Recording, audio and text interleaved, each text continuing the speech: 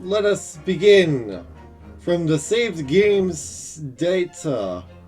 The adventure of the Unspeakable Story.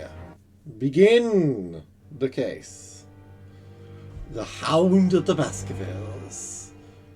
Let us let the game begin. It's coming! Sholmes's cry pierced through the thick wall of fog around us. Wisps of vapor flowed over the pistol as I cocked it, and I waited, breathlessly, in the stillness. The silence lasted for what seemed an eternity, until, at last, it appeared. From the shadows of the cloud, an enormous beast sprang out upon us. A hound it was, but not such a hound as any mortal has ever seen. Its eyes glowed with a smoldering glare. The whole of its ox-sized body was outlined in white-hot flames.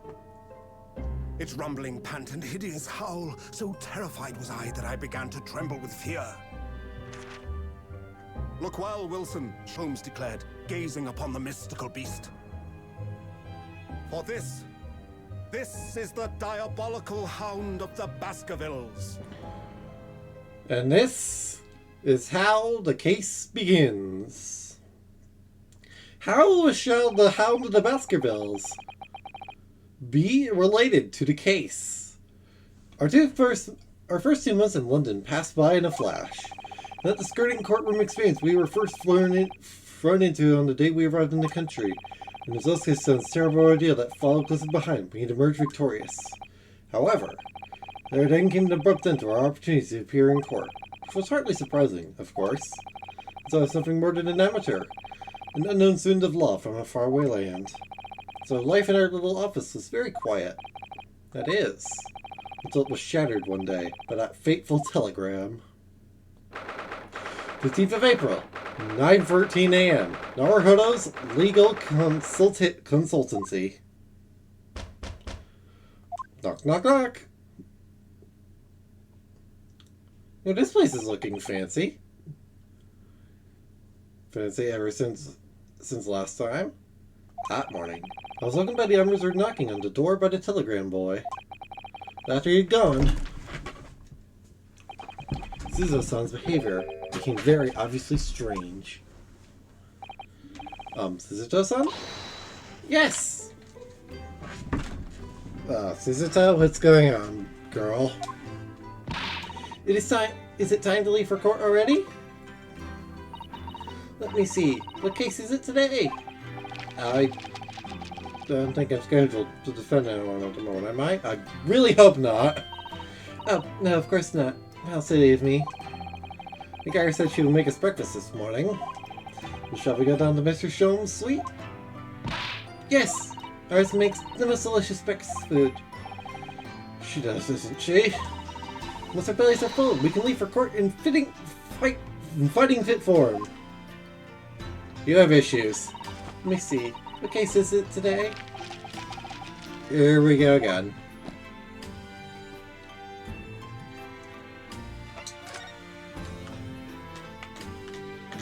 Hey look, a shovel. That spade has been here since we started renting the place. Oh, that's not a spade, Naruhodo-san. It's a shovel. No, shovels are for digging. That's for scooping up loose material. It's a spade. No, spades are for digging. That's for scooping up loose material. It's a shovel. Oh boy. I don't want to dig a hole for myself, so let's leave it. That's a pun.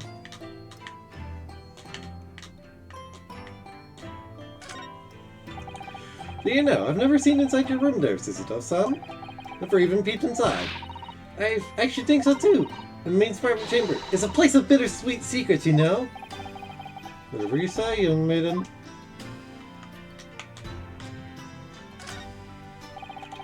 We've only been here in London for about 2 months. My desk is starting to look a little messy already. You could tidy up once in a while. Suzuto-san, I always say, making messes is a small sacrifice to pay for being able to further your studies. So tidying up is time we can't devote to the same cause. And time spent on ridiculous arguments This time that could have been better spent on some simple housework. She wins, but I'm supposed to be the lawyer here. But this is the tea set that Suzuto-san brought with her from Japan. Let's hope she hasn't noticed me slipping sugar and milk into my cup if she makes it. It's just so bitter. Tea is a drink to be enjoyed, Naruhodo-san. You really don't have to force yourself to drink it, you know? I don't like to see you screw up your face, so... Don't remind me. It's spring at last, and the weather's warmer now. But I love to smell the fire and the steam rising from the kettle. Oh, would you like some tea, Naruhodo-san? I guess Suzuto-san, but I'm alright for now. The green tea Suzuto-san makes me from time to time, and ours has unique herbal infusions. Slice is paradise for a true tea lover. Green tea is such a wonderful compliment to British tea cakes, don't you think?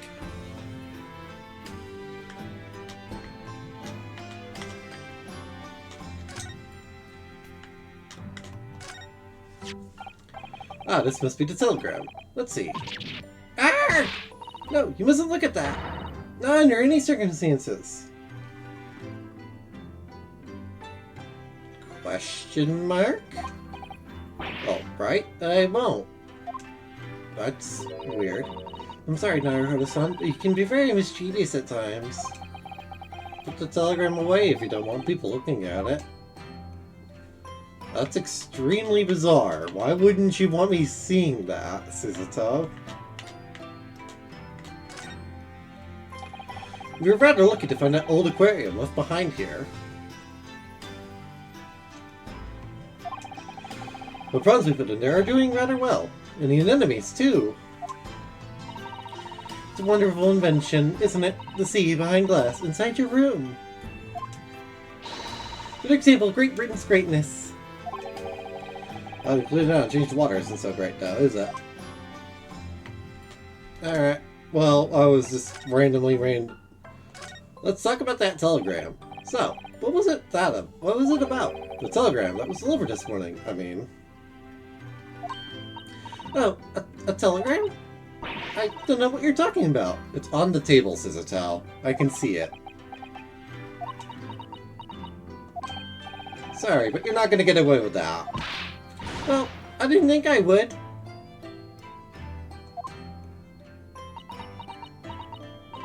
Actually, don't give it a moment's thought. It's nothing. Nothing interesting. Boring, in fact. You're a horrible liar. Ahem. Just a boring old telegram. That's 3 times now that she's tried and failed to convince me it was nothing. I promise that I'll tell you about it at some point. Alright, I understand. The Sosuke-san will be right back in Japan by now, won't he? Yes, I should think so. He left immediately after that terrible ordeal. Which would mean he should have completed the voyage already, or be just a few days away. A fortnight ago, we had a very long telegram event, do you remember? Including his seasickness. But by and large, it seems the voyage has been going well. Something wrong, Naruhodo-san? Just wondering, what might have become of Sosuke-san had he stayed in London, that's all.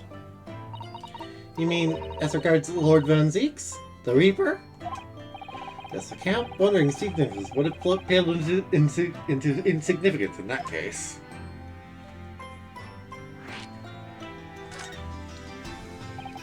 What is it they say? That no one who stands in the dock can be saved from the Reaper? Right? Like the way that nightmare's trial ended on the very day we arrived in London. And 2 months on, the cause of that dreadful fire is still a mystery.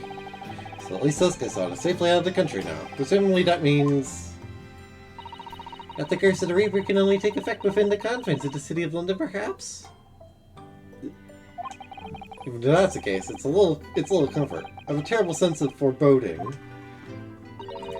The legend of the Reaper is to believed. It would mean he wields the sword of justice himself. Gotta think of it. I wonder what he's been up to these past 2 months. Surely, not wielding that sword against more acquitted defendants. No, I don't think so. Apparently, Lord Van Zeeks hasn't appeared in court once since our last encounter.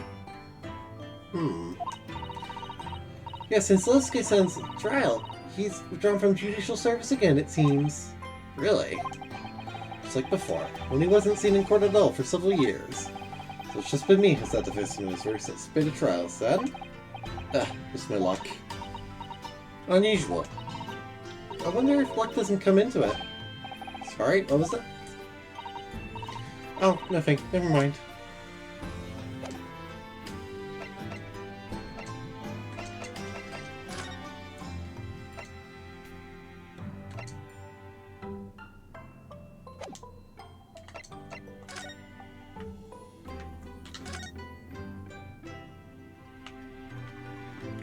Orange.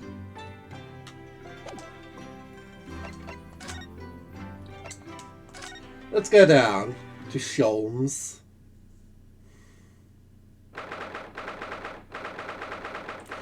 Sholmes' suite on the 15th of April.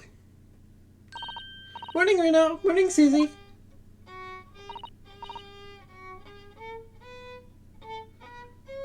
Is that Sholmes? Good morning, Iris. Iris? What is it, Reno?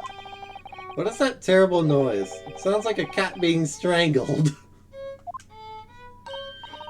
Yes. You noticed that, did you? Hurley isn't in the best form this morning, it seems. Hello. Hello, Detective. Hello. Hello, Mr. Sholmes? Is something the matter? Good morning. Sholmes, you look distraught. A good morning to die, perhaps. Okay, then. Has something happened, Mr. Sholmes? You look miserable. And the way you were playing the violin before.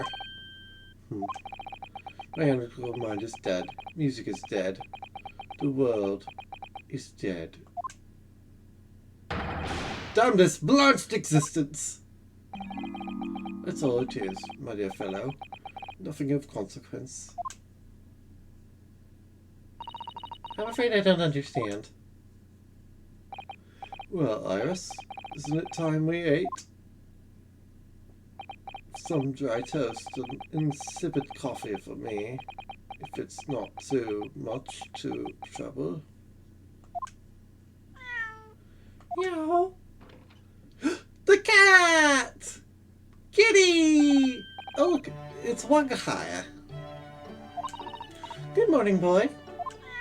Meow. There must be some sort of tiny door for cats to use. How did it get there? What an adorable cat. Well done, everyone. Time for breakfast. Oh, wonderful. Let me help you, Iris. It would indeed be a fine day to die. I suspect something is wrong. I need something to look different. Something's missing from Mr. Sholmes' desk.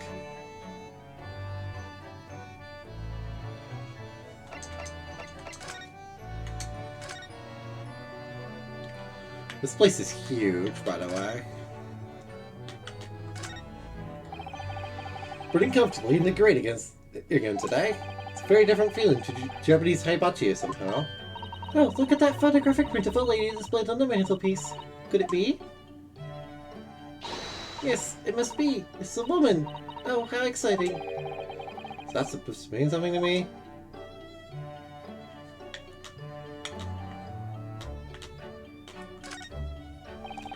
These are all mementos of Mr. Sholmes' past cases, I think. If you'd been involved in my case, I wonder if the beefsteak from La Carnival would be on display here. Mystery shoe, a curious hammer, some mysterious dancing man, a bust of Napoleon. Ah, what an enticing collection. Looks like an untidy assortment of junk to me, rather like what's on my own shelves. Well, you really have to learn to keep your things in order, Mr. Naruhodo. Well, no favoritism there at all.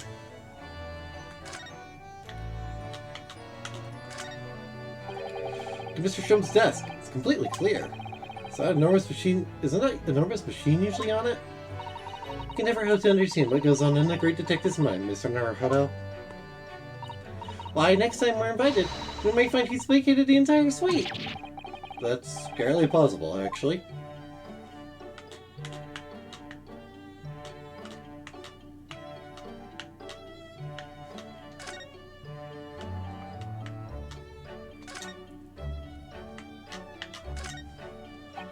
Come to think of it, I haven't seen Iris doing much writing recently. There's paper already set up in the typewriter. Look, this is about to start. It reminds me, when I mentioned that Iris was in the process of writing a full-fledged novel, Mr. Natsume was most impressed. Oh yes, Mr. Natsume. What's the lobby doing too? Once I'm back in Japan, he said. For your technical fists and teeth? No way, I should have said it in his voice. That's what I'll be doing too! When I'm back home in Japan. It's where Iris knows and ideas, isn't it? Let's see. What does it say today? Ah, the Bosumber Valley Mystery. Ooh, how intriguing. Must be the title of Iris' latest work. Oh my. What a fantastic tale awaits us. Suzuha looks like an angel, but I bet she's dreaming of the most unsavory crime you could imagine.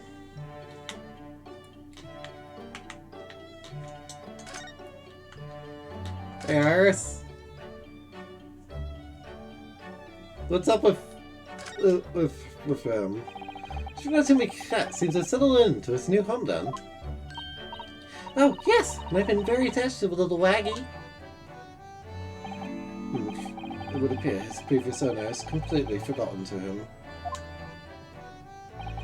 Cats are odd-fitting creatures.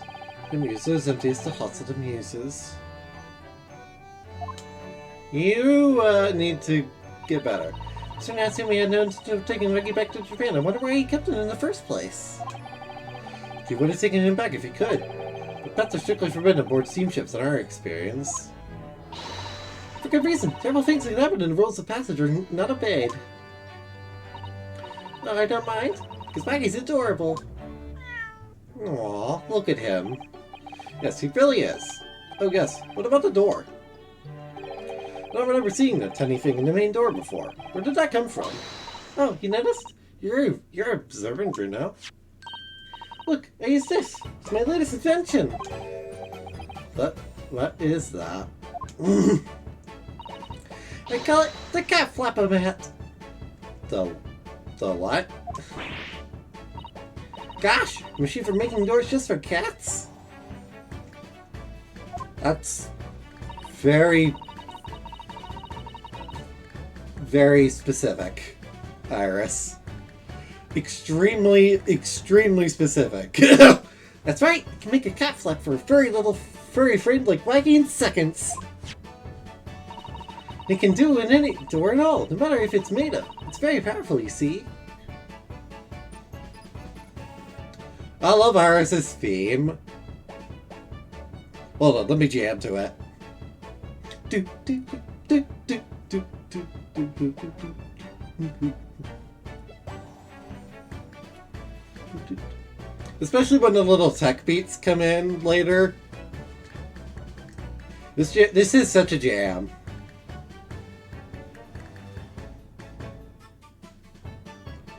Wouldn't it have been quicker just to make the cat flap rather than making a machine to make the cat flap?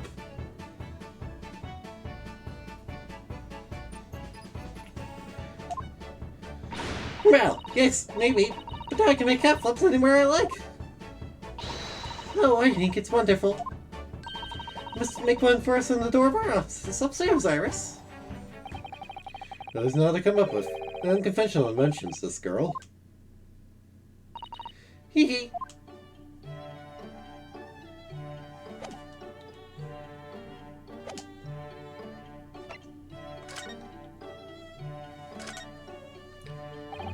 You seem to be very unhappy this morning, Mr. Sholmes. What's happened?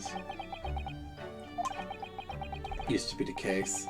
In my hands. This violin sung like the dawn chorus.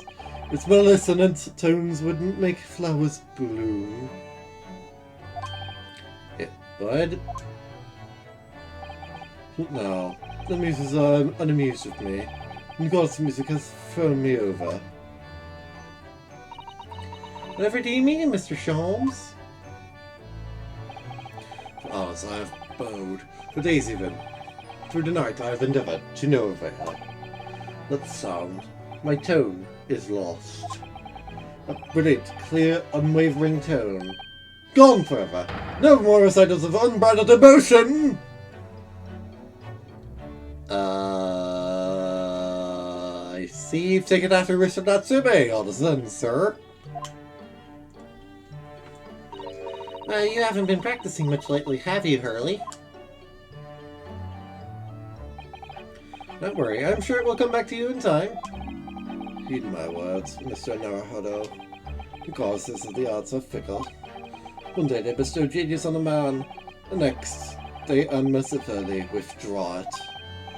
Oh, dear. Ugh, why is this happening to me? To take the turn I have for the violin from me, what is left for pity's sake? What is left? Production perhaps? Is that what you're known for?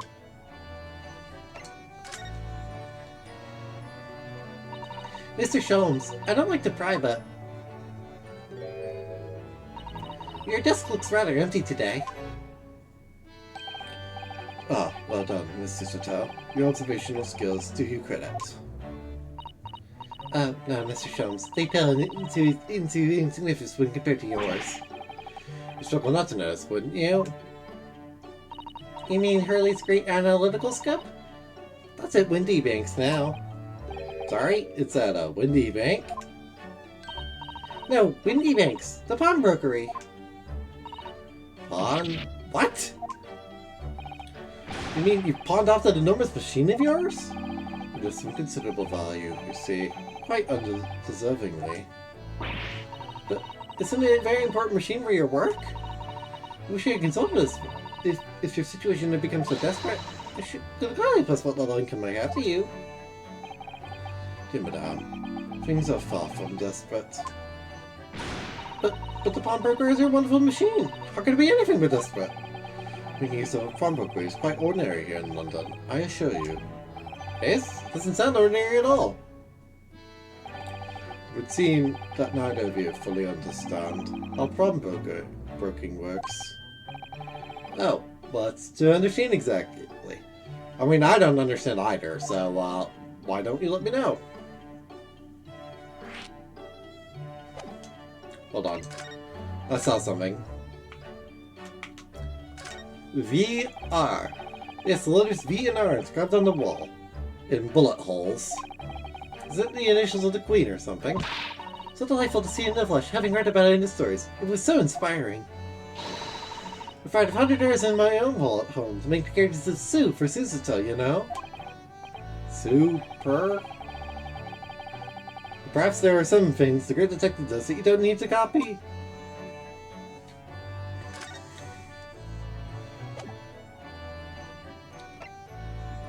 Who is the Queen right now exactly?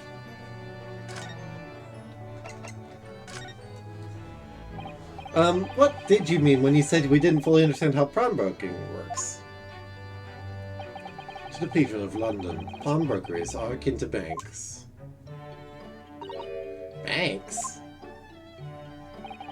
On Mondays, merchants relinquish their finest jackets and trappings to their pawnbrokers of choice. With the money they receive in return, they are able to trade happily through the week. And then on Saturdays, they got to recover their things using the money they've earned. I had no idea. This has been a fascinating lesson for us. That is very old-fashioned, I'm going to point out. Everyone does it, you see, especially people in inner London. And should they have money to spare, they would purchase another fine jacket. Not to wear, obviously, but to pawn should the need arise. Oh, how ingenious. So whenever we have something that's getting in the way, we leave a Windy Bank to see. The pawnbroker can be thought of as an extremely secure vault. But I thought that even pawnbrokers are different here in Great Britain. Of course, you have to watch Hurley with it. Sometimes he pawns things he really shouldn't. Don't you, Hurley? What does it matter? The world is dead to me now. This conversation is going nowhere. Meow! Oh, what was that? Bark a high? Clatter, clatter. Screech!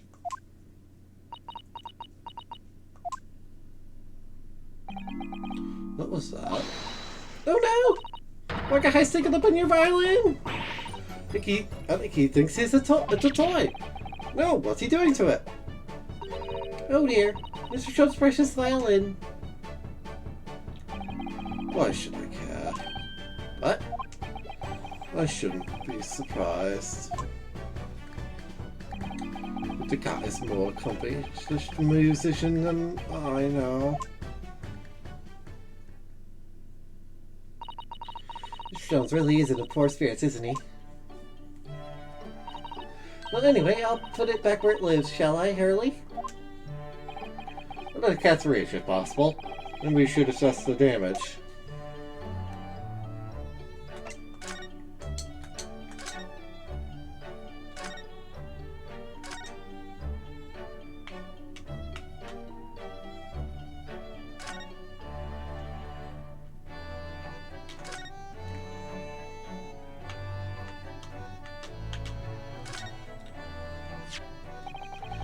This is the violin, is it?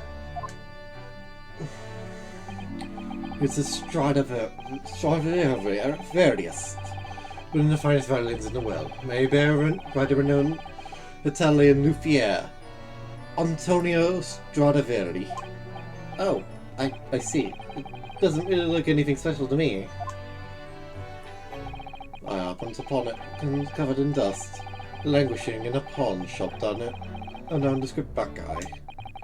The broker had no idea of its value, so I was able to purchase it for a mere 55 shillings.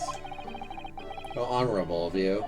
And until today, has been my faithful companion in every grateful Paganini-inspired performance I have made. Ask you, is there reason to live in a world devoid of music? To tolerate this brash existence? No! There is none!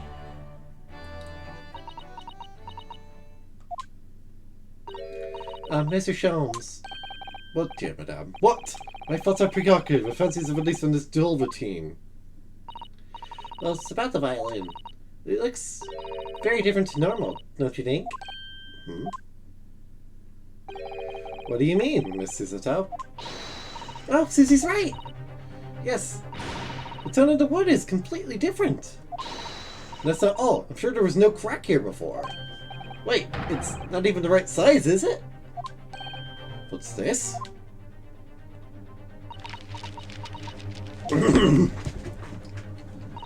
I'm terribly sorry to have to tell you this, Mr. Sholmes, but the instrument isn't a violin at all. Then what? I believe that's a viola, isn't it? It's an entirely different instrument called a viola. What? Oh, Mr. Sholmes, are you alright? You're right. You are quite right. It isn't my faithful Stradivarius. So what, pray, is this piece of stringed flotsam? Not your faithful performing partner, Dan. Ah, I see what must have happened. You do, Iris? This is just a simple mix-up. Iris might be able to tell exactly what will happen if we ask her. Iris, what do you have to say for yourself? What did you mean by mix-up, Iris? Well, you see, this viola, I mean, was at Windy Mix until last week. At the pawnbroker's. But Mr. Sholmes' beloved musical partner. There's a proverb from the East with which you are no doubt familiar, my dear fellows. Always let a beloved child travel. Yes, indeed. So I sent beloved island to the pawnbrokers in the hope that it will experience personal growth. Oh, what a wonderful idea. Last week I pawned my great analytical scope in order to release my precious instrument.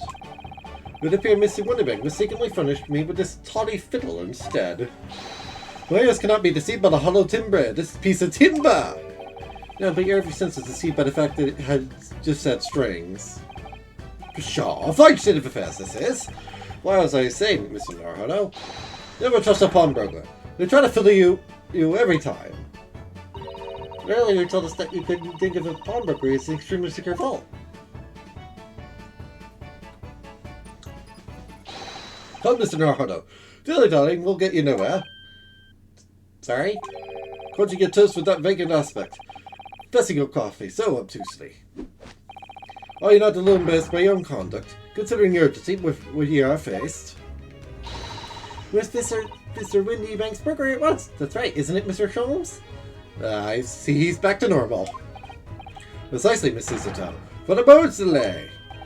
But I haven't finished my bacon and eggs. Oh, man. My dear fellow, surely you do not still intend. You got your bacon with increasingly vacant aspect to fix your eggs even more obtusely. Alright, say no more. Let's go, Dad. Don't worry, Reno. We'll be having to heat it up for you again later. Oh, thanks, Cyrus. Don't use one of your inventions to it, please. As it happens, I am rather curious to see what a British pawnbroker looks like.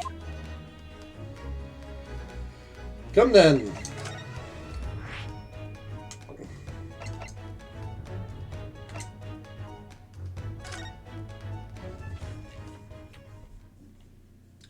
To Windybank's. 15th April, Windybank's pawnbrokery. So this is a British pawnbrokery. But my, there are all sorts of tools and contraptions in here that I've never laid eyes on before. This is the sound of that spark of wonder in your eyes. You can't wait to scour the shelves, can you? Get the impression you enjoy places like this. Oh yes. I don't know why, but seeing such a lot of things I don't understand is a real thrill for me. Why is Pinocchio in here? My dear fellows, let us not forget why we are here. Oh, Mr. Sholmes, what did you change, sir? We are calling on matters of business, not pleasure. I think Mr. Sholmes is business too, judging from the spark of furies in his eyes. Also his desire to punch something. Oh, Mr. Sholmes, sir, welcome back. Did you hear that brazen welcome? Well, yes, we are potential customers after all. We're just good customers, Mr. Naruhodo, and it's fine to inform Mr. Windybank of our ire. Come! The fight is afoot!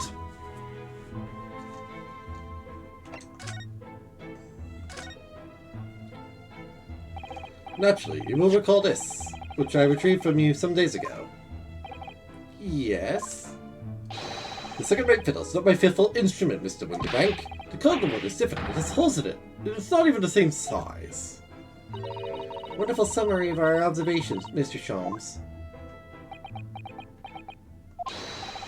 I'm so very sorry, sir. How utterly unforgivable of me. An excuse mistake for a pawnbroker. There's only one way to make amends. Run away! I shall take my own life!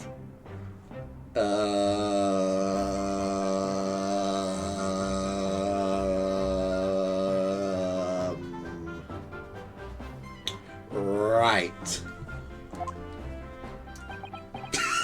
Even Jobs is like, is this guy for real?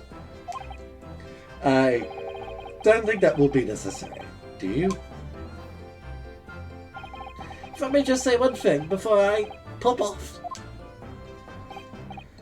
Yes?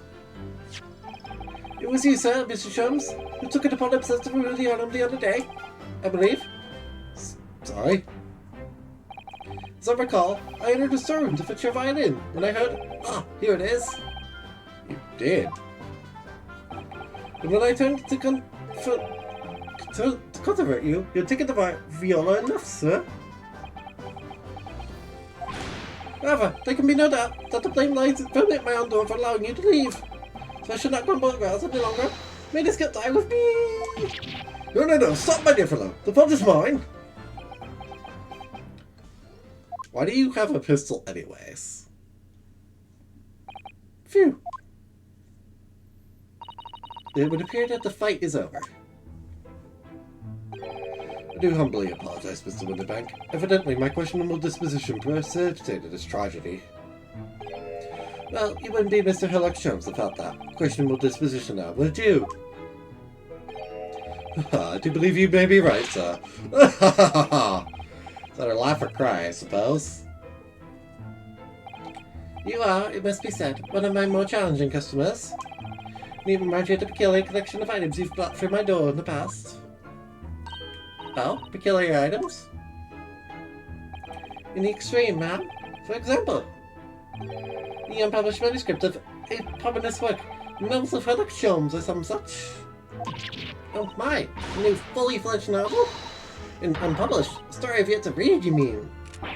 Ah! Forgive me! Wait, before you die, must tell me more. Can you chill, like, for 5 seconds? I need to observe these shovels. What are you doing, my dear fellows? We're not here for the browse for interest and curious. We have to come to teach this brook our lesson. Oh, but there are just so many fascinating items. So we'll have to talk to Mr. Wonderback first before you can explore in here, Miss Suzato. Considering he's trying to kill himself, how about we do that? Let's know more! Tell me everything! Oh, this is really fired up now. This guy, is there really an unpublished story under this very roof? Well, one day the gentleman here brought an old metal chest, you see. Should like to interest this to your care for a while, Mr. Wonderbank. For a chest like that. 1 shilling, sir. Not a farthing more. This is something of great value indeed. Today's manuscript. Recording the adventures of one Mr. Hillock Sholmes. I beg your pardon? A manuscript? You wish to deposit a manuscript? Indeed I do, for I'm confident it will be quite safe here. And that was that. As such, Mr. Sholmes' latest tale about a worldly mystery lies dormant in my storeroom. Sholmes, is that really true? Well, I sense that someone doesn't want to talk about this. Should you pay your fee, do I not? Then kindly continue to store our belongings securely. Of course, sir. Of course. Don't say it's up with me, I assure you. On my life. You have issues. This is all very strange. Can you please stop pointing the gun at your face? Wonder, could I ask you something? Ah, a gentleman from the east, I see. Yes, that sable suit. Suppose I could offer you 6pence for it. Without wishing to offend, the tone is somewhat dull. Sorry? Aha! But for your splendid attire, ma'am. 5 guineas, no less. Guys, exquisite. The design, exotic. Yes, an artist here at its finest, may I say. Oh my, 5 guineas, you say? Now,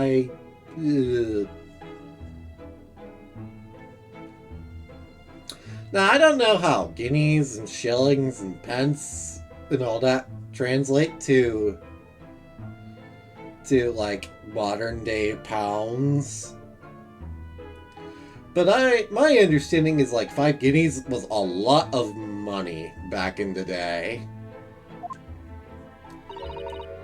How interesting. Oh, I feel so I've suffered some sort of defeat here. Actually, I have something to ask you about your business. I've heard it said that pawnbrokers are used rather like banks here in London. Yes, sir, indeed. Many of my customers utilize the establishment as you described. Price their items and offer them a proportionate loan of in 2 months of secure stowage. And if in that time they repay the original sum to me, plus the great interest, the items are happily returned. What happens if they don't pay you the money? And the items are offered for sale in my shop, as you can see on the shelves behind me. So you never survives for the 2 months has passed then. That's right, ma'am. That's right. Which means some considerable responsibility rests on my shoulders. Should the customer's precious belongings to be lost, the only recompense is for me to end it all. The very idea, Mr. Wonderbank, is an absurdity. One should never talk of one's demise so casually. The man who was telling us it was a good day to die only this morning. Yeah, you get him, Roanoke. Let's not forget that I've already helped you take measures to ensure such a tragedy never occurs. Well, startup measure. I've engineered a simple device, which Mr. Wonderbank has installed here in his shop. I call it the Red-Handed Recorder. Is that not so, Mr. Wonderbank? Ha! What's that deep sigh about?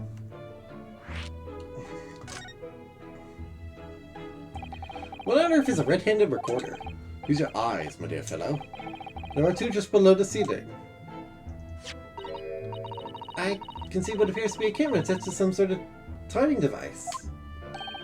Very astute. It is indeed a camera, furnished with some 100 pieces of celluloid film. Every 30 minutes precisely, the camera automatically records the appearance of the shop. Here, I have an example I can show you.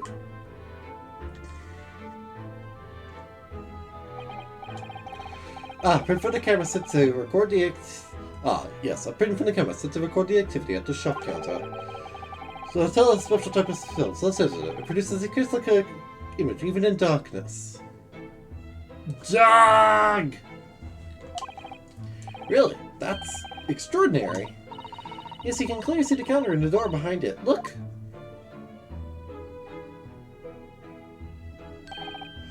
So you see, with some of the identified systems intended, so that it would be somewhat summarily exposed.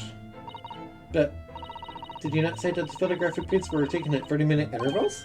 Indeed, as you say, my dear madame. And what did the incident were to occur in between times? I could only say.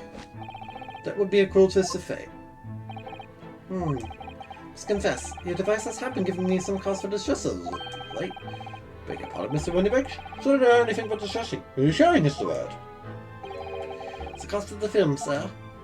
You must graciously place not one but 2 cameras in my shop after all. Which means I must pay for the nigh 100 utterly useless prints every single day. But the cost of the film will break me before I'm very much older.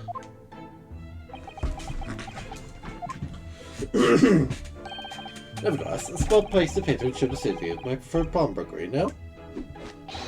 But if fellows, we verge on an age where safety and security come at a price. Oh, heaven help us!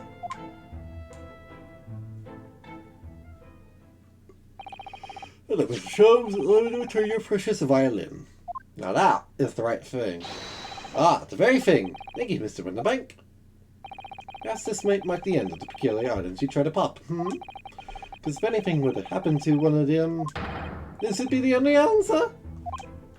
I really think you ought to stop waving that gun around. Someone could get hurt. Fear not. Sorry. I've only loaded a single bullet, so no one but myself could possibly be harmed. That's not what I meant.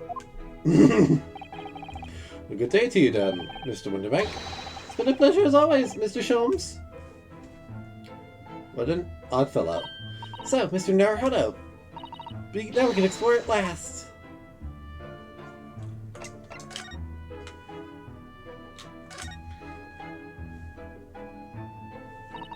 Look at that enormous ledger open on the counter there. It's nothing else. Very peculiar about recording items he accepts. He'd have to be, otherwise he'd get himself into all sorts of trouble. This might explain the thing that catches my eye far more than the ledger. There's a revolver here. Do not entertain even a single thought of piffling an article herein, my dear fellow.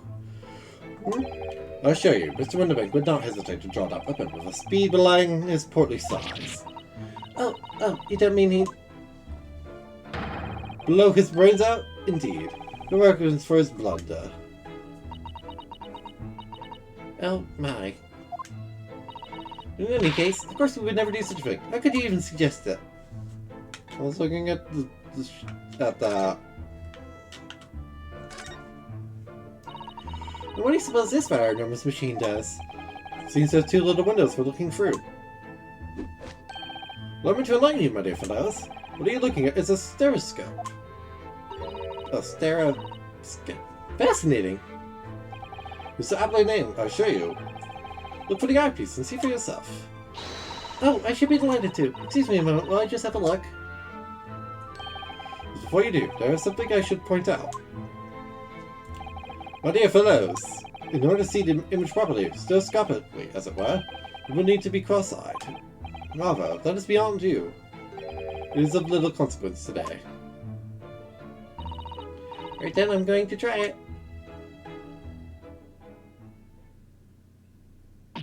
Ah! Mr. Naruhodo, you must see! At once! alright then. So I need to be cross-eyed, like I'm trying to look at my own nose.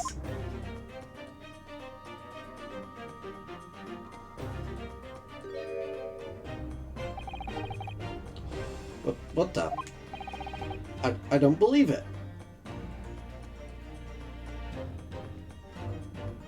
I don't think the effect quite works because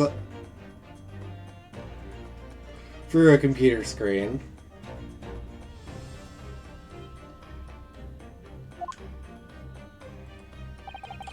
It's a photographic print, but it seems like you reach out and touch it. Yes, the sense of depth is startling, is it not? Saskats are one of London's many fads. They're often found in little stores in the park. Look here for us to see them. Why? Why are people meddling with such black magic? It is no magic, my dear madame. It is, well, far too complicated to explain at present. We shall save this lesson for another day. Ah. What's this on the floor? Goodness, whatever could it be used for? I have no idea. There's a small catch this here. Look. We're gonna open it, aren't we? Oh my, that's amazing! Some sort of spring-loaded mechanism. She'll never manage to put back the way it was before. What are you two doing? What? That's nothing.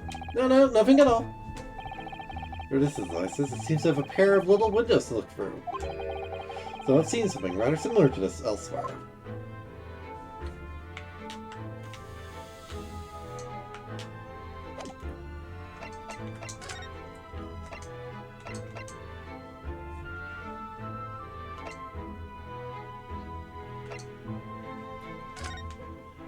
Alright, let's leave.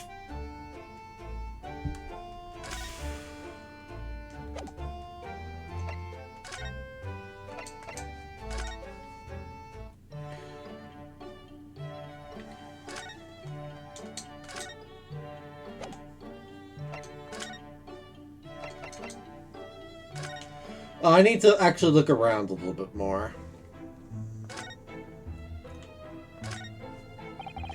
Let's get it early, but I can't find anything out of place. Look at this lovely big shiny box bee. That, my dear madame, is a music box. Surely you have such things in your own country. Oh my, yes, but I've certainly never seen one so large before.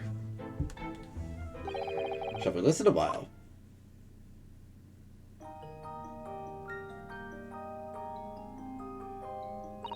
Ah, what a sublime sound. It's like the music of angels.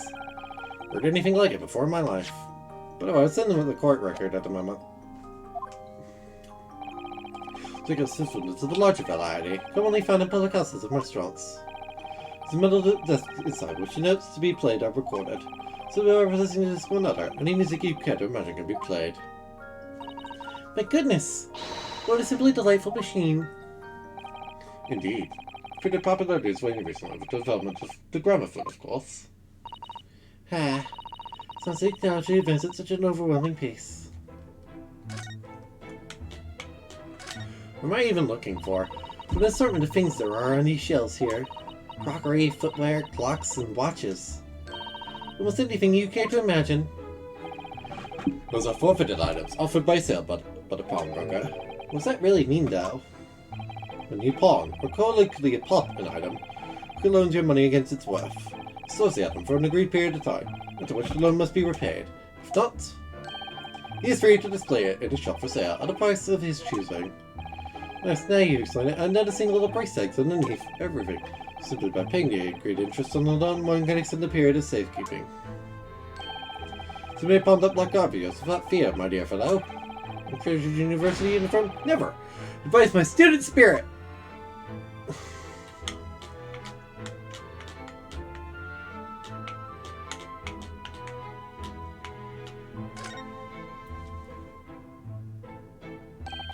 That's not a calendar you could easily miss, is it? 15th April, today's date. Yes, that's not for sale, I must point out. It's an Eastern-style page-a-day calendar. When at midnight, I tear off the front page to reveal the following day's date. With a calendar for a tearaway fellow such as yourself, Mr. Windybank. Was it who walked out of here with the wrong violin before? Well, when a great storage period has passed without repayment, articles are forfeited, you see? So I have to keep a close eye on the date. It's something of a pawnbroker's obsession, you might say. Oh yes, I can see you're very dedicated to your job. What? Only tuppence for it? That ain't fair, and you know it. This article's better with a penny, miss. Can offer for more? Sounds like there's an argument brewing over by the counter. Go on, that can be right. Have you had a pub as much as that, eh? So no, I need to see younger. I know that voice. That can only be the one and only Lena Lestrade. Gina Lestrade, even. Wait, don't we know? I'm sure I recognize her. Oh yes, it's a young lady from Mr. McGill's trail 2 months ago. Her name is Gina Lestrade, my lord. She's a chancer. Out across among large crowds, and even people of her purses. What's commonly called a pickpocket.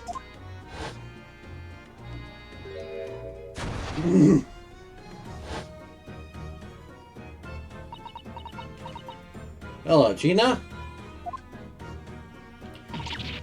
Gordon, Bennett, you lot! Hello, Mr. Strap. I hope you've been well. Yeah? What? You remember me then, do ya? Well, I remember being completely surrounded by smoke, that's for sure. So what are you doing in here? Down and out, like the rest of us? Nothing to eat? Come to put that black whistle? Sorry. Goat, have ya? What's about this black uniform that makes everyone comment on it? Ah, good day. Unless I'm much mistaken. You would be the young pickpocket who stole our experimental smoke grenade launcher. Ah, Mr. Sholmes! So, you have something of value upon, do you? Let me see the article, and I shall negotiate with Mr. Wonderbank on your behalf. Pull the other one. I don't need no help from some stuck-up D.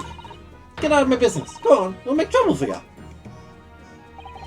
As you wish, Miss Lestrade. I will happily move myself from your presence. Now, it's just occurred to me that she's actually supposed to be the, young... What's his name?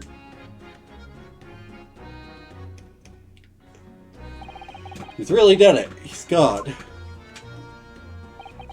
I'm sorry, but as I said, there really is no room for negotiation here. What is that thing he has in his hand?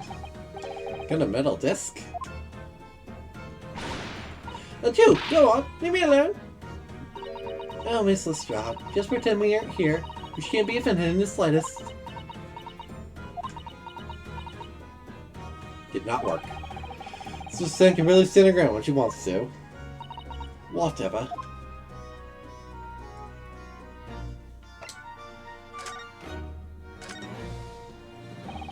Somehow, I didn't really think you were the person to use a pawnbroker, Miss Lestrade.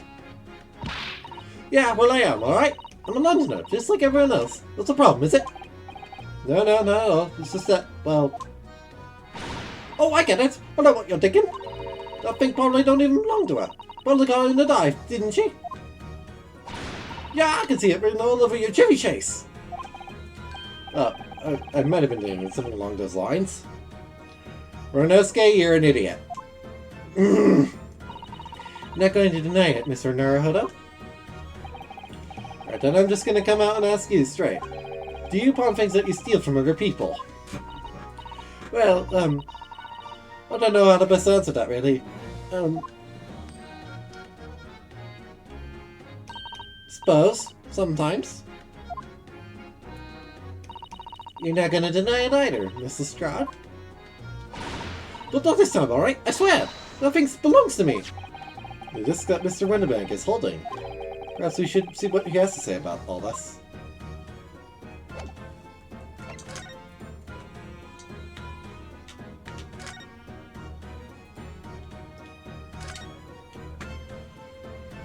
Mr. Windybank, what exactly is this metal disc that Mr. Strut has brought in?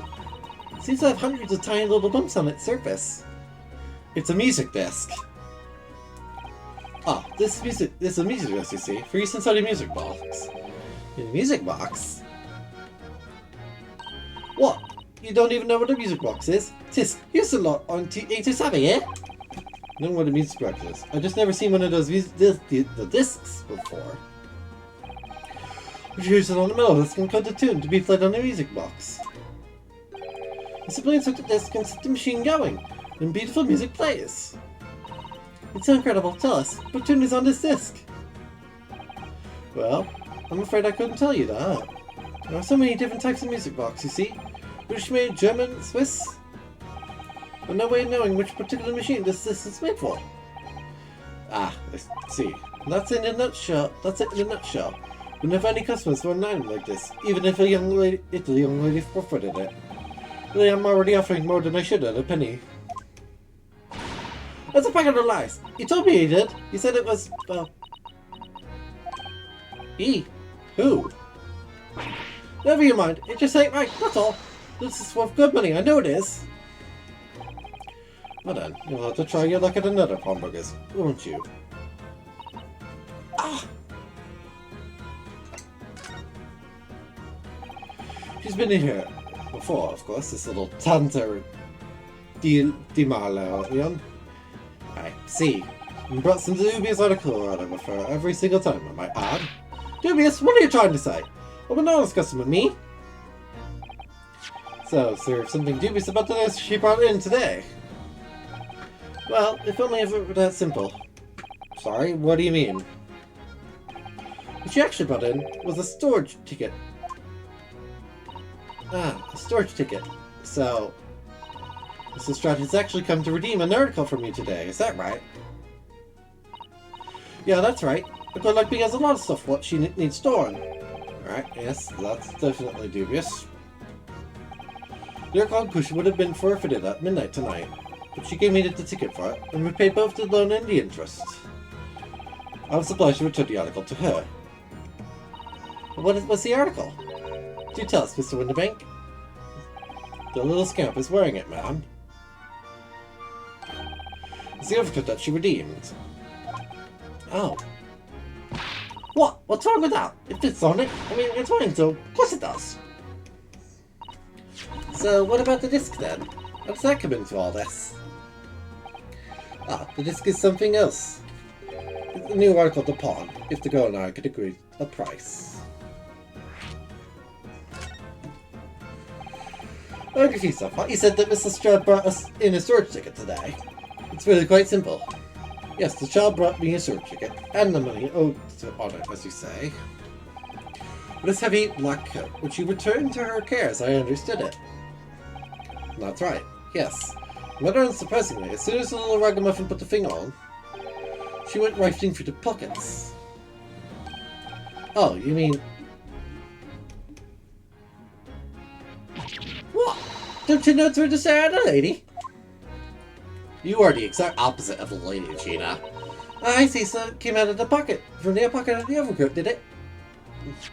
If you mean this disc, then yes, exactly, ma'am. She immediately tried to pawn it, for quite a high price as well. This is all rather suspicious, I think. Give it up, I'm just trying to pawn something like anyone else would. Mrs. Stroud, may I ask who deposited the overcoat here in the first place? Well, me. It doesn't really appear to be your size. Me old man! It's me old man's, ain't it? Is it Miss Lestrade? This is definitely all rather suspicious.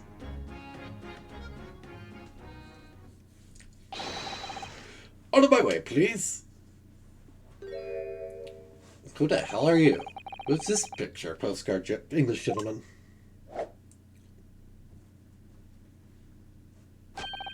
Good day to you, ladies, gentlemen. What's your problem, man? There is no problem, as long as you remove yourself. Of a matter discussed with the proprietor.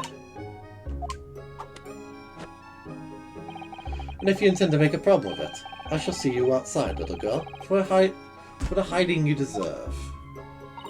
Look, ain't it obvious? I ain't done talking with him yet. And if you think I was such a jerk, you should know to wait in line. Well, you are an imprudent little brat, aren't you? As well as a pickpocket. Eh? Who are you? How do you know who I am? The question is, how do you not know who I am? You haven't the courtesy to even remember the faces of your victims, it seems. What? You mean I? From you? Broker! Yes, sir? Nobody's just still pocket thief has just redeemed an article from you now. Yes, the article in question belongs to me. I demand for it to be returned at once. Oh my! Now that's a lie. What are you trying to pull? Give it back. Rock my overcoat, you wastrel. And needless to say, the overcoat doesn't fit you either, dude. You are way taller than Gina. Any music box discs too. No, you can't have it. You just can't. It's me old man's. What was? Now it's mine. What is Mr. Naruhodo? This is a very awkward situation. Yeah. I think perhaps we should hear both sides of the story in a little more detail.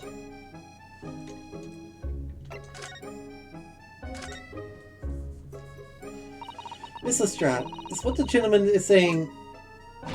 What are you, Dick? It's all lies, isn't it? Obviously! What's wrong with my life? I ain't never lies on that dandy before. Let's hear it now, you little ragamuffin. You stole it, didn't you? The ticket you brought in here just now. No, I swear it. I swear to God. It's barely an hour ago. I was walking along the street, minding my own business, when this little gutling ran into me. I knew at once what happened. I've been robbed yet again, I thought to myself. Those witchy pickpockets. Yet again? Oh yes, as you can see, I am a man of impeccable style. This isn't the first time that I've been targeted by these backsome scoundrels. Now then, relinquish my overcoat. I just realized this man is JoJo posting all over me. 2 cases in a row! Damn it! Come along now, Mr. Strad. Give the good gentleman his coat back. If you're going to cause trouble, I shall have no choice but to call the police. Hold on, why is everyone digging to me? Just look at this deli curve. And you think I'm the dodgy one? I'm sorry, but no one's going to believe you. Well, what evidence? What about evidence? Yeah! What's your evidence that I've stolen something, eh? Come on, let's see it. Oh, I have evidence, naturally. You what?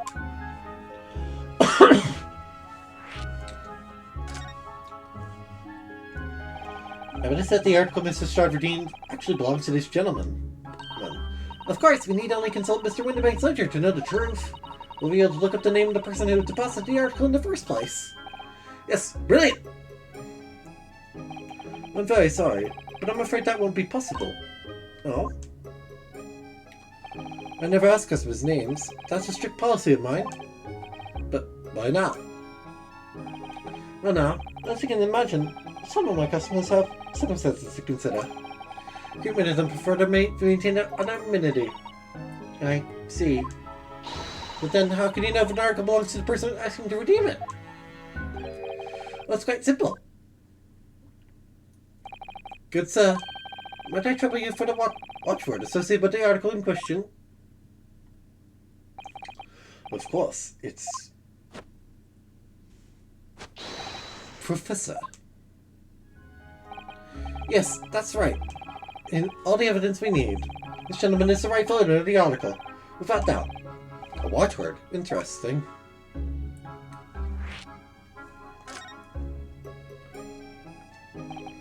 So, about these watchwords, Mr. Winterbank. As I just explained, I never ask customers' names when they deposit items with me. There are many reasons why. Certain customers would like to keep their activity secret. Sholmes, what are you doing? That wasn't exactly a subtle glance at Mr. Sholmes now, was it?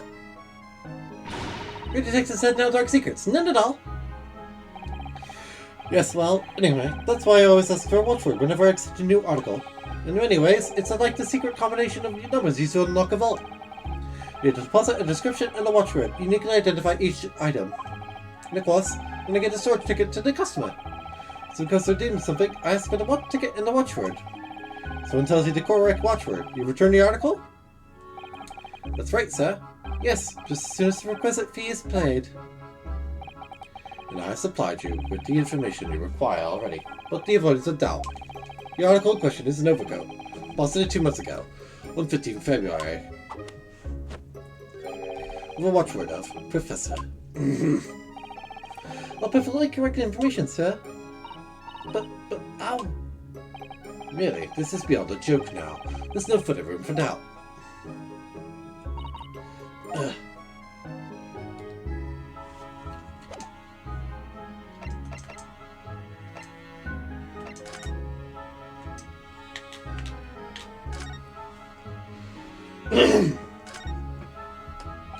Excuse me, but who are you? One would inquire to introduce himself first. To be clear, you are not British, so perhaps my ways are foreign to you. Oh, sorry, yes, we're from the Empire of Japan. We're studying here. Oh, yes, Japan. My friend took it a place.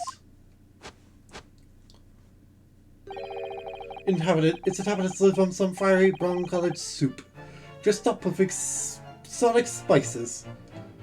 Can you stop JoJo posing? You might be thinking of somewhere else? What was that theatrical gesticulation about? Perhaps. Anyway, if you are a gentleman, sir, you'll offer your own name first, before inquiring after the name of another. Of course, yes. I'm Rodesuke Naruhodo. I'm a lawyer. Well, student of law, really. My name is Susato Migatoba. I'm Mr. Naruhodo's assistant. I see. My name is Benedict. Yes, Egret Benedict. Enchante. So we're finding how he holds himself and how he speaks, but that name is suspicious. Now to the matter at hand. Sus.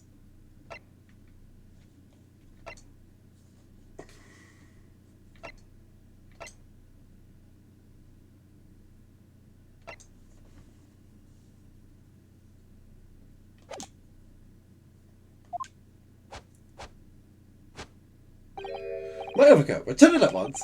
Someone with a star to carry it off. Gah, every move he makes, every breath he takes. I can't stand watching him.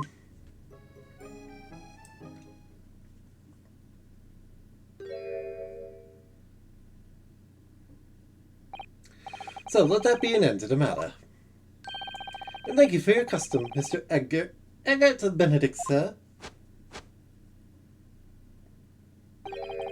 With such reasonable rates of interest, I may even decide to come back. Tisk. This is why I hate grown-ups. Just cause I'm a diver. Everyone thinks that makes me a liar. Contents of the coat pockets, if you please, broker. But of course, sir. Here's the disc for you. Just this one? Pardon, sir? Expecting another. That is, I deposited another. Another disc? Oh dear.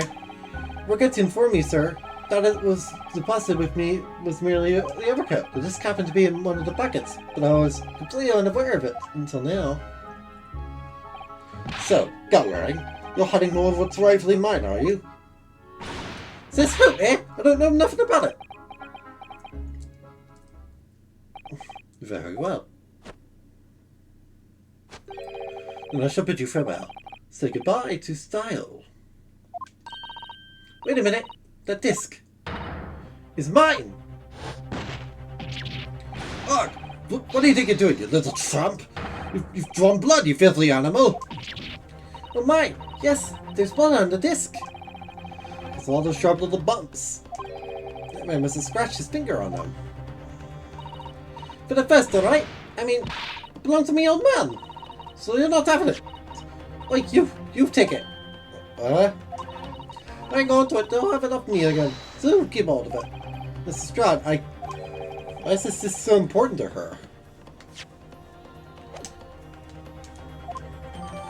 Box this was added to it. It was added to the court record. Uda, in the black livery.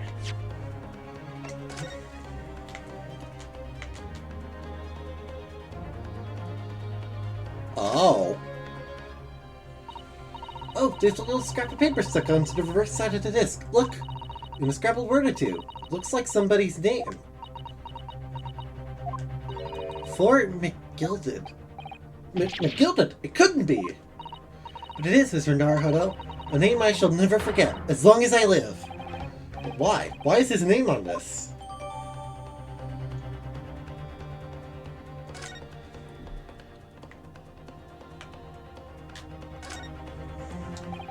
Look at the little bumps on the disc. They're so tiny.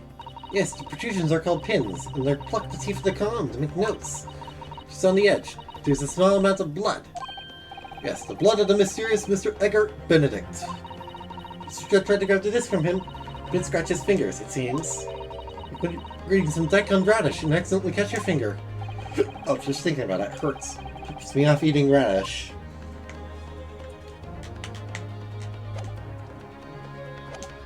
That's interesting. Hand this to me at once, please. No, don't! He's lying! What if they're all liars? What do I do now? I'm going to resolve this.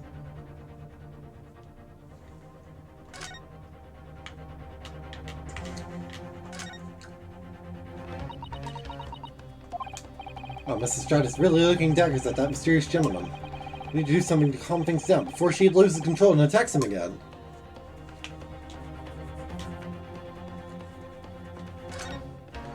Sholmes, help me out here. Mr. Sholmes. What are you examining with such keen interest there? Enjoy ball or carrot mill, I see. Sholmes? So, you found me at last, Mr. Naruhodo. Sorry? After that young pickpocket sent me on my way, I was forced to look in the shadows. Truly ostracized, as the rest of you partook in the jovial atmosphere of fellowship. Nothing to occupy my mind, but was too ashamed to let society see what my downfall had done to me. So fitting mock interest, I pretended to examine the tedious trinkets in this desolate place. Thus, as you surely observed, gnawing on the only friend I had left, the 7% solution of caramel. Right, you claimed to understand the depths of my despair, Mr. Naruhodo, but how could you? I'm so lonely, so desperately lonely.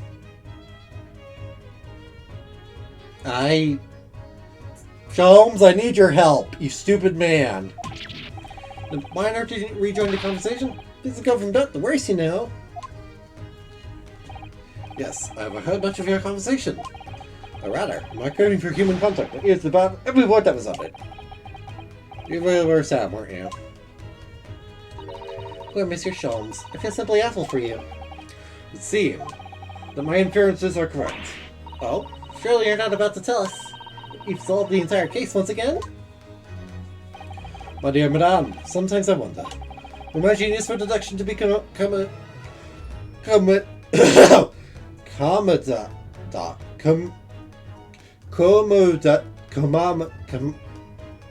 I give up. Commoditized. How much could I pawn it for?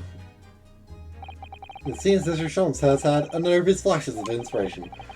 I hope it's not the situation between Mr. Strahd and a mysterious gentleman. It's the right thing to do here.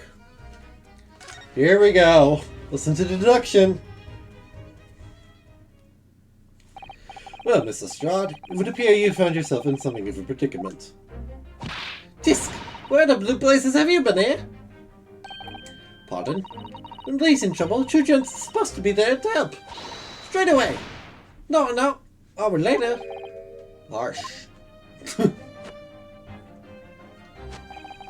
And who, pray tell, are you? Mr. Edgar Benedict.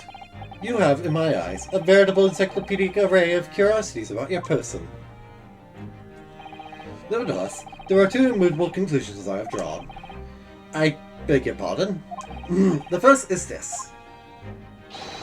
Your reason for your robbery today is something you have not yet revealed. In a second, it's this. Considerable crime is incompetent inflation. One you will orchestrate with intent to steal a vast sum of money. Well, Mr. Benedict, what say you to my deductions? How? So as white as a hard-boiled egg. You've been seeing that once again. Mr. Schultz has made a flawless deduction. Just who do you think you are, sir? Oh yes, as I hoped. That was precisely the pained expression I was looking for. So, shall we begin? The time has come for yet another Herlock Sholmes. Logic and reasoning spectacular. That wasn't in red text. The great deduction! The game is afoot! This early in the case? Mystery Man's aim. First of all, we must ask ourselves on what business you have ventured to this pawnbrokery today. Clearly to follow this pickpocket here, having had the redemption ticket stolen from you on the street. But that is most certainly a lie. The real truth is something quite different. As revealed by that which you hold in your hand. Yes, what brought you to the shop in the first place is the staff recruitment flyer. Oh, Sholmes. This paper in your hand is a staff wanted advertisement for this very shop. Even the most honest of us didn't realize that many Europeans has no need of such employ. In other words, there's some ulterior motive for your actions. AG. Okay, but you unmuddled clutch to your person. There's an incontrovertible contradiction. Well, at the front! I've had this game for years. The contradiction of which I speak is, of course, the missing ferrule. The end of any walking cube would be terminated with a metal ferrule to protect the wooden tip. The detailed enough shows the wooden tip of this stick to be utterly bare. Therefore, there is only one conclusion. The rod that you hold in your hand, which appears to be a walking cane, is in fact no cane at all. You recall it, sir. Is something wrong? And in your recording, you inadvertently facilitate the answer to the next conundrum to present itself. Namely, what is the truth behind this rod you bear? Yes, your reaction betrays the truth. The handle, which you evidently would like to conceal, is the key to understanding this riddle, you see. When I saw it, my suspicions were aroused. What walking king demands such a stout handle, mused I. But of course, as I said, this is no walking cane. No, that rod is the broken handle of a shovel. You're an idiot. What? Are you insane? Now, having determined this undeniable truth, the conclusion is clear. Your true motive for coming here was to take employment at this establishment to exhibit the ground beneath the premises. What a calculated crime you've conceived, sir. A wickedly calculated crime.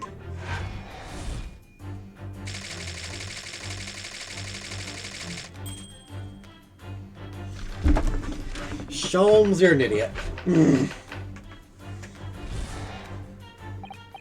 Now, Mr. Benedict, let's continue.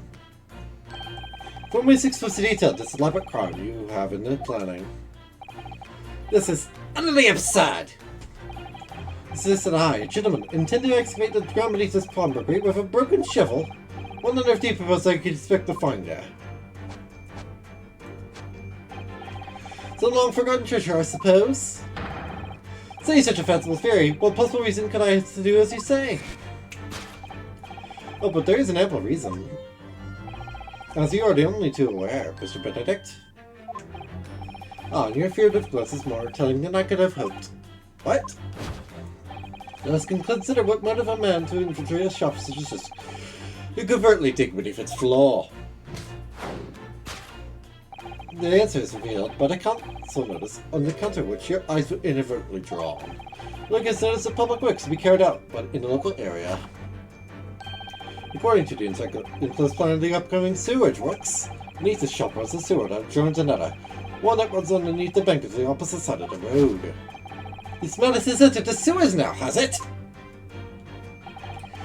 Excavating the ground beneath your feet, you would gain access to the waterway that flows to the very close proximity to the Great Vault of the financial institution opposite. What are you? In summary, sir, you devise a master plan to pull off an elaborate bank robbery by dint of the underground tunnels. Master plan! Which brings us at last to the final chapter of this lurid scheme. With what plan did this thief hope to make off from the underground vault of the bank? Are you quite serious? Have I consulted with Scotland Yard some days ago? I happen to know the answer. Naturally, the answer is no secret to you, is it, Mr. Benedict? I have no idea what you're talking about. I'm going to present a rather interesting piece of evidence. You see, this picture postcard tells us all we need to know. It's part of the Great Exhibition. I'm afraid you've quite lost me. Currently in the final stage of preparation, the Great Exhibition will soon be underway. The government has provided extra funds to complete its centerpiece, the Crystal Tower. Funds are currently sit in the vault, the bank, on the other side of this road. Pardon? Yes, the considerable crime you have been contemplating is the theft of that which sits in the vault of the bank. The special reserve funds of the Great Exhibition. Of course, that is top secret police information, so keep it under your hat, please.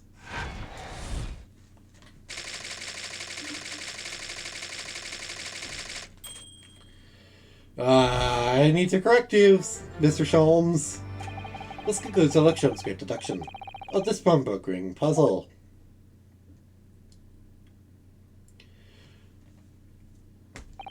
Mr. Sholmes. Well, Mr. Naruhodo, an impressively upbeat deduction for to take the record of loneliness, would you not agree? Sure what you said about the bank over the road and what it has in its vault. Indeed, there are few know of its existence. It is one of the government's most closely guarded secrets. Gregson told me, in the strictest confidence. He just announced it to everyone here. Rather loudly, in fact. Ah. If it's such a big secret, how would Mr. Benedict have come to find out about it? There can be but one explanation for that. Clearly, it's because Ben is a criminal. But what if he didn't know anything about the money in the vault? It's criminal, as he said. When buying a brand new shovel is sure to be the first thing he does now that you've revealed the secret. Oh. Or if he doesn't, maybe Mr. Winterbank will. He already has plenty of shovels here, after all. On my life! I assure you I'm not so unscrupulous. Well, hopefully this has taught you a valuable lesson. Sensitive information must be handled with the utmost care. You're an idiot. You can never be sure that some privy to secrets won't discuss them. And once the word is out, it's out. I also think twice before conveying you next time, Mr. Sholmes. Excellent idea, Mr. Naruhodo. Excellent idea. Well then, Mr. Naruhodo, you know what to do, I'm sure. Yes, let's listen to that great deduction again. See if we can massage it into shape. Very well then, let's start once more, from the beginning.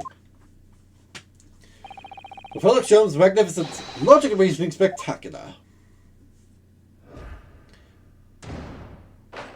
Course correction. Hold it, Mr. Sholmes.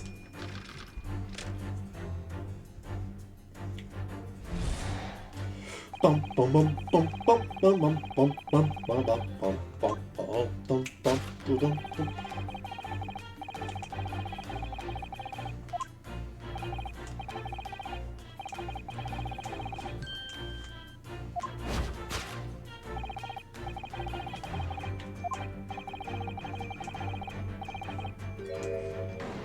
Is that really a staff recruitment flyer? So, by Mr. Stone's reasoning, Mr. Brannigan came here in order to apply for a job, so he can dig down for the floor. Use an attempt to tunnel into the sewer, seeking access to the money in the vault of the bank across the road. But he wouldn't get very far with a broken shovel, would he? No. What I think it's fair to say is Moses lie elsewhere. Question is, where? What did he bring Mr. Brannigan here at this particular point in time?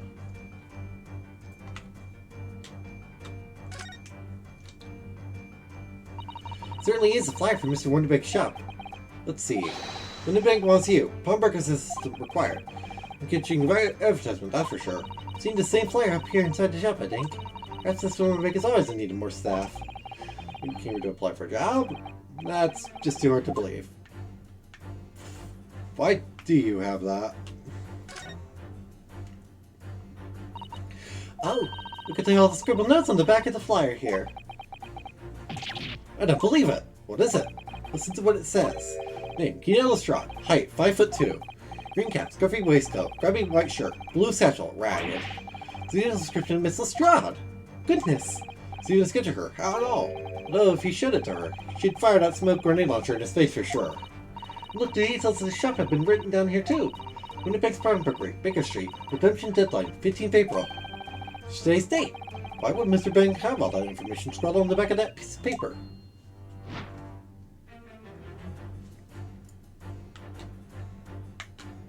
Take that!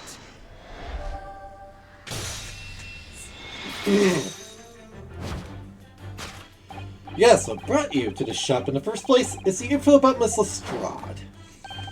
Why so, my dear fellow? It would appear that the writing and sketch on the reverse of the flyer contains a pickpocket, Miss Lestrade, into Mr. Winterbeck's pawnbrokery now. Ah! You originally told us. What was that? You can grab into the pharmacy and run in the clicker, and I'll be back in a few minutes. Okay. You immediately given chase to Miss Lestrade. After Miss Lestrade stole the redemption ticket from you. That, sir, is a thinly veiled lie. It is the information on the back of the flyer that led you here today. Which I mean, you're the Winterbank's pawnbrokery, and today, the redemption deadline of that overcoat. So you waited outside the young girl, matching the description you have written down to arrive. You have gone to some lengths to hide the reason for your pursuit of Miss Lestrade. In other words,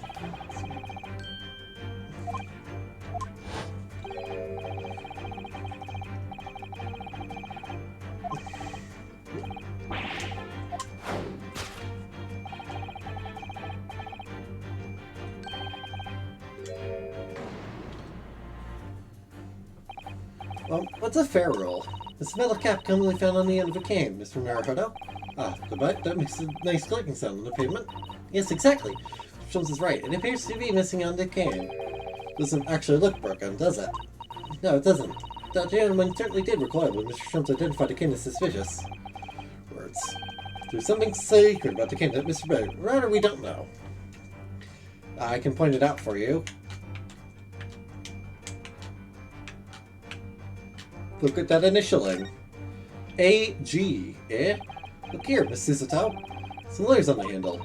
Ah, yes, those must be initials, I think. In West, it's customary for people to engrave their belongings with the first letter to their names. Large sums would be H.S., you mean? That's right. And the initials on this can obviously... Oh. A.G.? Why does it feel as though that's not quite right? Take that!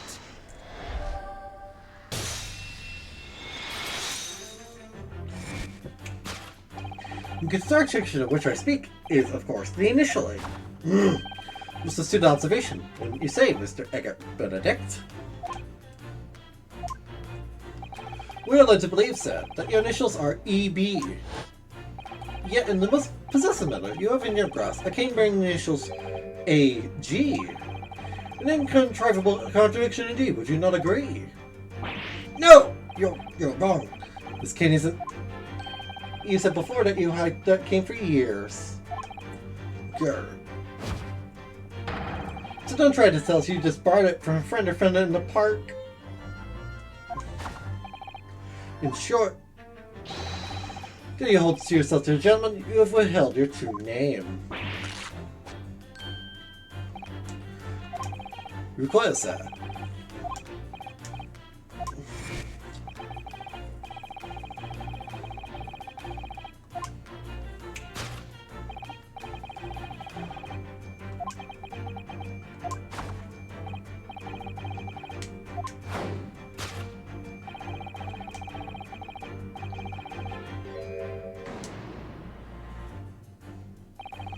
Here are the bare bones of what has happened here. Mr. Stride redeemed that fine-looking overcoat.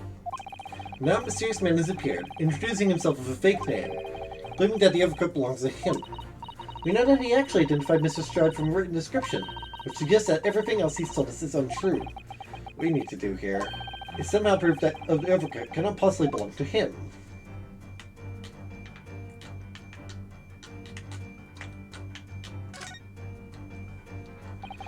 I've been looking closely at this hat for some time now, and it suddenly occurred to me that a bright white top hat like that might just be the hat for me.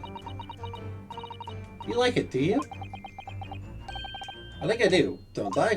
Well, in that case, you could see if there is something similar among this random big store fitted items. After we complete our investigation, let's focus on the task at the moment.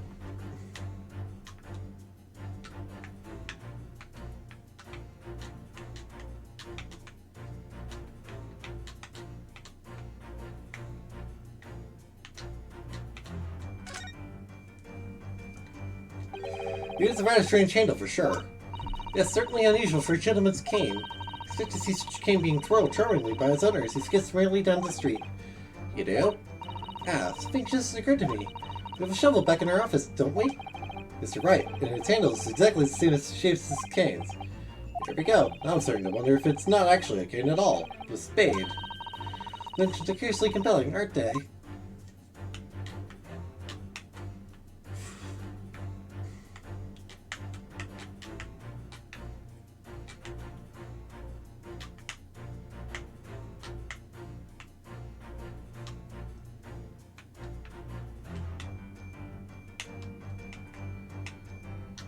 What else is there to see, realistically speaking?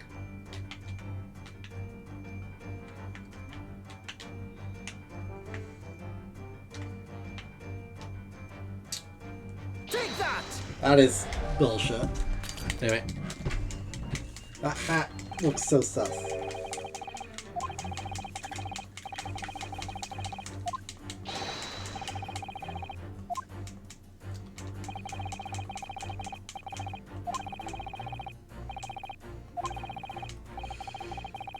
Observation or deduction.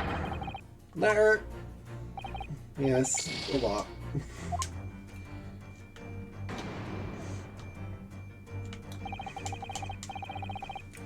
But for his overcoat. Is it? I'm sure the gentleman's wardrobe isn't exclusively white, Mr. Tornado. Well, mine is exclusively black. We should go shopping together. The overcoat doesn't suit Mr. Benedict at all. We need a more tangible way of proving it.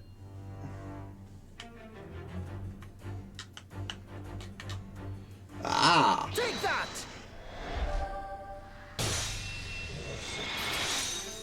I didn't see that. Split seam, which you evidently would like to conceal, is the key to understanding this riddle you see. Yes, because the overcoat is rather obviously a poor fit. I mean, here's where your broad shows. The seam is already breaking apart. Switch more about to the outset. When you so badly lied about your name and so boldly waylaid this pocket. This catalog of untruths has all been for one very specific purpose. See the article that the young girl redeemed from Mr. Windybank.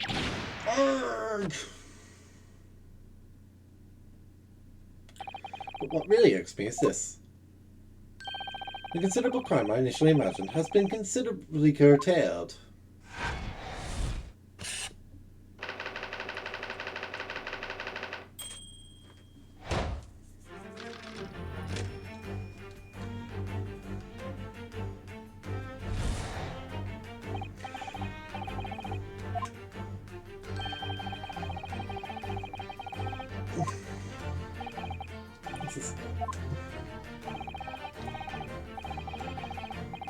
Some laureate article pawnage.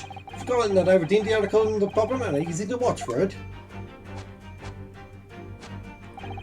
I've not been the one to deposit it in the first place. How could I possibly know the relevant details? Nessie pass? Watchword can be discovered. As you are the only too well aware, Mr. Benedict. On your further glance, it's more telling than I could have hoped. Secret watchword relating to the pawn property of another.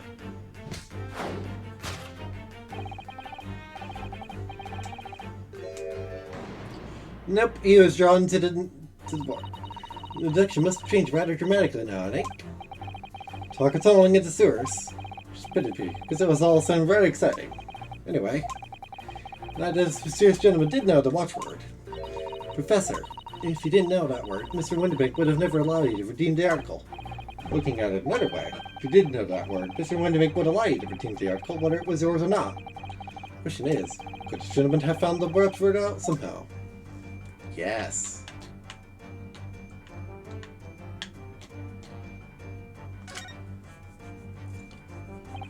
Look at this, Miss Scissortoe. It appears to be a memo that Mr. Windybank has scribbled up to himself. Let's see, what does it say? Oh, Professor!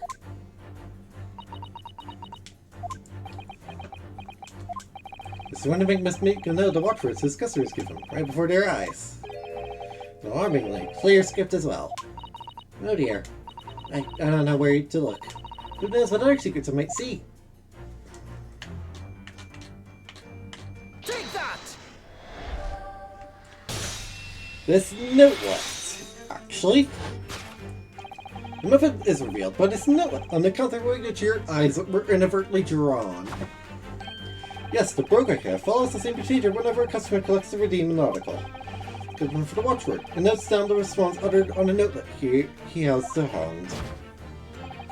He consults his ledger and confirms whether or not the watchword matches that of the article in question. Nothing less of a diligent pawnbroker, but this diligent clearly has its disadvantages. What are you talking about?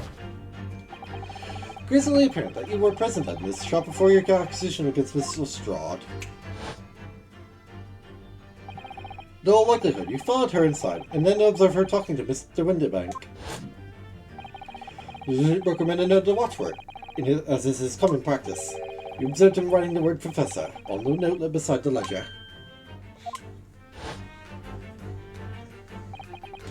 And that, sir, was the most apparently devised to steal upon article from the young Miss Lestrade. Your master plan! She's at last to the final chapter of this Lord's scheme.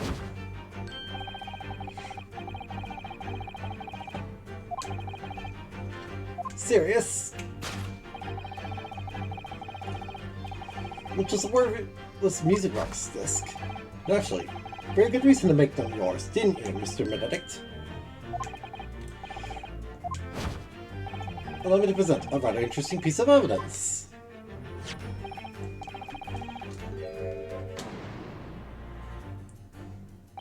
The articles we're talking about are the overcoat and the music box disc that was in one of the pockets. Mr. Windybank isn't even worth a penny, and yet this man went to such lengths to steal them. Why? Wonder perhaps we already have the evidence we need to explain it, Mr. Karakoto. Wait, really? I'd better have a look for all the evidence we've collected so far. I do have the evidence. Take that! For the music box, this contains the clue. You see, this music box tells us all we need to know. What's that on the back? It reads, for McGilded. Arg! Ah, Mr. Magnus McGilded, the unfortunate philanthropist who perished in curious circumstances at the Old Bailey 2 months ago. Prominent man in London, though his mongering demonstrated a distinct lack of scruples. So, you're an associate of his, are you? Perhaps a subordinate? Mr. McGillard was a man of unusually small stature. In fact, it's precisely the right size fit overcoat that you squeeze yourself into. Ugh. The children remain shrouded in mystery, Mr. Egbert Benedict. The final conclusion here is crystal clear. The reason you came to this pawnbrokery today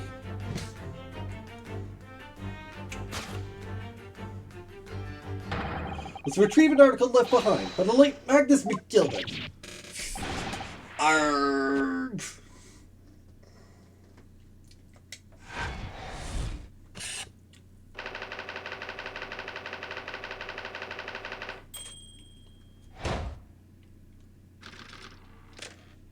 Deduction complete. Elementary. And like that, it's over. Well, Mr. Magnus McGilded. Well, the name I expected to hear in these circumstances. Mr. Sholmes, I'm afraid there's something very troubling on my mind. Pray tell, Miss Sisseltoe.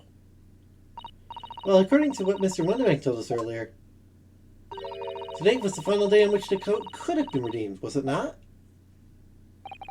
Miss Mount, that is correct. Today would have been precisely 2 months since it was first deposited. Well, today is 15th April, so 2 months ago today would have been 15th February, sir. That's right. It's all carefully recorded in my ledger. Was it at 10:30 p.m., I see? What? But that suggests... Yes, 15th February. This is the day in which the omnibus murder took place. At 10:30 in the evening. The time at which the terrible events were unfolding. It's just as it's not the word. I've seen the matter is entirely beyond coincidence.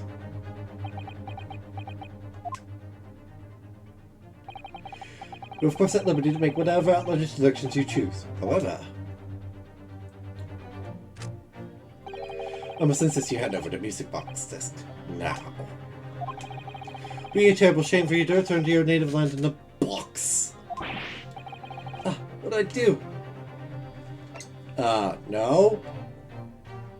No.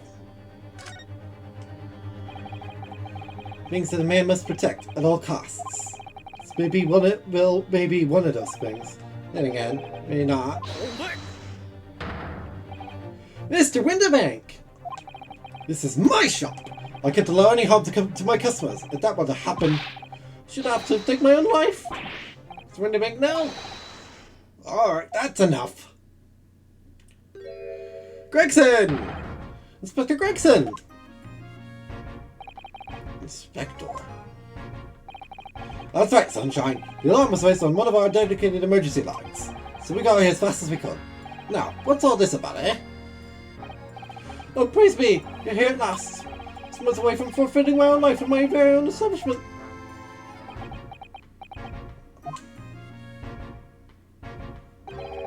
Seem you have the upper hand.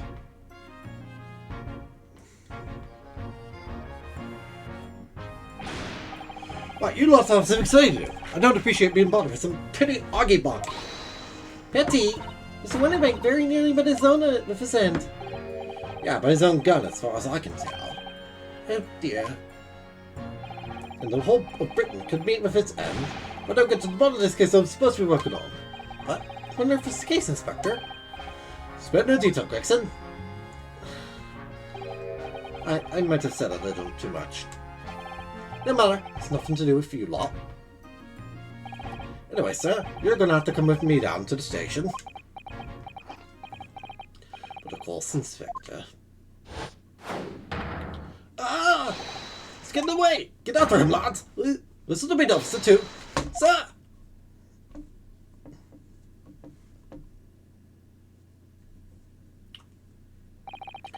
It's been a spate of thieves at pawn shops around here lately, so we fitted emergency buttons underneath the counter so brokers to let us know when there's trouble. Oh, Inspector, I was very worried there for a while. Very worried indeed. Now then, Mr. Permanently in mourning. Oh, yes? I'll be taking out whatever it is of Mr. McGillis down to the yacht, thank you very much. So hand it over. Oh, yes, of course. No, don't give it to him. It's mine, that is. Mine! I'm sorry, miss, but anything belonging to Mr. McGill has to be taken in as evidence now. Evidence? Why would it be taken in as evidence? Exactly? Please demand something as evidence, my dear fellow. We have no choice but to capitulate. It's all yours, Inspector. Yeah. Sorry, Gina. And so, we handed Mr. McGill's disc over to Inspector Gregson, and were similarly turfed out of the shop and onto the street.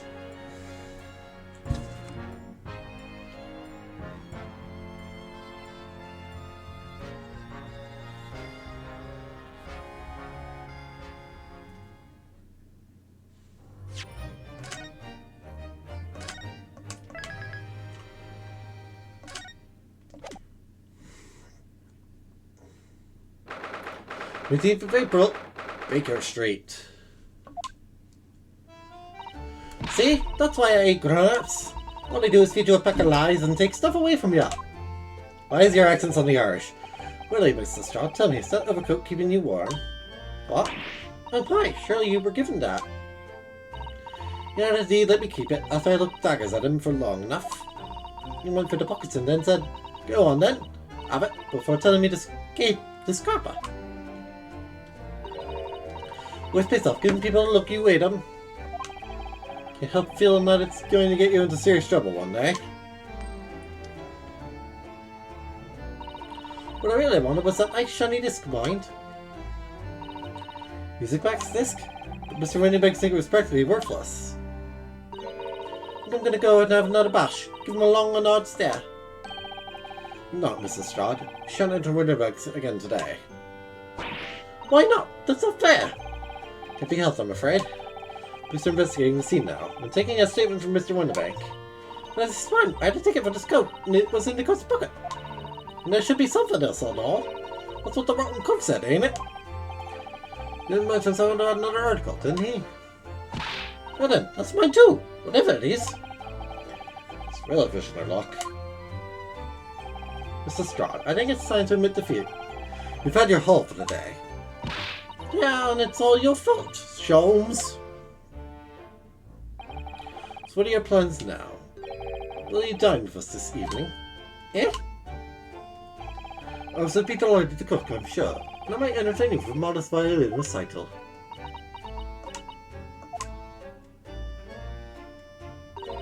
No, Ta. Oh. Why did I come around your place, eh? Have you lost your head or something? Bye. Oh dear, she's gone. Everyone really reviled on me, quite unnecessary, am I, Dad? I can't help wondering. Perhaps she might turn up anyway.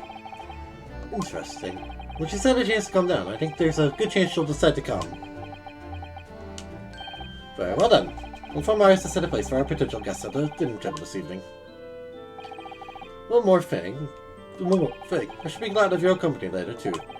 Sorry? I believe I will have a rather splendid surprise to show you. Oh, how exciting. What is it?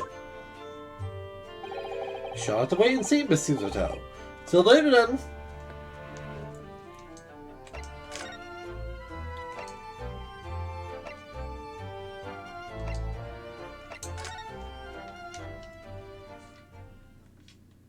Let's go. Eve April, 3:46 p.m. Sholmes' suite. Ah, Sissy and Runo, come in, come in! Good afternoon, Iris. Thank you so much for breakfast this morning. Oh, don't mention it. Goodness, look at the time already. Busy as always? I am. I'm preparing everything for dinner this evening. Already, you're obviously cooking something special, aren't you? Oh yes, after all, we have a special guest joining us. Guess who it is? Go on. Yee, you'll never guess. Look at those little eyes of hers shining. Oh dear, it is awkward when you already know the answer, isn't it? It's Ginny! Isn't that exciting? Oh, what a surprise! Yes, that's wonderful news.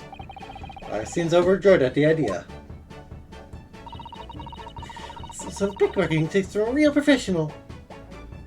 Iris, you have issues. This does sound like fun. What does sound like fun? I'm sure that's entirely appropriate. Are you Mr. Naruhodo? By the way, Iris, what's Mr. Sholmes up to? Really? Oh, he's been like that ever since he got back. Hello, Mr. Sholmes! Okay, you won't speak to me. Sorry? I don't know who you are, but kindly take your leave. As you can see, I'm not here. I don't know how to respond to that. Thanks, Sholmes. You're an idiot. I do apologize. When he gets like this, he's completely oblivious to everything. I see. Really, he behaves just like a child sometimes. Hurley does. Sholmes and Iris have something of a parent and child relationship, don't they?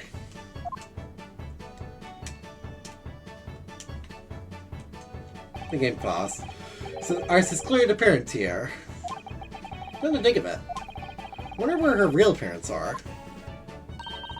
What's the matter, Bruno? You have ever such a funny look on your face. Oh, no, it's not funny. I know what it is. Why does this girl live here with Mr. Sholmes? You're wondering. Am I right? How did you... Oh, Bruno, I can read you like a book. This girl's dangerous. Don't worry, you can ask me anything. I won't mind.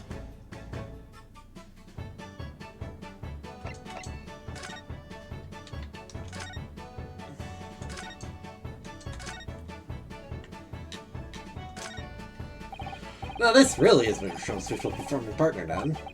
Short of this crappy scar, this crappy fierce. No, that's no good. It's gone. Virtuoso's violin that he found in the prom book was smashed to buy for next to nothing. Dora, we went for it to get it back. He's just cast it aside on a chair. I was looking forward to hearing the beautiful sound it makes when Mr. Sholmes plays it. We're sorry for itself there, doesn't it? Well, at least Wagahi doesn't have an attack yet, even if his eyes are saying it's only a matter of time.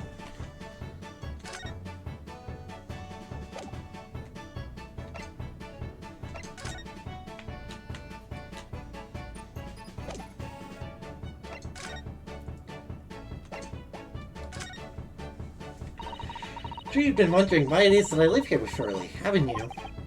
Well, that's crossed my mind. That, and we're your real parent. Where are your real parents? My mommy and daddy aren't with me anymore. Mommy passed away when I was born. And around the time my father... Well, he had to go to a faraway land because of one of the cases he and Hurley were working on. Oh, wait a minute. Did you say he and Hurley? Yes. Daddy and Hurley were always solving mysterious cases together. Shouldn't that before. He wrote them all up in his diaries. That's what it's in the middle chest over there. Really, he recorded them all. So, I mean, it's true. Mr. Sholmes really did have a partner with whom he tackled some of his most taxing cases. Oh yes, I mean, it's always nice to have one, isn't it? So Mr. Sholmes' partner is your father? Exactly. Hurley told me I wasn't allowed to look in the chest. That only made me want to look even more. So I opened it up.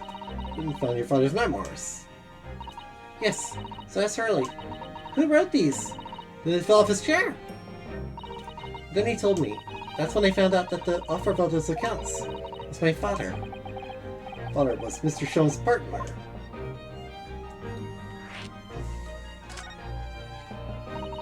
Practically lived with Hurley all my life. I was tiny when he took me in.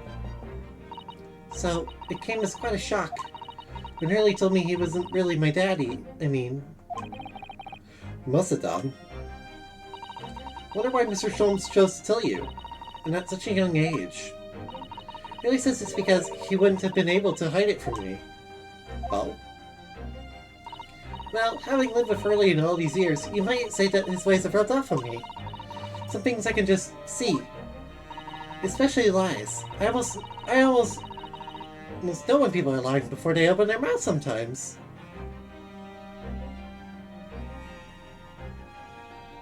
Are you related to Apollo Justice? Right. Anyways, I was so fascinated when I read Daddy's diaries. It's what inspired me to write The Adventures of Sherlock Holmes, actually. Sholmes simply told you all those thrilling stories. Oh no, Hurley's hopeless like that. He forgets everything. As soon as he solves the case, it all but vanishes from his mind. Oh, I see. The other day it was so embarrassing.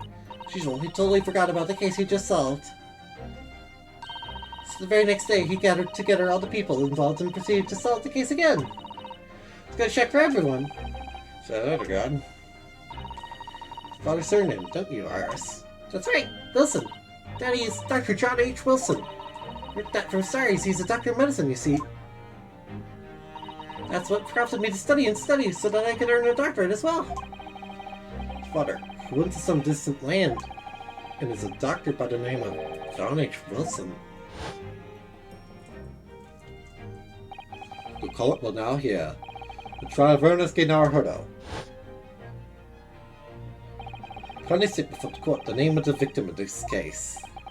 The victim's name was Dr. John H. Wilson. That's right. Visiting professor of medicine at Imperial Yume University. The man who, in the most bizarre of circumstances, lost his life just before we left Japan.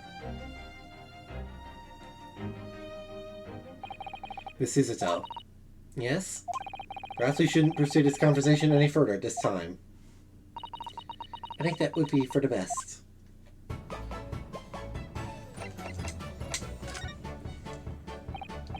So by Guinea, you mean Miss Lestrade, the young woman from the McGilligan case 2 months ago, right? Yes, who also still makes experimental smoke grenade launcher. Although after that trial I invited her back here and we had dinner together. Now we're best of friends. You two are adorable. You are so adorable, Iris. And I'm sad that your father just randomly died. Oh, hee hee, what a lovely tale. Yes, now if I bump into her on the street, she runs away as fast as she can. Oh. I just set her down the back alleys. An idea of friendship.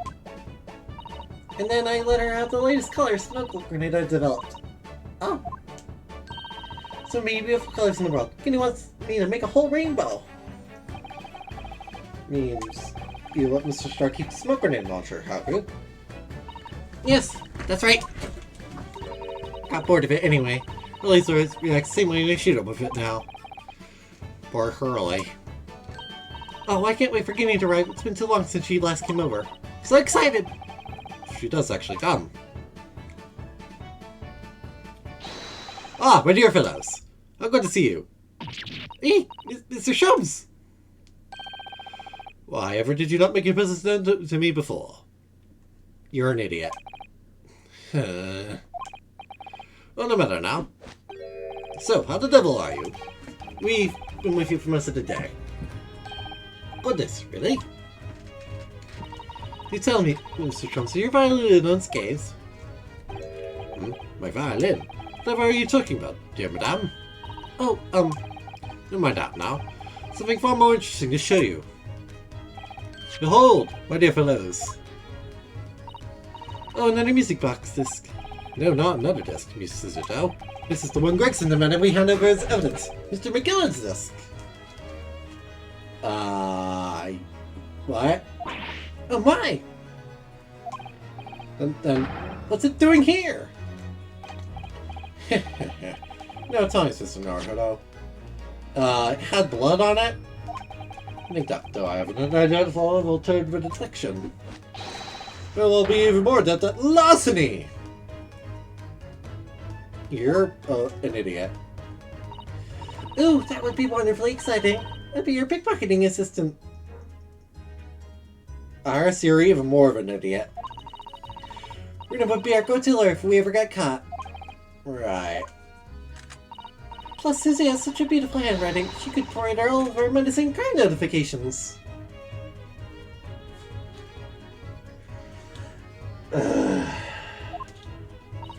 Yes, I'd be delighted!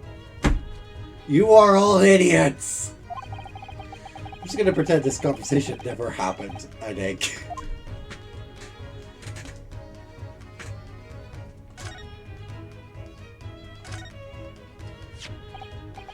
I don't understand. How did that disc come to be in your possession? Well, Inspector Gregson told you back to Scotland Yard. Quite correct. That sort of uncompromising attitude is precisely why I always carry some of this. That's a bar of caramel, Mr. Sholmes. You're one and only friends in times of illness, and I'm not mistaken. If you will humor me, my dear fellows, cast your minds back to when the good detective confiscated the disc.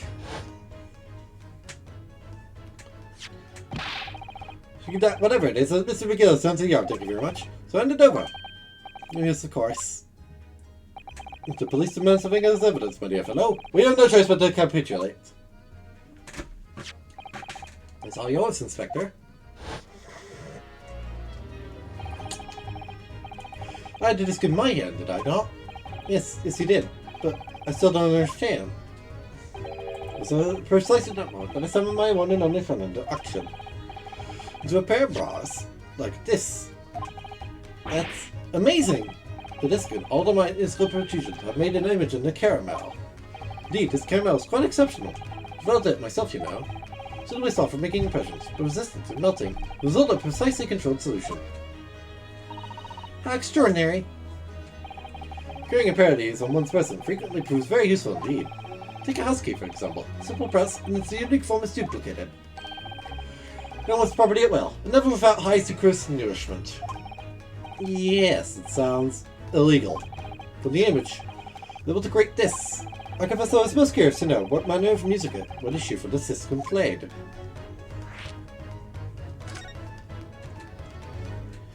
Do tell us then, Mr. Sholmes, what music does this play?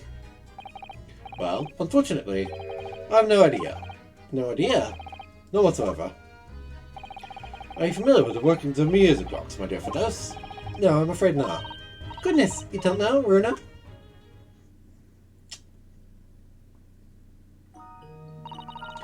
Inside the music box, there's a special little piece called a cone. That's what produces the sound. What protuberances pluck the different teeth of a cone as they rotate past it, making the different notes. Most music boxes use a rotating cylinder with protuberances on it. But over time, a new type of player was produced, which uses discs such as these. With that development, the popularity of music boxes spread far and wide, all around the globe. Why exactly? Because of this, they're easy to produce and can be interchanged to facilitate the playing of different tunes. There are a great many firms in Europe now manufacturing music boxes as a result. It is wonderful to be able to enjoy music, even when no performer is present. But it's the very success of the invention that means we are now presented with an insurmountable problem. What do you mean? As you may imagine, the construction of one's firm music box is not much that of another. No way of knowing in which music box this particular disc was designed to be played. No resolution to this problem, I'm afraid. It's quite intraceable. Ah, I see. So that's why. Naturally, I tested the disc into as few music boxes I have at my disposal. As you can hear, to no avail. The results were equally unsatisfactory in this one. So, I'm presently engaged in acquiring an example of all the music boxes ever made in Europe. Every single one! That's early for you. I was taking things too far. My dear God, also Britta's quite repugnant to my constitution. Besides, Europe will not a huge volume of music boxes, won't it? Yes, that's certainly true. In the worst case, so I have to ask you to vacate the attic room. What?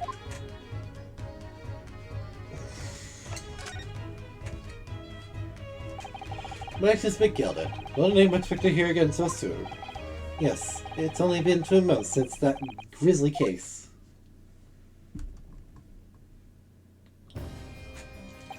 It's Van Zeke's theme. Mr. McGill perished within hours of the trial's conclusion. Was it the curse of the Reaper? No one knows, still now. All of this was reduced to a pile of ash. Not a shred of evidence remained. The man's death, the truth about the murder in which he was so intimately involved, was buried.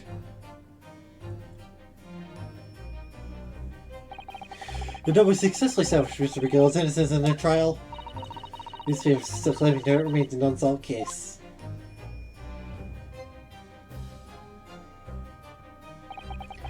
Murdered and brickmaker, Mr. Frice Fried Mason.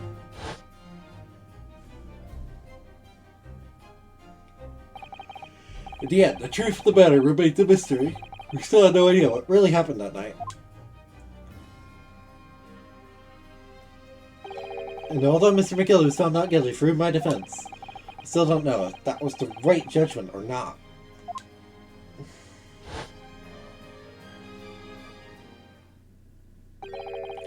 But the case is not yet closed.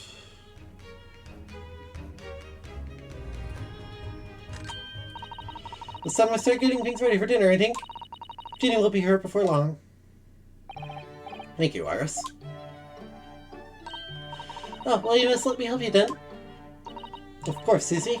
There's plenty to do. I shall investigate the condition of my faithful performing partner. Now then, where did I leave it? Let this be a lesson to you, Mr. Sholmes. Never leave anything too precious with the pawnbroker.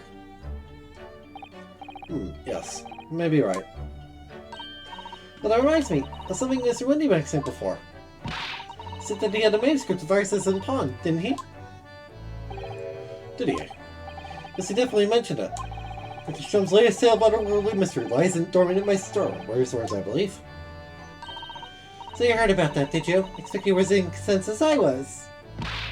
Oh, yes, the idea of such a wonderful story, languishing in Mr. Windybank's storeroom, gathering dust. Whatever, madame, I'm quite sure I told you already. The pawnbroker's storeroom is a safe place for it. I was scared on the big vault. What about your Stradivarius, Harley? Was that safe and secure? Well, there may be an occasional mix-up. That's by certain input to someone not too far from me now. You have any idea how long it took me to write that Baskerville story, Hurley? That sounds so exciting. The Hound of the Baskervilles. I should love to read it. Perhaps the most iconic story.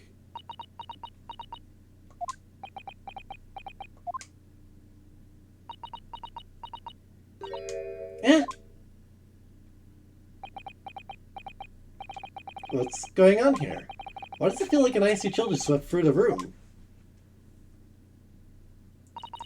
Susie, what did you just say? You said the Hound of the Baskervilles. But how could you know the full title? Well, that's because Miss Susato is such a great fan of all the stories about Mr. Sholmes, of course. But right now, the Hound of the Baskervilles has never been published. What? Early in the manuscript, he told me that I wasn't allowed to publish it yet. I don't understand. That's why he said that he'd keep it safe till it was the right time for the story to be made public, you see. So that's why the manuscript is at Windybank's. Yet, how could Susie here know the title? No settle. Tell her what's going on.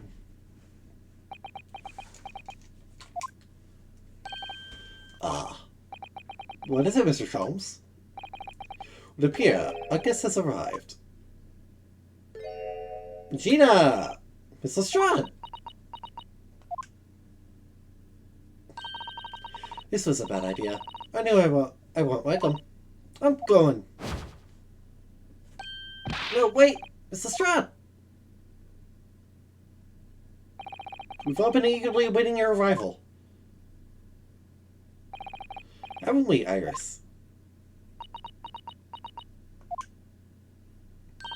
Oh, yes, just wait there, Guinea. We'll have everything ready in a jiffy. Come along, Susie. Right, of course. It's a pleasure to see you here, Miss Lestrade. Please, make yourself at home. The son of the door, my dear girl. Come along in. Let's say you to some Meadowstone. I will take no for an answer. Meadowstone it is.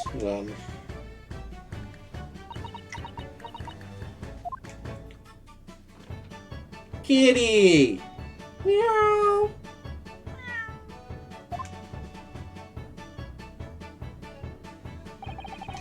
That evening, our prepared us all a meal that was even more delicious than usual. Joan's violin performance was in no way meddlesome. Gina, as we came to call her, taught us all how to steal things from one another without being noticed. Everyone thoroughly enjoyed themselves, well into the night.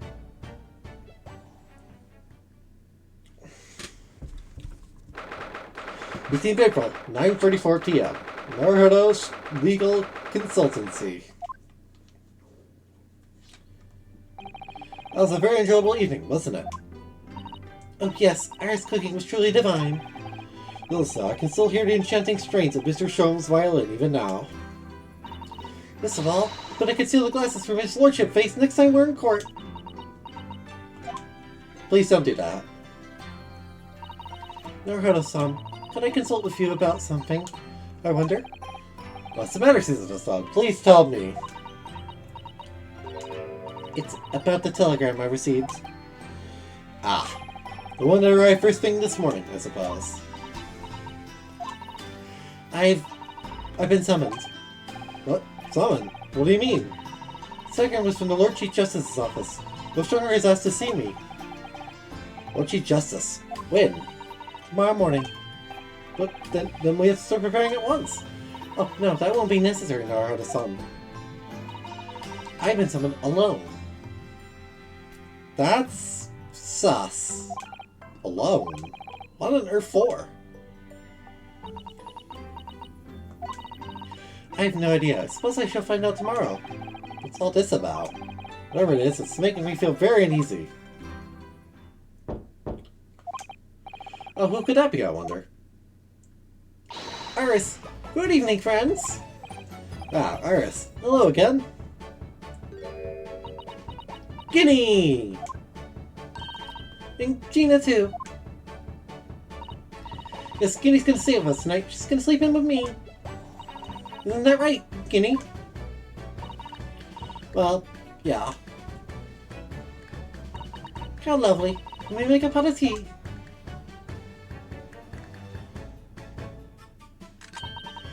You know, I've learned so much today. Oh, what? In particular? All those things Guinea showed us. Wasn't it wonderful? Ah, you mean all those pickpocketing techniques? We had fun trying them out on each other, didn't we? Go away in a natural town. I could earn a living from it. You might be getting ahead of yourself a little there. Brings you up to our humble quarters at this late hour. Well, you see, I came to return this. But what? That's mine! However, did you... I told you, didn't I? I have a natural talent for it. Oh, yes, I've forgotten. Little ways of child genius. So anyway, here, you can have it back. Didn't I really understand why you wear it, though?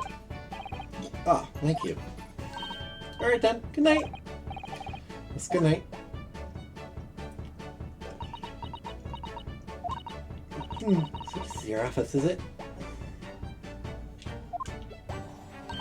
What do you think, Guinea? Like I once fancy me chance of a lawyer what lives in a place like this. Yes, me too. Haha.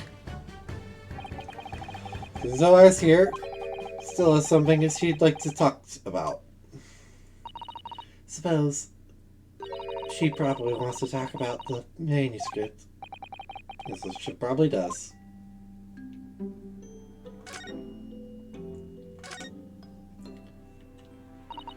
I suppose you're hoping to talk about the manuscript, aren't you? Aren't you going to tell me? I'm so sorry. I need a little more time. Please.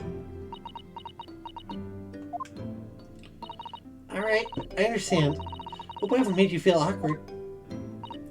Oh no, not at all, Iris. Not at all. I don't know what all this is about, really, but...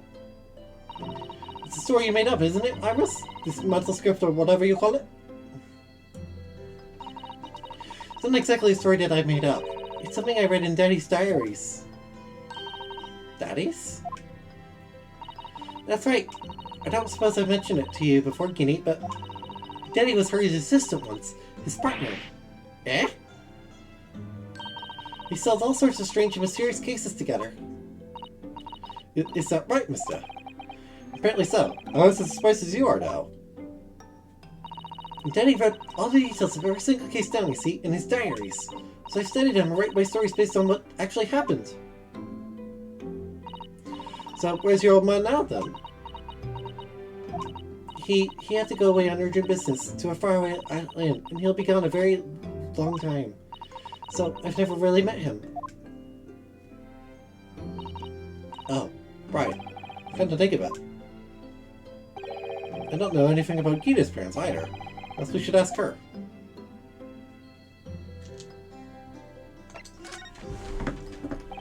Iris, this Hound of the Baskervilles story. I take it that it's another tale inspired by your father's accounts? That's right. I thought it was fascinating. But it's different somehow. From the other cases, I mean. Well, how? I don't really know. But it must be special in some way. Because after I've written it, and I showed the manuscript to Hurley, he turned it as white as sheet. It's the first time I've ever seen him like that. Please wait not to say this after you toyed over it for so long, Iris. But this story must not be published at this time. Under any circumstances. But why not? It's one of my best works! not at liberty to say. Not now. So please, do not ask me. Alright then, I won't. But I do solemnly swear that I will explain everything one day, Horace, when the time is right. So the manuscript came to be with Mr. Renderbeck, isn't it? Yes.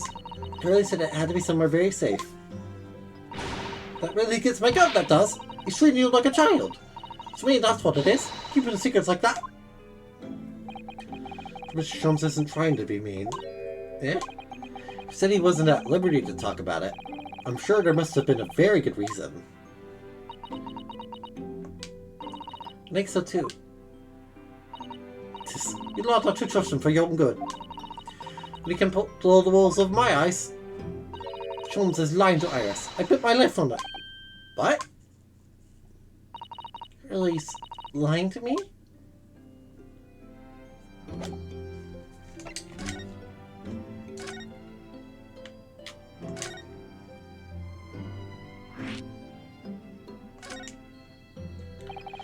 Realize that I don't know anything about your parents, Kina.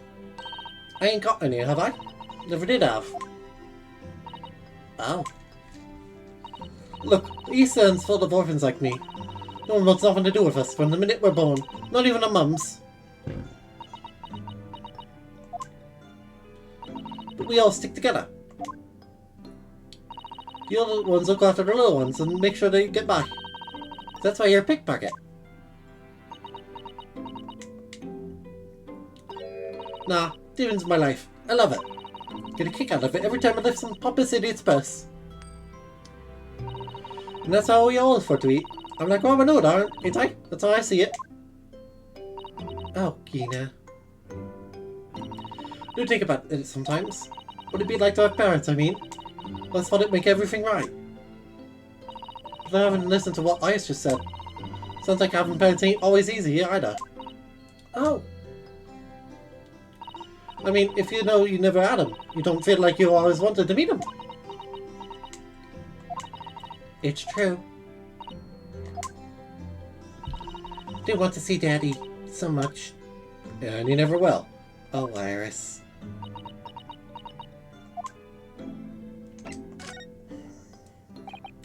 Gina, what did you mean when you said that you know Mr. Sholmes is lying to Iris? Well, he reckons he popped that manuscript or whatever, right? Oh, come on! That's obviously a load of rubbish! Mike, why would you think that, Gina? It's simple. That story was really an old Winnie Banks restored them. There's no way someone from halfway around the world, in other words, you, could know all about it. Sorry, Iris, but if you ask me, he sold it. Without telling you. But Curly would never do something like that. I'm sure of it. Ha! Grown-ups do a lot worse than that, believe me. But if it's lies, a lot of them. You ain't just realized it yet. I can't decide Gina's accent, apparently. I'm telling you, that metal script ain't at Windy Banks. You shouldn't see it if you had a look. Even if you think you could trust him. I don't! That Sholmes is a liar, like the rest of them. But I'm honest. I have wondered if Harley's telling me the truth sometimes. See, oh, but I don't mean that I think he sold it. I mean that I sometimes wonder if he might have hidden my manuscript somewhere. Somewhere I don't know. I'm gonna be right back. I'm gonna grab a snack.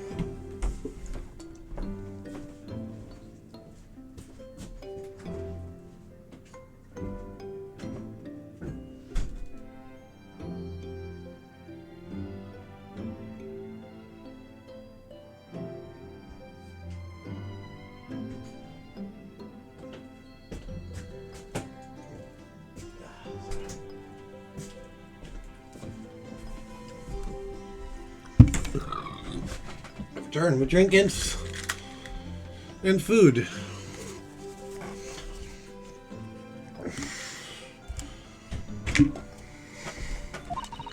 You know, it's wrong of me to doubt him. Don't be too hard on yourself, Iris.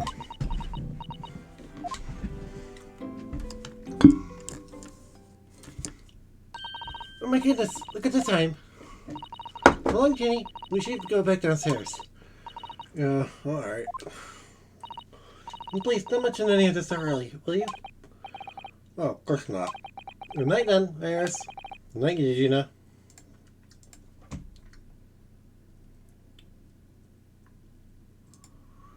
Five-second break.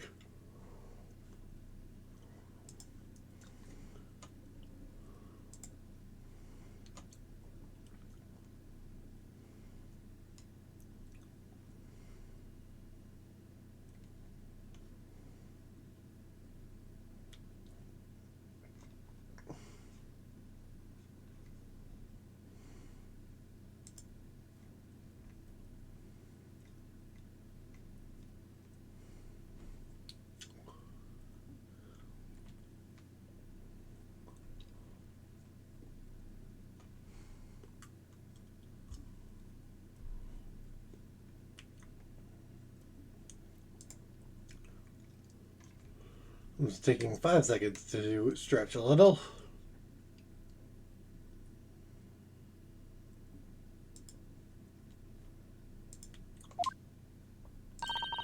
So let me make breakfast for you tomorrow morning. I insist. Oh, yes, please. I can't wait, Sissy. Good night, then.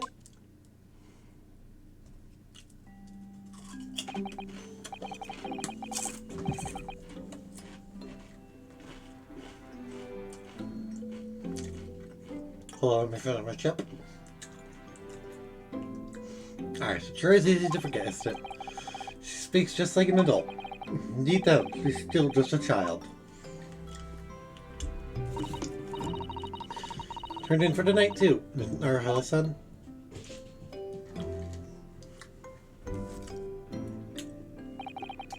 Dr. John H. Wilson, Iris' father, but also the name of the murdered visiting professor at Umi University. Can't be a mere coincidence. You were going on.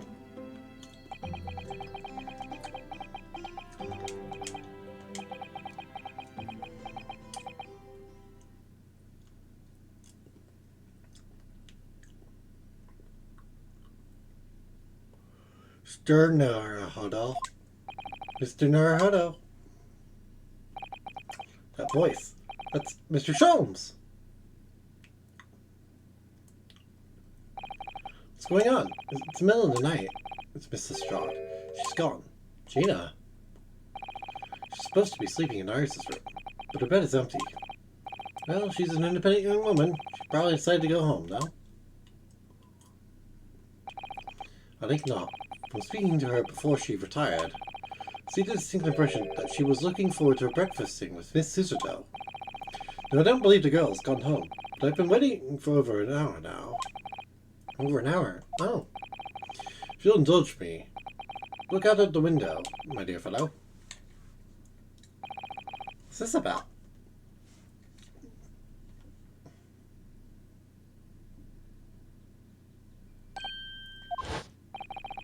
Wait a minute. Why is there a light on it this time of night?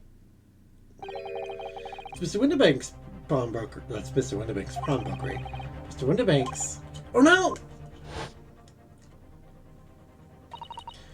Well, that story was really in the old Winterbank's storeroom. There's no way somebody from halfway around the world, in other words, you, could know about it.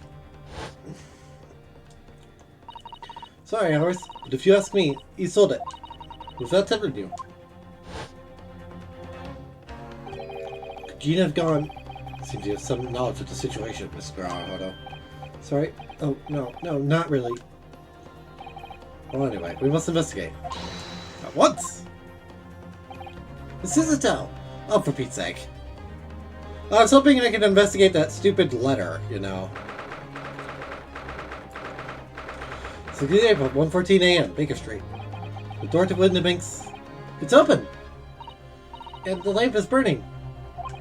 Must be Gina, wasn't it? Let us hope it's nothing more than sinister. What? God, there is not a moment to lose. Clearly something is afoot inside.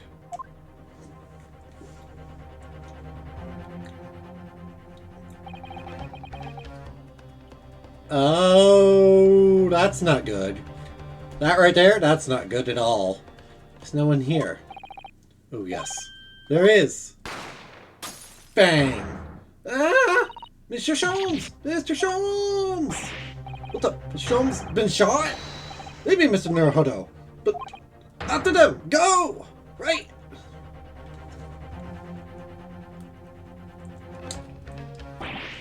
Blast! We've lost them. Hello, hello. What have we here? Alarm was just raised from this pawnbroker, sir. Would you know something about that? Officer, come with me. It's my friend, Mr. Sholmes. He's been shot. Shot! The policeman close behind me. I ran back to the window banks.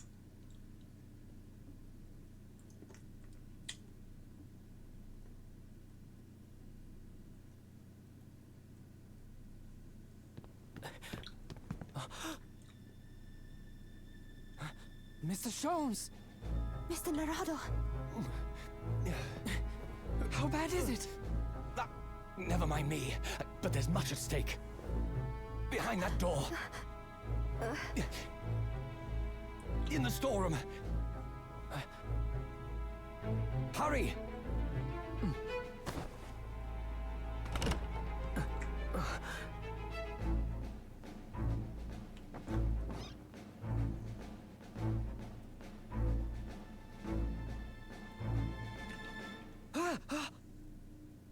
Oh, that's bad. Gina! It's Gina! We have a problem. To be continued.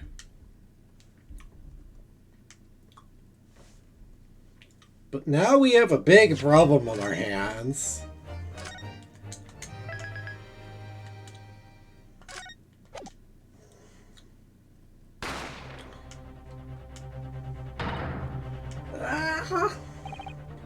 You're right, Mr. Naruhodo. After them, go! Behind that door. In the storeroom. Hurry!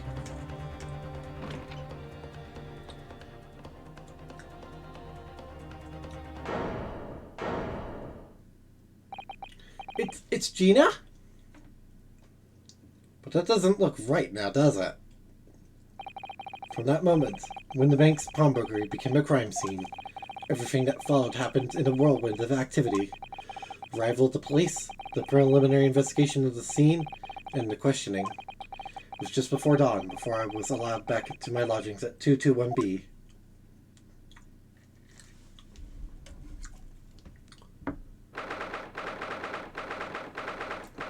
Missing April, 6:21 a.m. Naruhodo's Legal Consultancy. Oh, Iris! A telegram came. All it said was, wait at home. Oh yes, we asked one of the policemen to have it sent. It was simply impossible to come back. When I woke up, I was all alone. Hurley and Chini were gone. Everyone was gone. What happened, Runo? Price, she's trembling. She's obviously trying very hard not to let herself get too worried. I'll explain everything that I know. Something awful has happened, hasn't it? Yes, I'm afraid so.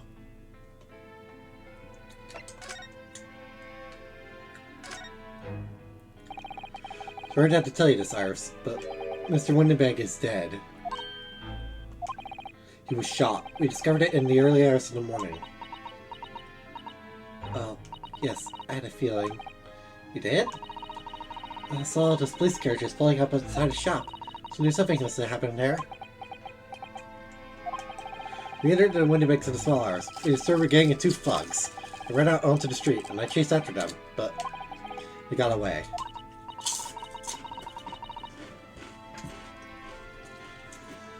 So this one of them is old Mr. Windenbag, I suppose?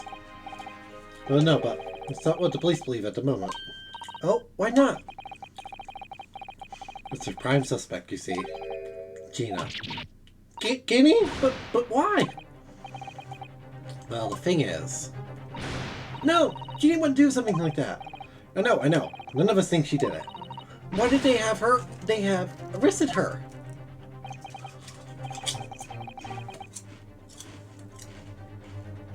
I'm sorry, there was nothing I could do.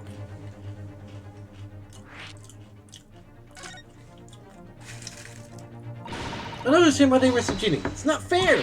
What about the two folks that were at the scene? Why aren't they different suspects? They're all... They shot Carly dead, didn't they?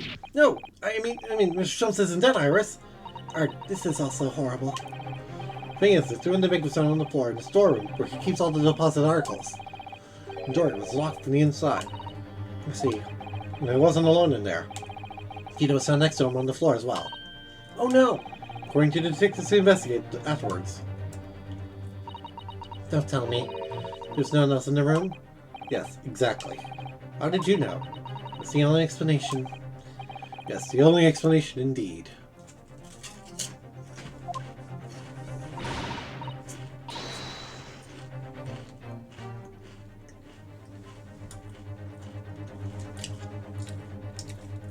What do you mean by that, Renault? Well... Oh, what did I say? And then if I agree, and if I don't.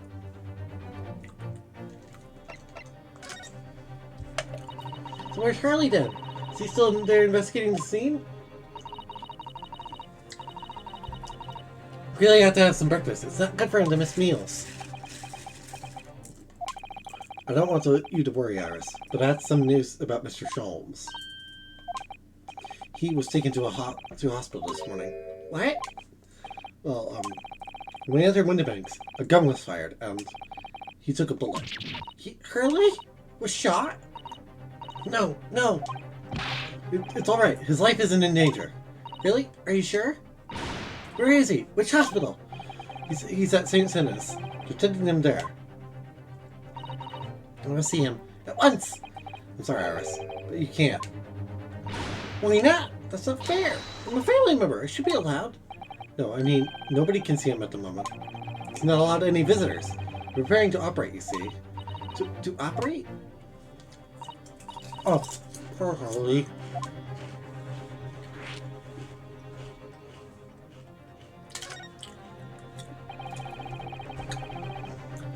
It's the two folks who were in Mr. Windybank's shop. She got Mr. Sholmes and we disturbed him, you see.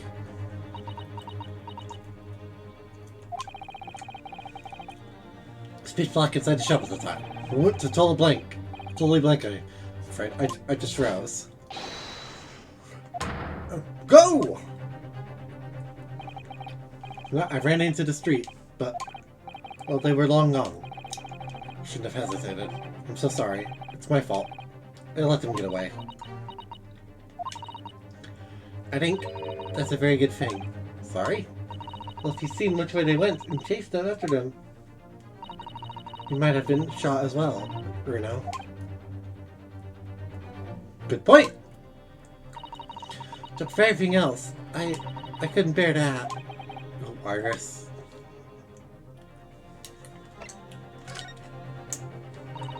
Where's Susie, Bruno? She's still at the police station. Oh, why? I expect she's still being questioned. They said they wouldn't be finished for a while. Why aren't you there then? Well, I didn't get a good look at the criminals anyway, so they weren't questioning me for long. Susie stayed behind at the scene to tend to Mr. Sholmes, so they didn't get started until later. Ah, I see. Besides, one of us had to come back to be with Iris. And Inspector Gregson had agreed to me leaving early. Should have let me know, and I would have come to the station.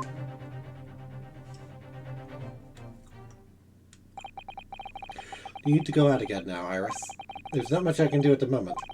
But I can at least try to find out how Mr. Sholmes and Gina are getting on. I want to go too. Take me with you, Bruno. I can't stand just sitting around here waiting. Not sure how I feel about taking a 10-year-old child to the scene of a murder. I don't want to leave her all alone here either. Right then, Iris. Perhaps you can help me? Oh yes, I'd love to. Gina's at the prison. Mr. Sholmes is probably in his hospital bed. Don't forget we have to visit the crime scene. We need to conduct a thorough investigation. So you're ready for action. Legionnaires would appreciate going to the hospitals for sooner rather than later. Gina joins the party! Oh, this looks like a telegram.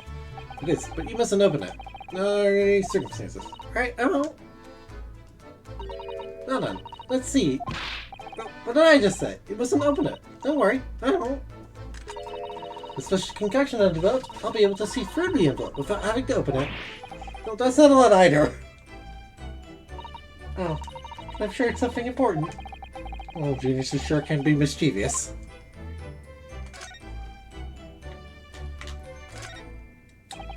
The spade has been here since we started running the place. Reno, that's not a spade, it's a shovel. Ah, you're a shoveler, are you? I had a feeling you picked me up on that. Oh no, a pick is something else entirely. Now, the 20 foot deeper hole. That's a terrible pun and you know it, Ronosuke.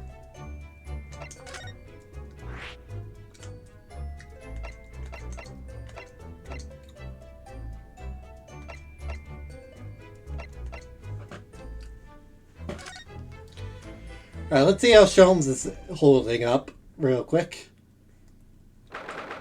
Beginning of April, St. Sinners Hospital. Reward free. Early! Oh. He's not here. No, that's strange.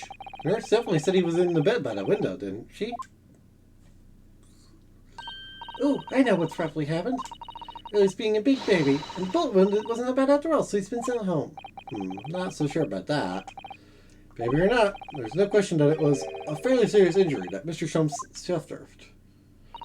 Oh. Hello, hello. What have we here? This one's off limits. No visiting. So what are you doing here, eh? Well, I'll have you know. Our Hurley's next of kin. Oh. Well, begging your pardon then, ma'am. Sir. Little lady and a curious Eastern gentleman. The great Mr. Silver is a mysterious family, eh? So how do you see us? Sure. Where is he, Constable? Where's Hurley? He's currently in the operating theatre, ma'am. Undergoing an extensive operation. Extensive? Obviously been for several hours since we went him. Oh dear. Is he going to be alright? Well, doesn't appear to be working, you see. The anesthetic, that is. Oh. I've heard a report that the gentleman claims to have had a little too much drink last night. Coffee, that is. Of course.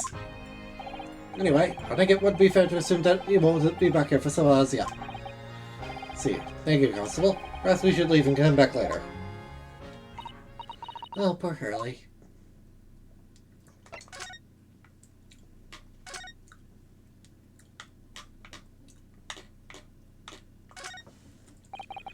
Mr. Shumsmith.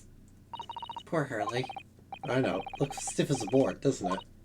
I don't think that would be bother him. No? I find him asleep face down on the floor, completely dead to the world. I think I'd call the police if I discovered someone like that.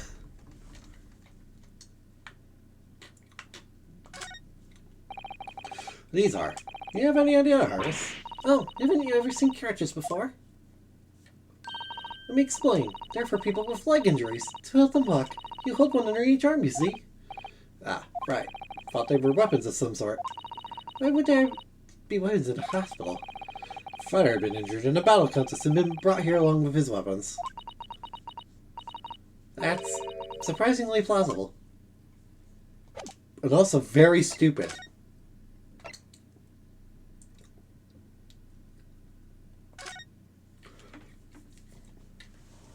Alright, we're going to definitely represent Guinea, obviously. Local prison, cell 13.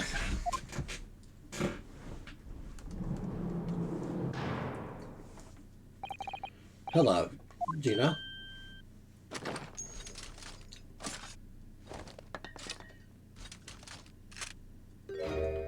Why did they let you keep that? Oh, you still have the grenade launcher Hurley and I made. Wish you wouldn't point it at me all the time, though. What are you here for? Ginny, I have a feeling it's because I was the boss that you ended up in trouble. Ginny, we might be able to help you. Well, you can't. Sorry. You won't get lost. Don't be like that, Ginny. I know you didn't do it. You never shoot someone. I just knew you wouldn't. Think you know me? Pull the other one. Oh. You ain't got the first idea about the likes of me. I'm a thief. I picture people's purses when they're walking down the street. That's how I get by. If I saw me chance, I'd sneak into a pawn shop any day of the week. Let's see what I can lay my hands on. Get it? That's the kind of person I am. But Gimme. I'll be in court tomorrow, they said. Some cop came by and said he'd be a lawyer for me or like, said it was my right or something. I told him to get stuffed. I don't need no lawyer. I don't need no one. And more obviously, she tried. Why are you being like this, Jenny?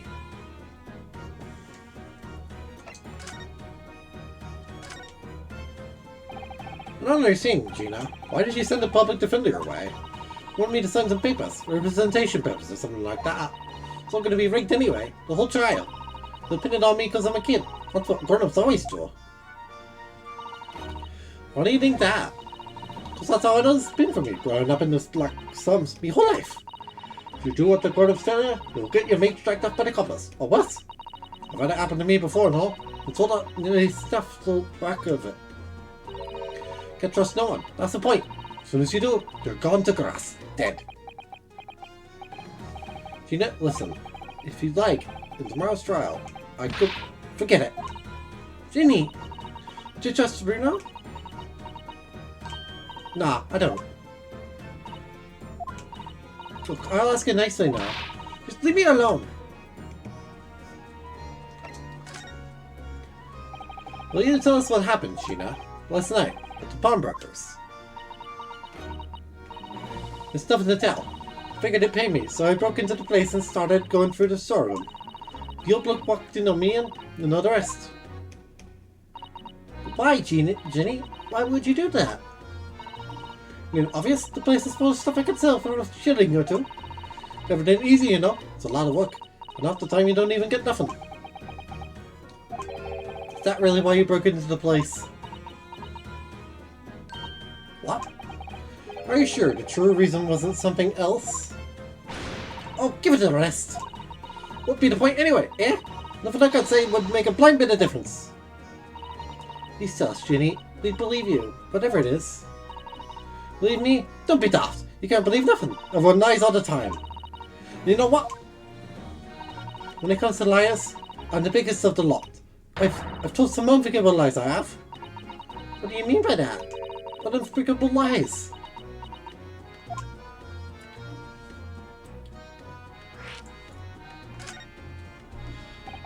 What did you mean before, Gina, when you said you were the biggest liar of the lot? Why don't you tell us what these unforgivable lies you told are? We can help. Sorry, we're out of time. You're gonna question me now? Ginny, please. Oh yeah, I wanted to give you this. Someone to remember me by. That's... bizarre. A photographic print of a really adorable cat. That's very bizarre. I found it in one of the pockets of this coat. Ain't no point in me having it. I wonder what a little photograph like that was stowing in a pocket of that overcoat. Anyway, don't bother coming again. Bye. Oh, Ginny.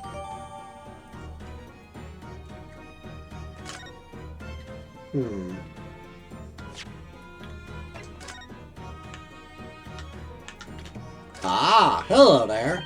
Look on the back of this print here. There's something written on it. 13 February, 9 p.m. Vertical deposited. 1 small box. Loan amount paid. 10 shillings. Redemption deadline 14 February, 9 p.m. This photographic print is a redemption ticket. 14 February. That could be significant.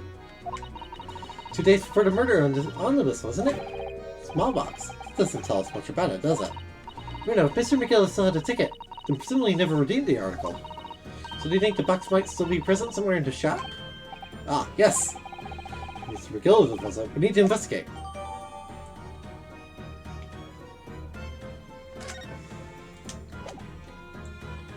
How curious. Thank you. Thank you, Jenny.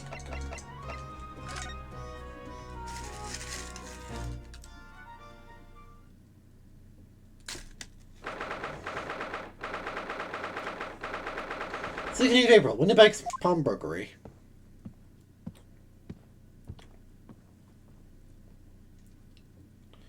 This is where it happened, then. Last night? That's right. The two folks I told you about were obviously ransacking the place, looking for valuables. But, apart from the policeman in here, you wouldn't know anything had happened. There's no sign of a disturbance. No, you're right about that, actually. Well, I mean, there's a plate on the floor. In fact, if anyone, the police who seem to be the ones doing the ransacking. And what do you mean? They're like a gang of organized criminals, all dressed in black? Oh yeah, I heard that! Hey, Gregson. Yeah, Inspector. Good morning. I suppose I'll thank you for your vigilance last night. Got to see him before it was disturbed, at least. She let the two rogues get away, mind. Yes, sorry about that. That is scientific preventative aid around here, Greg, see? Now look what's happened. There's been injured because there weren't enough police on duty. Ah! Your ladyship! Don't tell me you were coming! So you need to take full responsibility for what happened to Harley and see he has the very best medical care. Of course, your ladyship! The very best doctors in the capital are tending to her as we speak. And I don't think it's Rena's fault that the rogues managed to get away, is it? She's a girl, that's the police's job. Absolutely, your ladyship. As you say, ma'am, as you say. Wow. RS has him wrapped around her frickin' tiny little finger.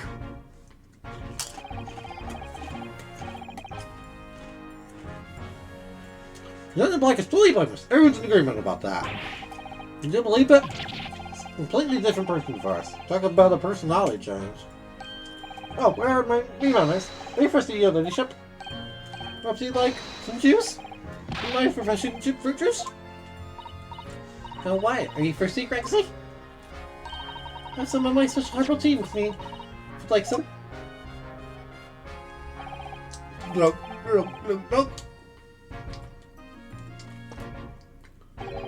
Ah, lovely. So very much. They really hit the spot, your ladyship. When you've recognized them like this.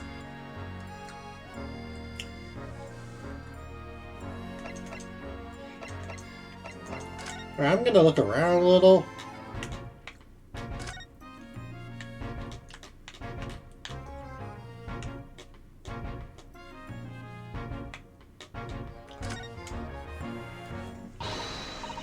Let's see what we can uncover. Oh. For Pete's sake, don't touch him! What's the problem, Gregsy? It's a lawyer, you know that. Oh, I'm ever so sorry, ladyship. I'm so sorry. Some regulations are for my side. What about the keys? That'd be another matter. Oh. Shouldn't papers. I'd be too happy to let you nose around. For now, you need to get these signs of representation papers. No way. Oh, great.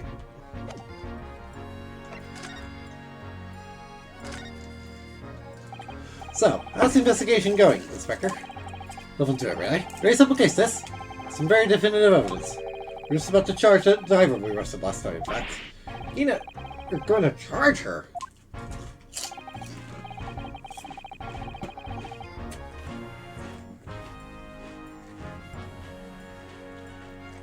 Right, be able to bring her before the judge to Bailey tomorrow. But, what do you say? What is it? Come on, show me! As much as I wish I could oblige you, I'm afraid. I see. You've already captured a pair of thugs who broke in here last night, have you? What the? And you're going to put them on the scene as witnesses, are you? Ha! Ha-ho! Ho! I give us, we know that. I had a feeling, that's all. Let me never to try to keep a secret from Iris.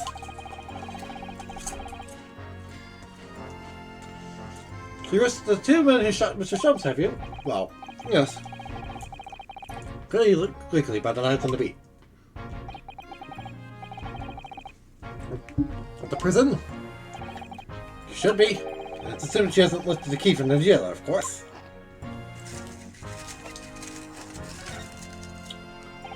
Can you tell us anything about Mr. Sholmes? What's his condition?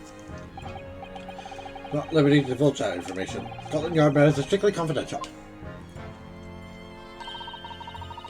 Buried at St. Sinners. Why can't I see him? I'm family, you know. I'm terribly sorry, your ladyship. It's the hospital's policy. No visit at all. Oh. There's a fair artery in his midriff. He lost a fair bit of blood. Oh no. Didn't seem too bad in the first hour or so. But a hemorrhage like that is enough to make even the one and only Sholmes break down. Sholmes is a human like the rest of us, you know. Anyway, he's having an emergency surgery right now. You gotta stop that bleeding.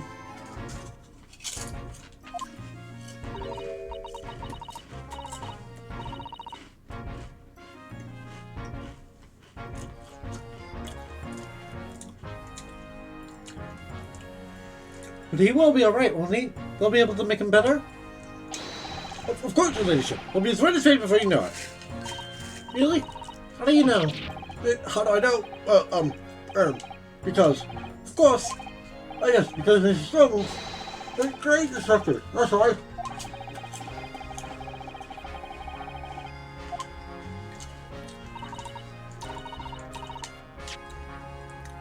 Let me read that.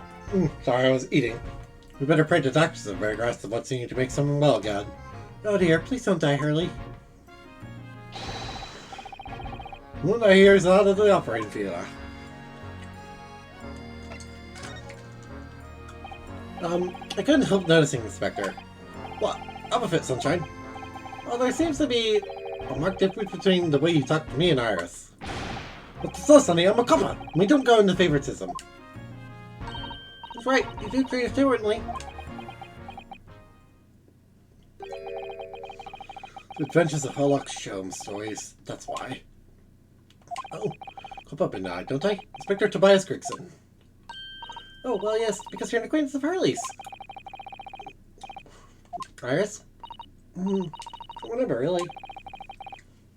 Alright, Gregson is as smart as the Scotland Yard is. That's how he put it. Oh, did I write that? One line did for me. Your next month my pay doubled! Doubled, I tell you! Ooh, that's amazing. All because everyone at the yard reads them.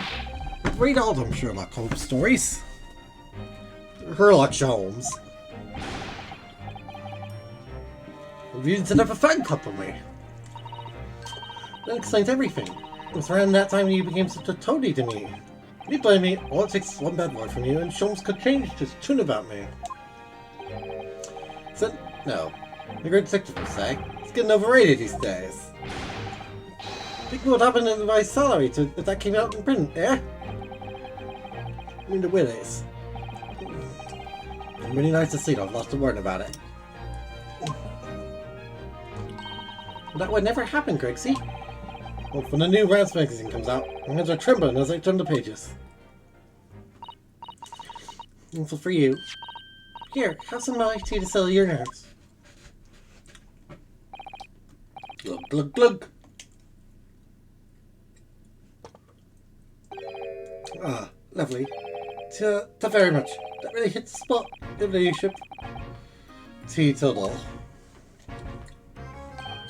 Oh, yeah. There's something I was supposed to talk to you about, actually, Mr. Naruhodo. This one is it. Important message for you. I clean forgot about it till now. Important message? I wonder what it could be.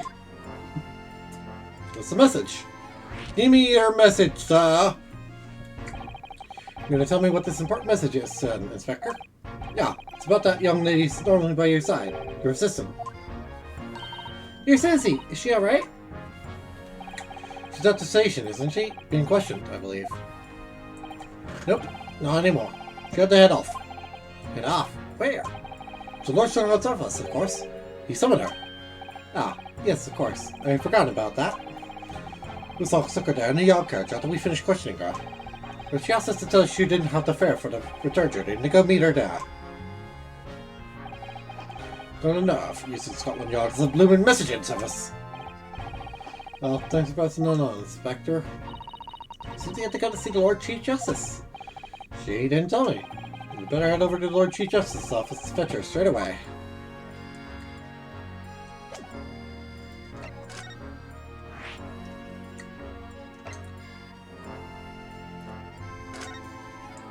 Let's go pick up Caesar Tao. Assuming their meeting is already over by now. Where's Supreme Court Lord Chief Justice Office?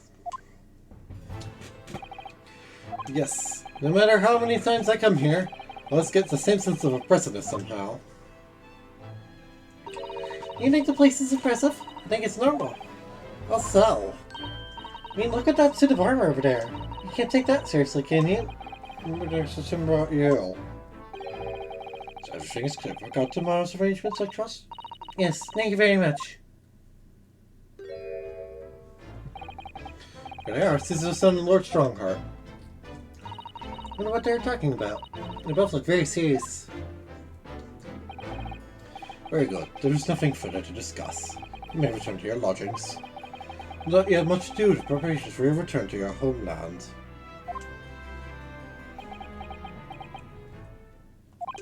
Wait, what did he just say? Your return to your homeland? Suda-san!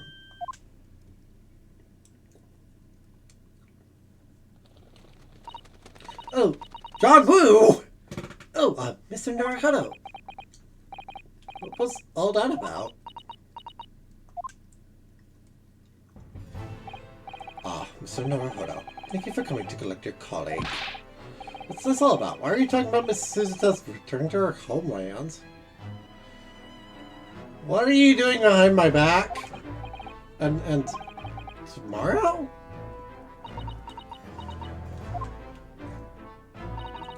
Tomorrow? But what about Kitty's trial? You mean she's been formally charged now? Oh dear.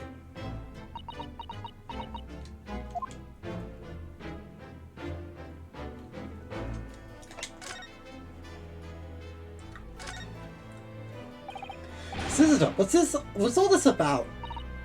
Oh, please don't concern yourself, Mr. Naruhodo. It's only me going back to Japan. Your life here can continue just as it has. It's not what I asked. What happened? Why are you leaving? It's my father. He's fallen ill. Oh no! Professor Mikotoba? If I may? Yes, sorry? You must be the defendant. Ronosuke Naruhodo, I believe. Yes, that's right. My name is Yushin Mikotoba. I'm a professor of forensic medicine at Yume University. International Telegram, the Emperor of Japan informing us of the news. 10 days ago, got a collapse of a fever. The cause is apparently unknown. Seems it goes weaker but day by day. I don't believe it. We're aware the voyage from here to your country's capital, Tokyo, takes some 50 days. Thought it would be prudent to hasten Miss Tsuchito's departure as much as possible. Yes, absolutely.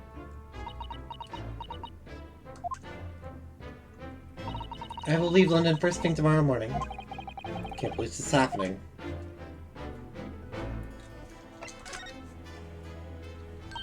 Skinny has been charged? Shall to appear in court?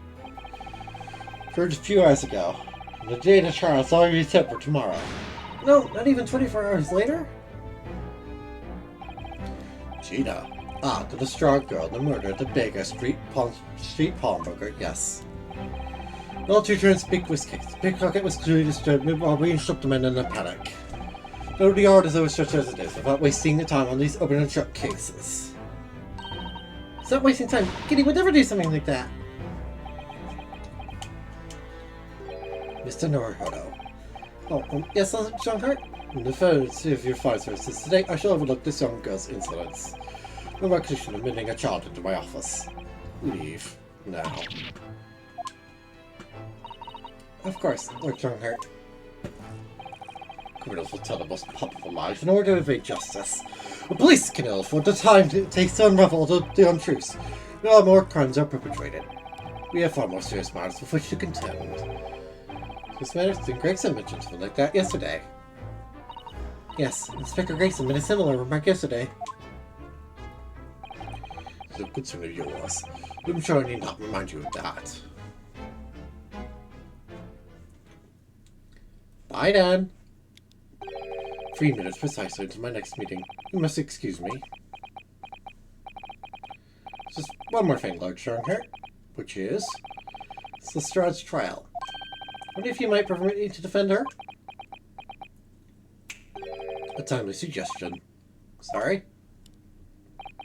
The girl currently has no representation. But that's not fair! I mean, backtrack it, she saw this was a fair trial. Do not misunderstand me, young lady. The government provides for those two parties for representation of a public defender. You need only sign the relevant paperwork, and the defense barrister will be assigned the case. However, the young girl in question has refused that right. Why would she do that? We learned earlier. She's very untrustworthy. We do well to direct that Mrs. Strahd. We'll find her at the local prison. Yes, thank you. No, no. It's time I was leaving. Good day to you. Bye! What a day. She's in charge of murder. This is the son about to leave.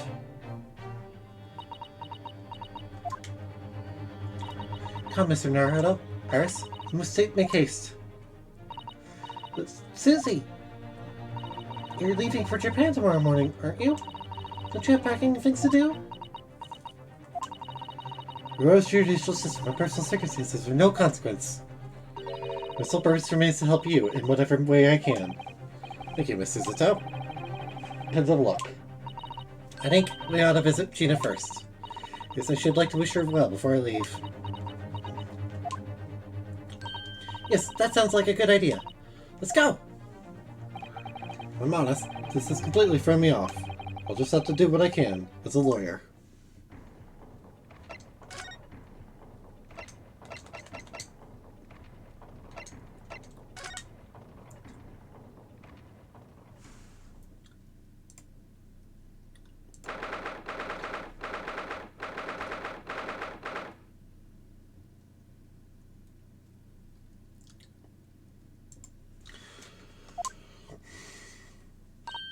Ah! Hello again, Gina. Can you stop doing that?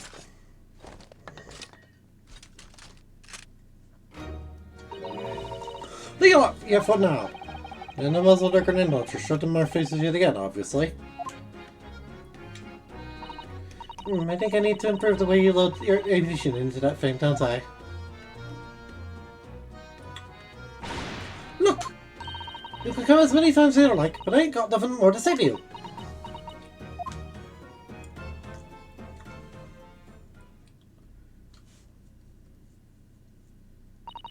Gina, I wonder if you might hear me out. There's something I'd like to say. What? I'm sorry to say that I must reluctantly bid you farewell. Eh? Farewell? Tomorrow I must begin my journey back home, Japan. We may never meet again. Oh, right. I've had the pleasure of meeting so many lovely people here in London. I have so many wonderful memories. And yet, as things stand now, it will be a glum parting indeed. Poor Iris is so miserable. Susie. Well, it ain't my business. Both Iris and Mr. Naruto believe you to be innocent, Gina. They put their faith in you. And somehow, you can't find it in your heart to put your faith in them. Yeah, that's right, I can't! What of it? It pleases me greatly to us to say goodbye to my friends when they are so clearly unhappy. Because of you. Well, what? It's my fault! Yes, so one final request, Gina, before I pass Nimbercross again. Right here and now, I want you to show both of them that you don't deserve the faith they have invested in you. Eh? And by doing that, will you truly be as alone as you claim to be?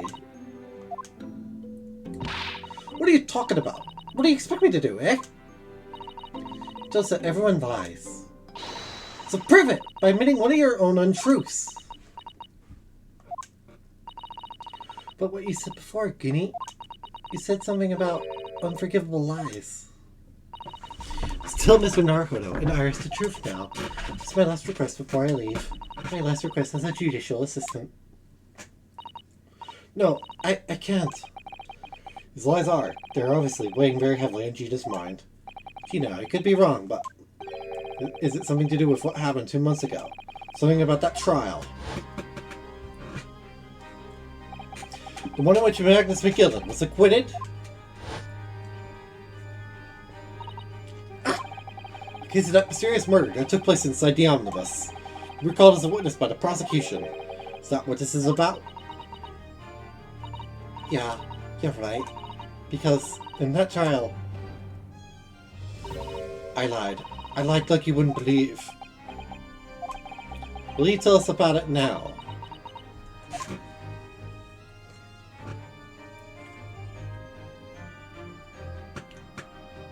Bye!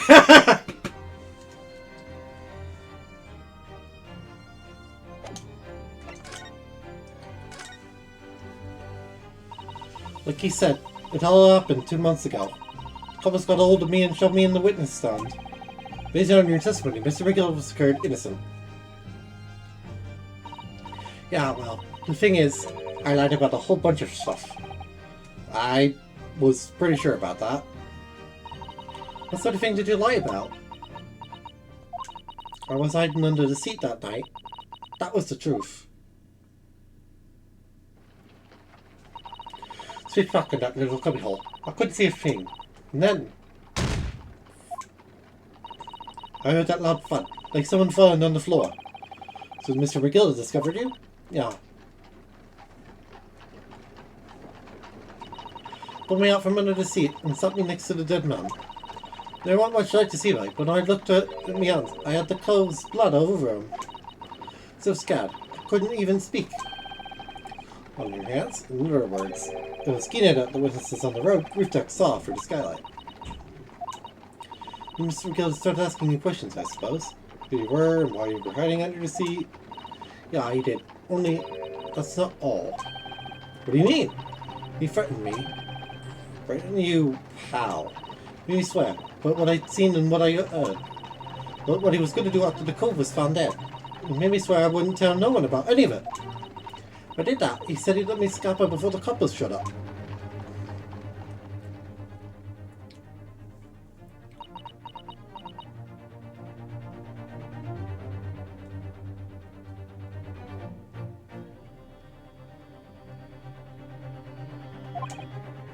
You know, you must tell me what he swore to you in secrecy about.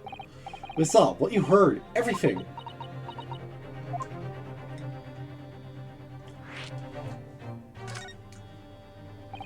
Except Mr. McGill swore you not to tell anyone what you saw. You were in the pitch black compartment under the seat the whole time, weren't you? Yes, with Mr. McGill sitting above your head, if I remember correctly.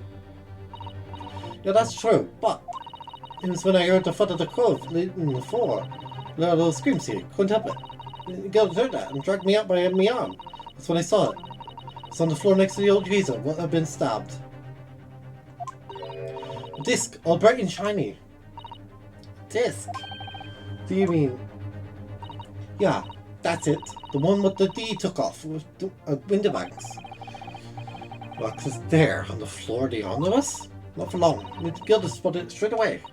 He picked it up smartish and stuffed it in its inside bucket.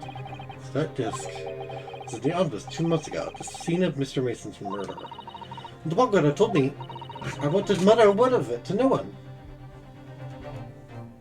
Curious. Very curious. Because it was so dark under the sea in the cab. It was straining me out the whole time. After a while, I heard the door and footsteps inside the cabin. Suddenly that was McGill getting on board. Nah, no one only in. Oh, so he could definitely make up the footsteps of 2 people. In that case, it would seem likely that it was Mr. McGill and the victim. Mr. Bryce Van Mason. His testimony during the trial, Mr. McGill claimed he slept during the carriage ride. But whenever I'm in a carriage, I'm thinking of a few starters and I always succumb to it. You don't trust me to get it supported test. Well, I could have gone with the Irishman storm.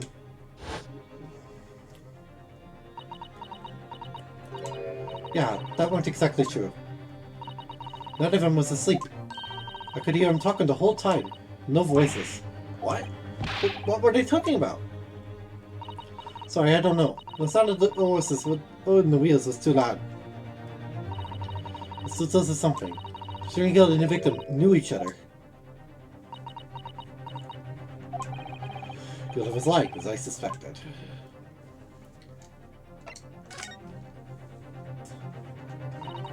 It wasn't going to take long before someone raised the alarm that the bloke had been killed. So we're quite right. The other passengers on the roof deck noticed very quickly. So when the cab came to a stop, Gilda told me to eye down back under the seat again. Went back in and we waited. Of course, when up top ran to get the compass. So Mr. Fairplay and Mr. First. Right. Now that they're gone, Gilda asked the driver to do him a favour. Now then, fella, what I need you to do is take this coat of mine and deposit it with a nearby pawnbroker. And for your troubles, let's see now. Aye, I'll give you 10 guineas.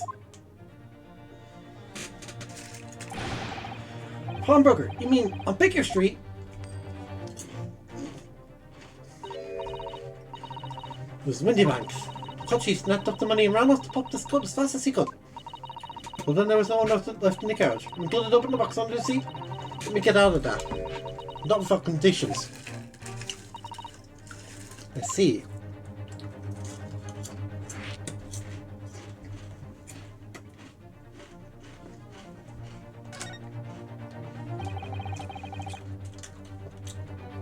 What were Mr. McGillicud's conditions then? What do you go for, I mean? Not telling a soul. Not for anything. But what I saw and what I heard. There's someone else as well. There's more? Yeah. This is the most important thing, he said. I'm not listening to the coachman on a little errand on me. There's some small change in his hand. Now then, did you hear what I asked of him? Did you see anything at all? At all? You asked him to go pop your weasel, right? You asked him to go pop your weasel, right? Aye. The fiend's taking it over me overcut. Deposit with the pawnbroker hereabouts. What you'll ask to take the redemption ticket for it. Do you understand? What? You want me to have the ticket? That's right. Come fetch it from you later. Sometime within the next 2 months. You gotta hang on to it till then. Is that clear? Whatever you do, don't lose it.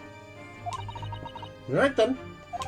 But in case I might happen to be delayed at all, you're to go to the pawn shop in the bank, so it is. And you're to extend the loan before the 2 months is up. If you forgot, the article will be forfeited, and any old fiend could come along and buy it. But I ain't got that kind of brass. Here's £5. That should be enough.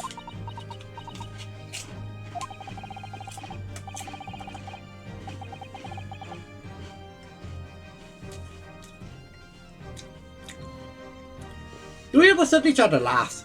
Don't try anything funny now if you go against me. Yeah, I get it. Good. And one more thing. A few days from now, you'll be visited by the police, I've no doubt. Compass?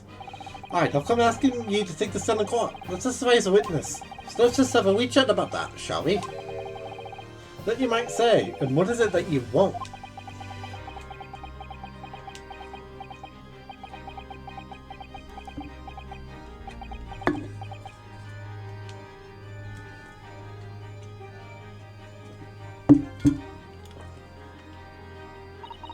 Already gone over it all, I picked it. Got as far away there as I could. You had the pawnbroker's ticket in the bushes. Just near the scene. Want to pitch it in the next day once it got dark. We're going to find it. Of course, you know, they're giving false testimony.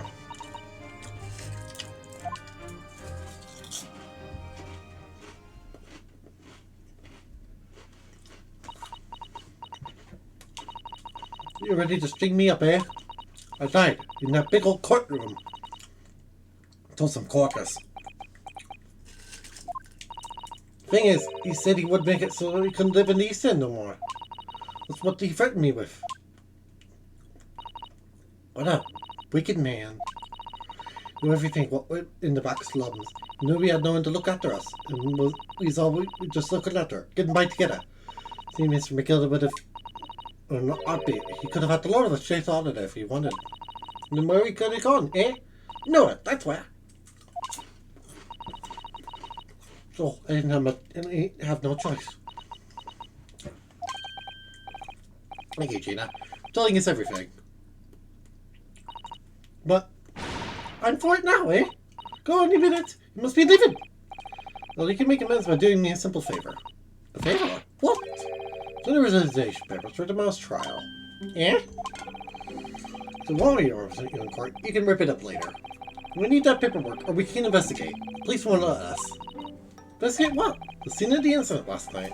Mr. Schultz was shot, you see. You what? Chris having a bad operation right now, Kenny. Is it bad? Is he gonna be alright? Schultz is gonna be alright, right? That's why I want to investigate. For Mr. Schultz's sake as much as anything. What?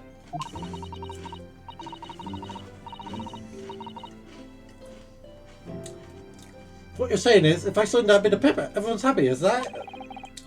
Something like that. Mrs. Zato? Yes, of course. I have the representation papers here.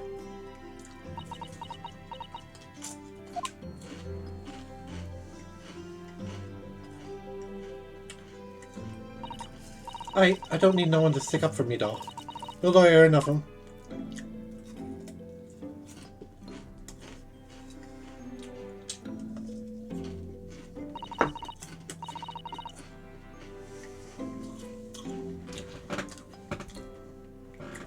Poor Guinea, she seems so lonely.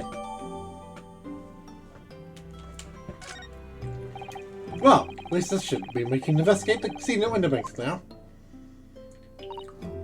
Yes, and perhaps we can come back to visit Guinea when she were down here? Look, we finally cracked Gina. Coming up to us at last. Now I have her representation papers. No one else knows what just our responsibility of this. I mean, for now, it means Inspector Grayson can stop us and investigate Winterbanks. Well, no, something tells me he's not going to be happy about it.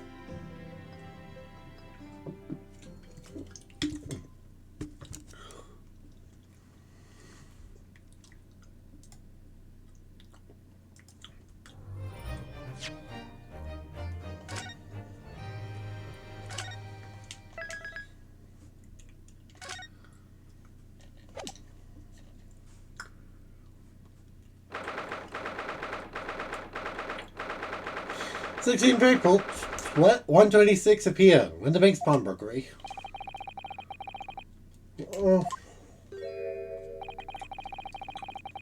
Rigson's face and see what he mixes them.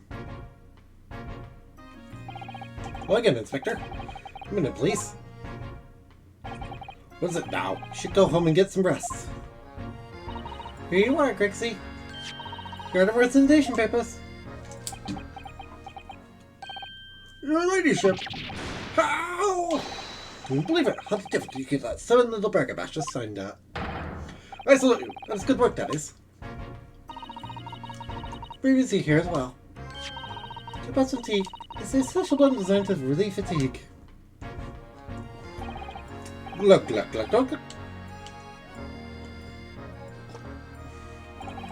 Ah, lovely. Well, let's see now. Yes. I hardly feel tired at all. It's a bit of your ladyship. We are even investigating the scene of crime then. Excuse you, please. Now, where it happened, put that door behind the counter. Yes, the storeroom. So I discovered Mr. Winterbank and Gina. Alright, well, I'll be getting back to business then. Just getting in the storeroom as well, Inspector. I'm perfectly honest, we need to wrap up this before long. Can't afford to spend too much time on it. So many articles to go through. It's taking it forever, even with the lads working around the clock. It's a problem, because there's another case the y'all needs to investigate urgently. We've shown up by far more serious matters before. What I'm saying is, don't get under my feet, sunshine! Come then. Well, let's not waste any time. Excuse me. I have another thing to do. This box. These shelves are where the pawnbroker puts articles that have been forfeited on display for customers to buy. Really huge miscellaneous, isn't it? I mean, who would buy this horse statue, for example? Well, sometimes you can find some real treasures among the junk, you know? You're right, Rona. Well, it looks like a collection of useless junk as a whole, but when you pick it out individual things, you can't help wishing you owned them. And a horse statue. Exactly how a pawnbroker works. They're very clever.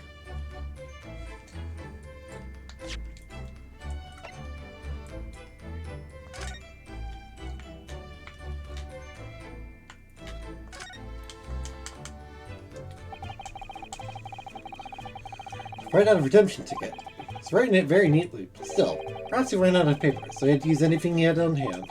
It's hard to know what the front and what's the reverse side now.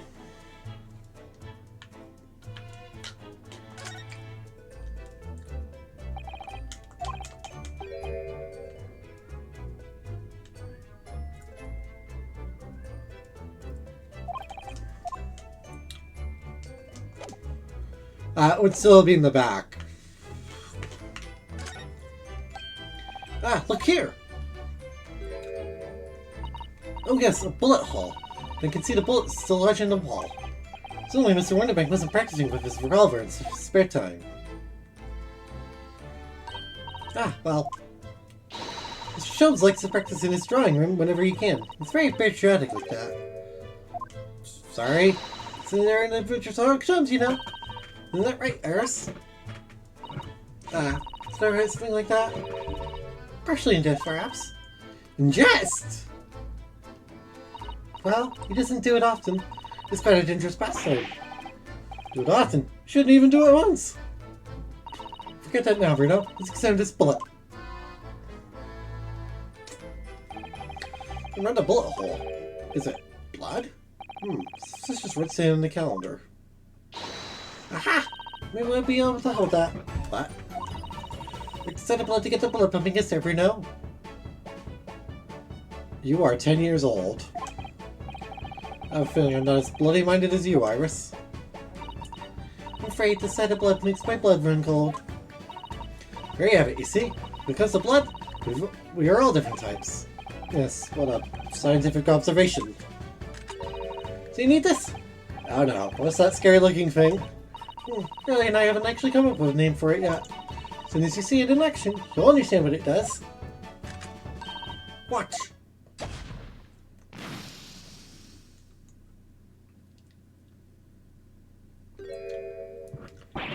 Oh! The color of the blood stain has changed! Now it's ecto cooler! There! Does it make sense now? Yes, I think I'm starting to understand. Good! It works on the principle that different people have different types of blood, you see? Yes, how wonderful. Chemical fires combine with the blood and makes it change color. So you can identify whose blood it is you're looking at. In a flash! Oh, what a fabulous invention, Iris! Isn't it? Isn't it? A big kitty would say it's bleeding great! So, whose blood are we looking at then? Well, all the chemical does is turn the blood a different color, so... just find someone whose blood turns the same color, and you'll know who it belongs to. In a flash! It's more like 2 flashes, really, isn't it? 1 flash or 2. This could well turn out to be a very valuable clue. We must make note of it in the court record.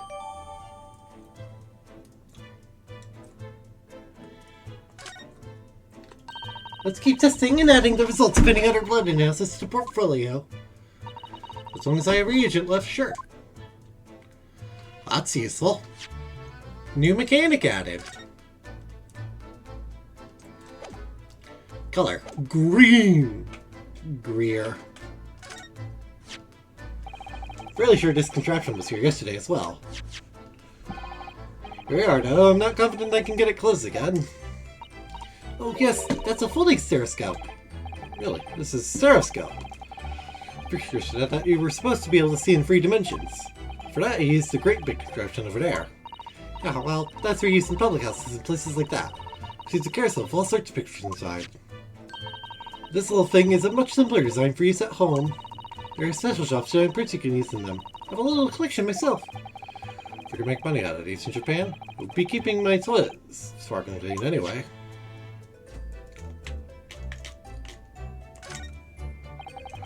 Strange contraption that lets you see pictures of things as if they're right in front of your eyes. What do you think? Mr. Trump's gleefully showed us it to it. Yes, right. We're blissfully unaware that any of this is about to happen.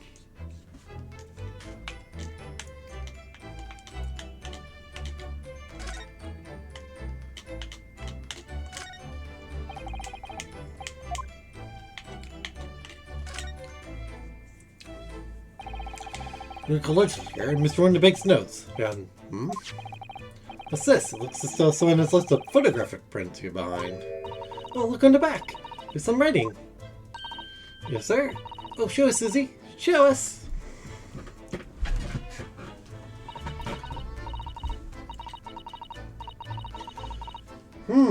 That's interesting.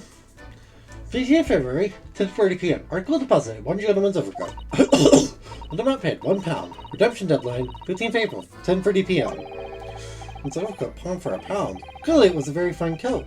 In fact, I think... Yes, this must be the ticket for the overcoat.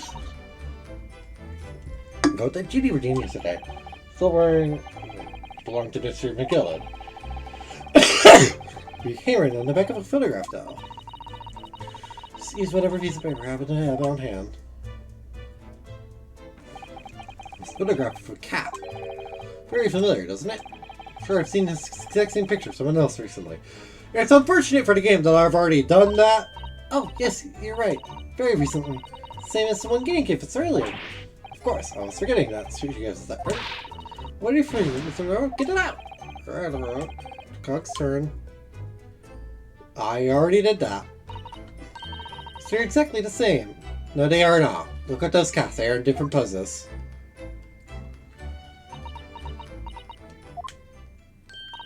Hee hee, I've got it. These two photographs hide an amazing secret. Secret? What does she mean? So, Cyrus, at once. Hee hee, do you really want to know? So we need you to tell us all you know about this pair of photographs. Iris, I already know what the photographs hide. But this conversation needs to happen anyways. So Iris, about these two photographic prints we found here on Mr. Winneback's counter, and the one Gina gives before. This is amazing secret you mentioned that's hidden between the two identical prints. Actually, that's not quite right. Sorry? If you look carefully, the two prints aren't the same. Not exactly. They're not. Another look at them now.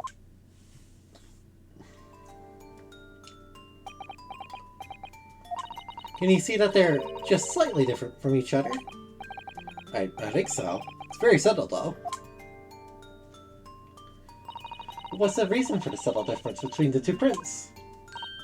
Ah, well, it's because they're a set, you see? No, I don't. This pair of photographs is meant to be used in a stereoscope. Everyone is writing about them at the moment. Ah, stereoscope. Why do I feel as though I've heard that word before recently? Oh, yes! That's what Mr. Trump said this yesterday. See? There it is. Just over there. Oh, yes, of course. About my answer to the machine makes pictures look almost real enough to touch. Well, actually, it's quite possible to see the same depth in pictures even without one of those contraptions. Really? Do you know how a pair of flat photographic prints can appear to have any depth in the first place? Oh, I have no idea. Oh, wonderful. Then I'll be able to tell you. Over the moon, bless her. We let her explain now. Really need to carry on investigating the scene. I, for one, simply have to know. Oh boy. We were considered, Renault. How are I see depth in the world around us? No, I just opened them, and it works.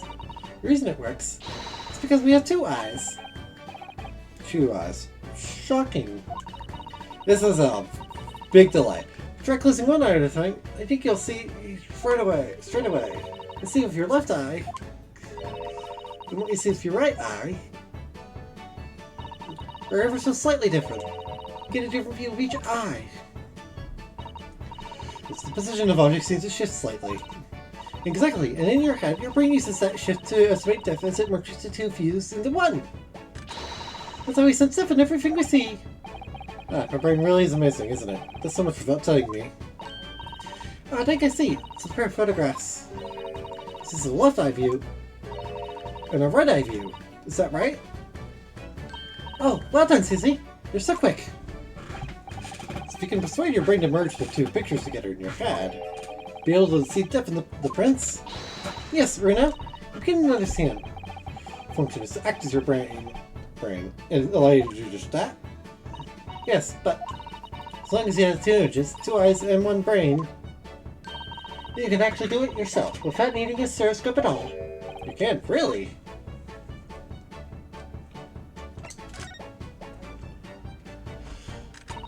Let's try it. Let's see if you can view this pair of prints without the help of a stereoscope. Yes, I'm dying to have a go. Since I'm really loves this kind of thing. You'll be able to cross your eyes. That's the main thing. Can you both do that? That's my eyes. I think I can. Watch me and see if you can copy. Your eyes do this.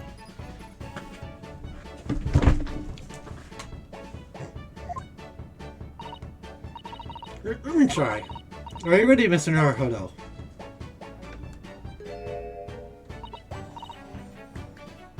There, how's that? Wonderful! Now it's your turn, Reno. Intrigues the country, I'm looking at the bridge of your nose with both eyes at the same time. We need to test with two people staring at you cross-eyed. Right, that's enough practice. Let's try looking at the prints. Staring at one print and slowly crossing your eyes.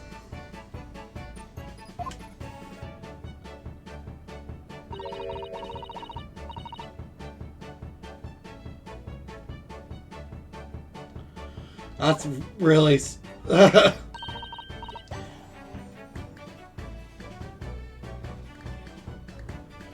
This is kind of tripping me out. You guys can't really see this.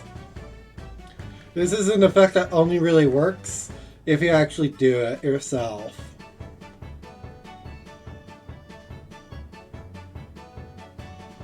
And I have glasses.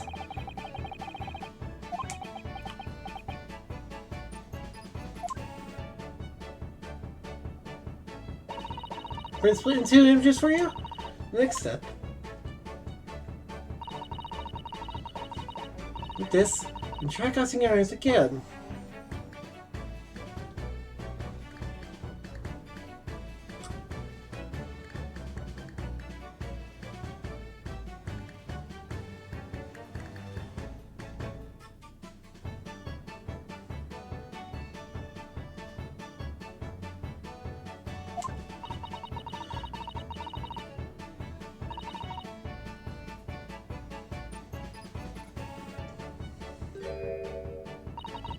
Form a new single image in the center. Oh, yes! I heard how it works. I can see it in the middle now. It looks so real. Oh, I could look at it all day. I wouldn't advise that. Your eyes might start to hurt. Your turn, Reno.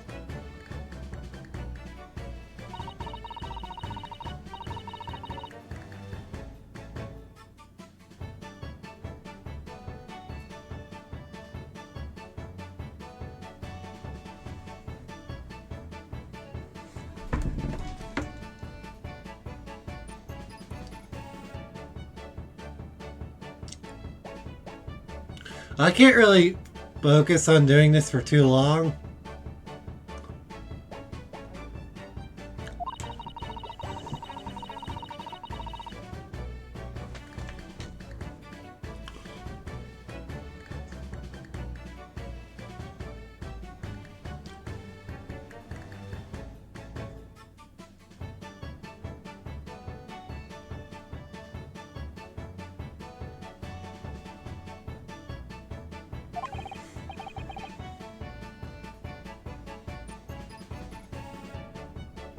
Like, it works. But, like, my eyes don't really like doing that. because of my glasses.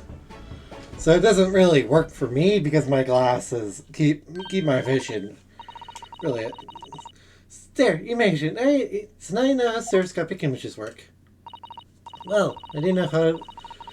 I don't know who discovered it, but it really is quite extraordinary. It also hurts my head.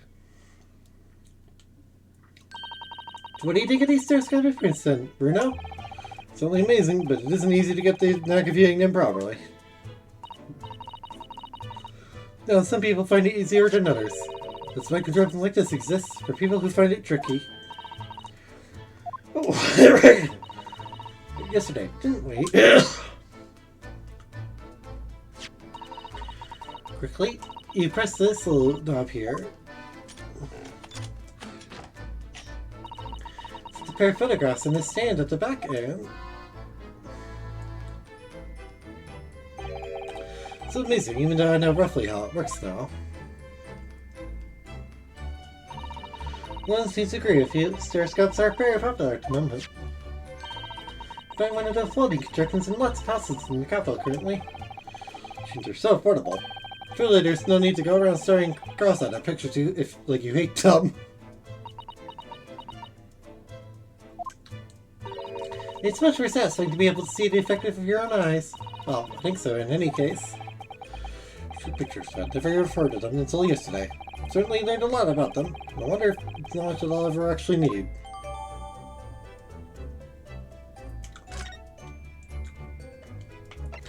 Well, that was completely meaningless.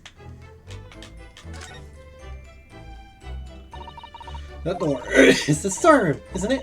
That's what Gregsy said.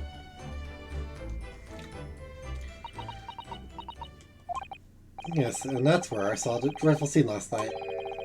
For the little window in the door.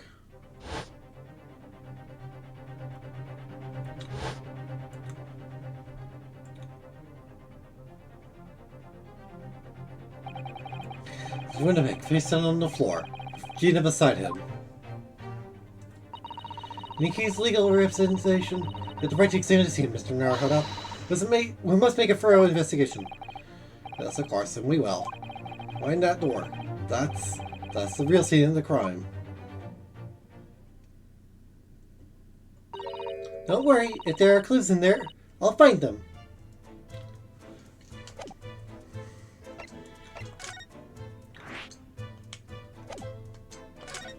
Oops. Sorry we spent so long on the stupid cross-eyed thing. Deep April, Wanda Bank's storeroom.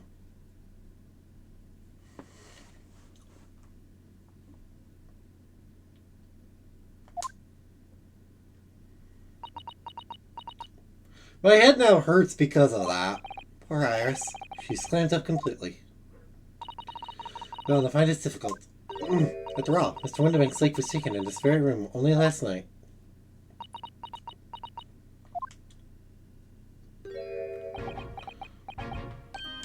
Ah! Wait, Inspector! What is it now, Sunshine? Took one look at me and turned to run away. Take a scholar yard, Inspector. Really even jumped up to the defense lawyer, do ya? I just, I've never seen her ladyship looking like that before, Stefan. Didn't know what to say to her. Sir, weren't running away from me, you were running away from a 10-year-old. You are a scaredy cat. I'm afraid this is a little much for young Iris. Some gentle reassurance might go a long way, perhaps, Inspector.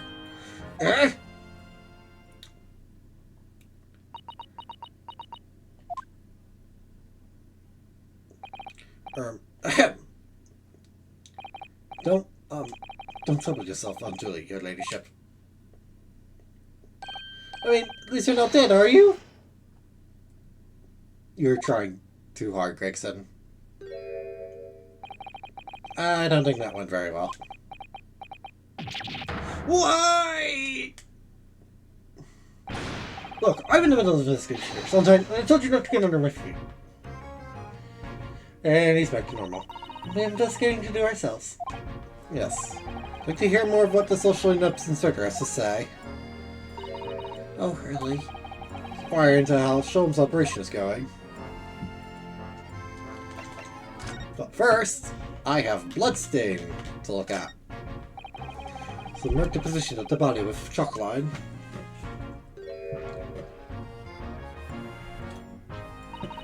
Poor Mr. Winterbank. He was a nice old man.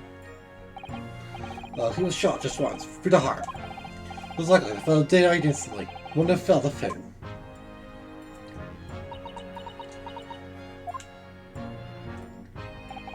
This must be his blood then. Ah! I'd like to ask it such a rush of time, Iris, but I wonder if perhaps... Don't worry, Susie. I'm ready for action. Bonk. Blue. So now we know the color the chemical turns when it reacts with Mr. Winterbank's blood. And it doesn't match our analysis of the bloodstain we found in the main shop. No, but let's add this sample to the others we've already collected anyway. Blue.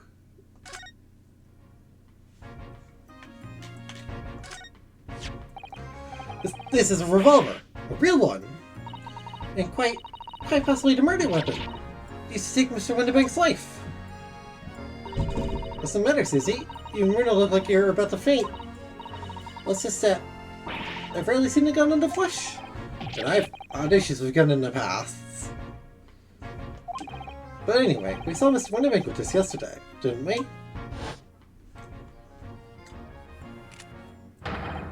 I'm shot to take my own life. Must be the same gun. And last night, when I looked for the spy hole in the torch storeroom here, that was the same gun I saw in Gina's hand. Mick told us he only ever had a single bullet loaded in his revolver, didn't he? Well, it's empty now. The one and only bullet he had in his gun has been fired. Fairly certain that only a single shot was fired from this revolver.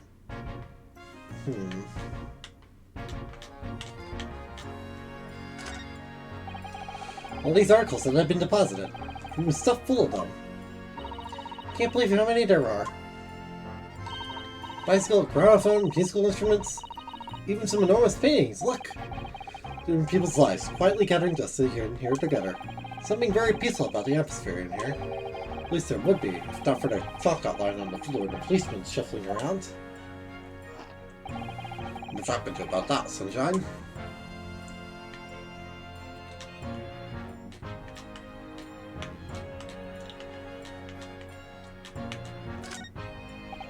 Out of all the articles in the storeroom, this is the only thing that shows any sign of being ransacked. Ah! What is it, Iris? That's the box file that my manuscript is being kept in. Oh! It's Unpublished Story, The Hound of the Baskervilles. Surely that's not what all this... Sorry, Iris, but if you ask me, you sold it. Without telling you. Let's check inside the box. At once! Yes.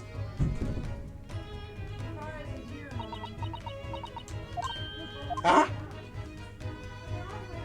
It was there! Iris' story was there. Really, it was? Well, that's good news, isn't it, Iris? Yes. I mean, of course I believed Harley when he said he'd deposit it here, but still. It's really to actually see it. Really? You slept in a very well hidden frown.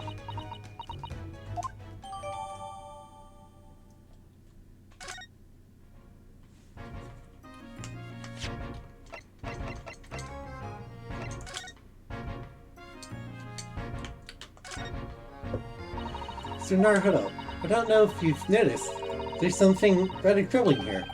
Notice. The red smear, you mean? Yes, it looks like blood, doesn't it? I wonder if Susan picked up on that. Well, in that case, yes, we need Iris. We should show this to her before we forget.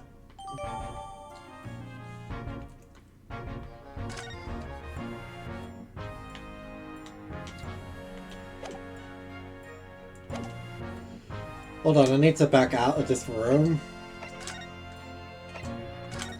Because Iris is in the... Because Iris will talk to us out here.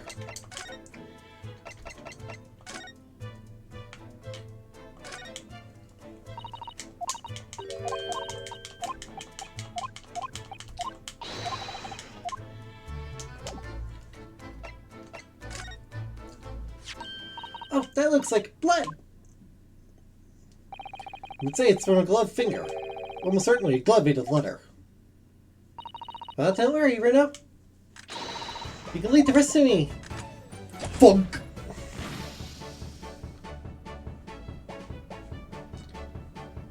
Purple. Look at that. Yes, that's a color we haven't seen before, isn't it? Someone was added to the follow your blood signals. It could be an important clue. Although, it would be nice to find out whose blood these different colors correspond to at some point. Well, this particular stain of blood. Oh, you've had an idea, haven't you? Do you know whose blood this is?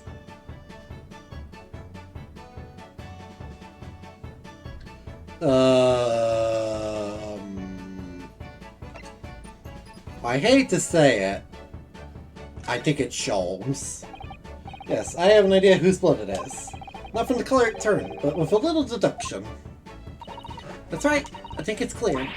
Iris, you know as well? You first, Reno. Who do you think it belongs to? Alright, I believe this is the blood of... Oh. Well, it's not Magnus. He's dead as hell. This could be the blood of Gina, actually. Perhaps. What the hell is Pop Winterbank? This could be the... Oh my, you think this is Gina's blood? Yes, it was Gina who brought the ticket here to Winterbanks after all. The civil answer is the right one. But Gina doesn't own any gloves. At all. Oh. Gina was an injured either. Was she? Ah. Oh. Wait. Oh, wait, this...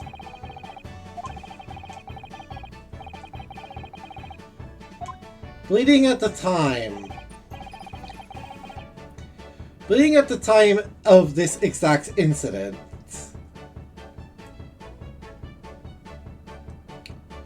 If it was Magnus McGilda, this blood is super old. In glove. Mr. McGilda belonged to him. Oh, you don't think... I mean, that during the incident on the omnibus? Suspect so. It's very clear printed, no small amount of blood. From a fairly serious accident, such as he might have sustained on the omnibus. Wait, but if I remember right, some individual is found in Mr. McGilda. Oh.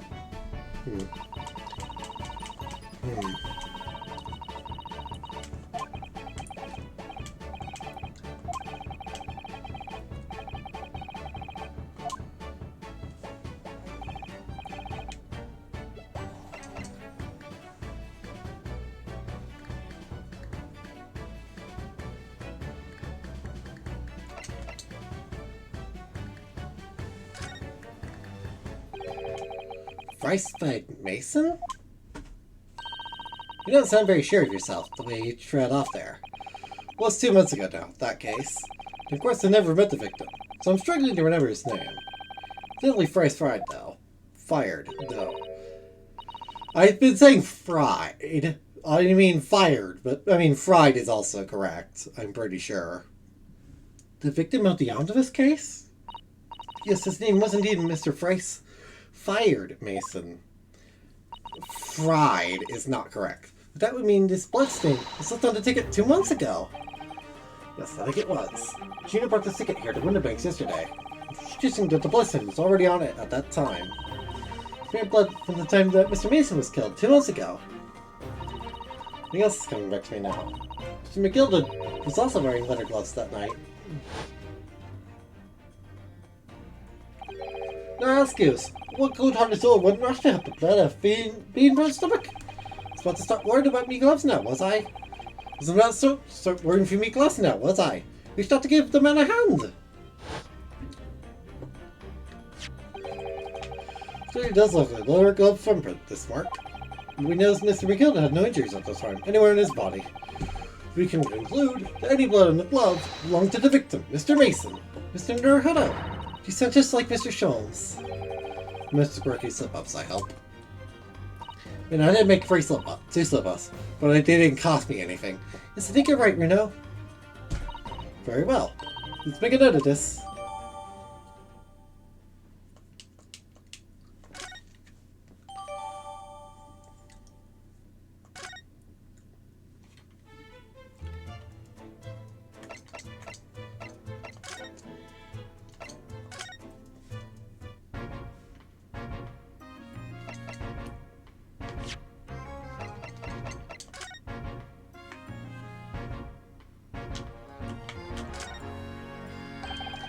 Hound of the Baskervilles. How does Visitor's Homes know the exact title of this unpublished story? So I'll just have to wait until she's ready to explain it to me. I'm so sorry.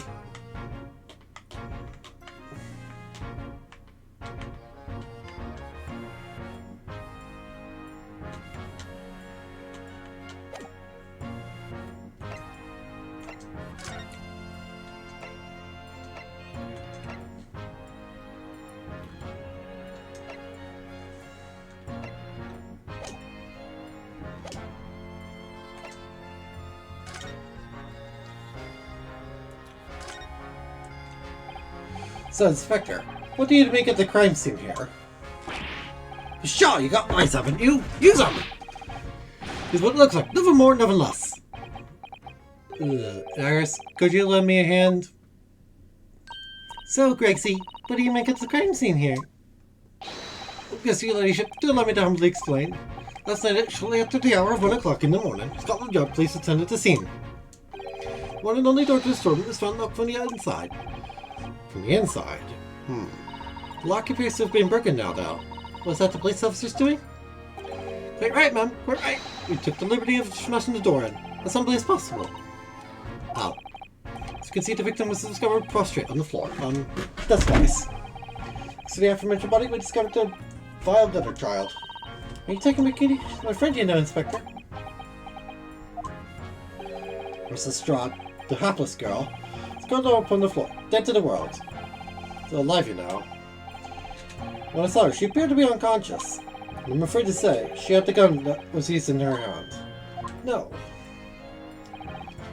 It's the gun that's still down there on the floor now. Why haven't you picked up the gun? Look, we found the key to the door as well. What? The key to the storeroom? You say the storeroom had been locked from the inside, Inspector. Correct. I'll at least her ladyship's friend. It's something of a sticky situation, I'm afraid. So my personal opinion is that it's all some sort of misunderstanding. Is this Inspector? Of course it is.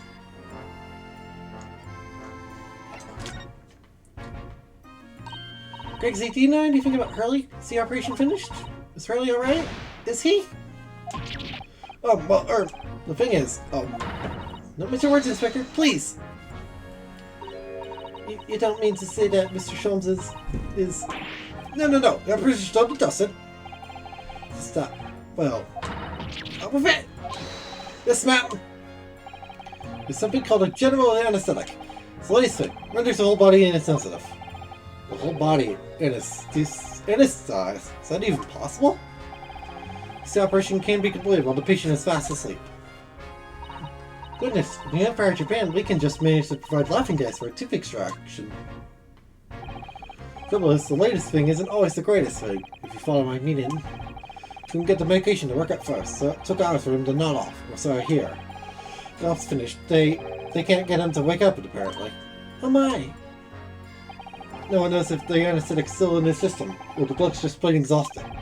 Anyway, all they can do is stand back and watch until he comes running again. Really? What else as I go, Lordship? I swear I shall get word to you! Surprise, even in matters of life and death, Mr. Sholmes has to do things his way. I'll do it my way.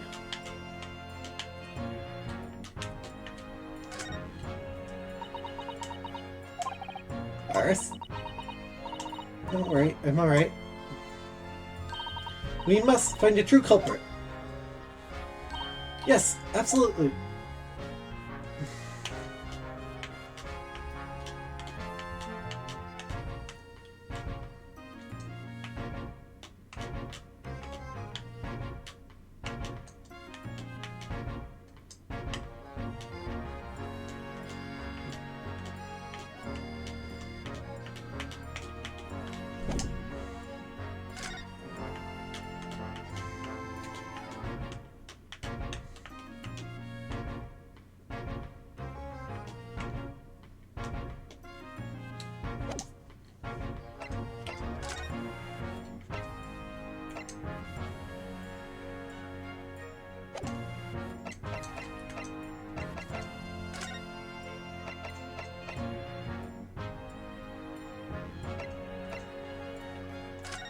What do you think about this? Give me your opinion about this, do you think? I don't tend to share, Sunshine. Oh, it's a general public. Yeah, I keep thinking about some herbal tea.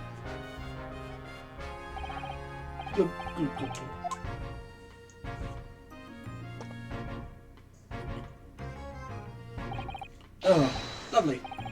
Thank you very much. This really hits the spot. Really should. Well, that done.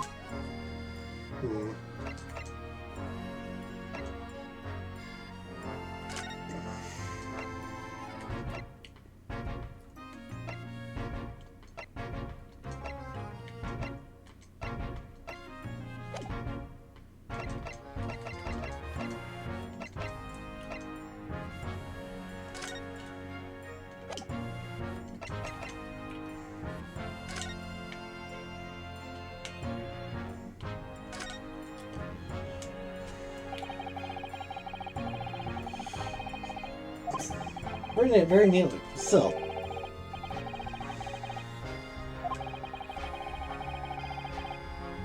No.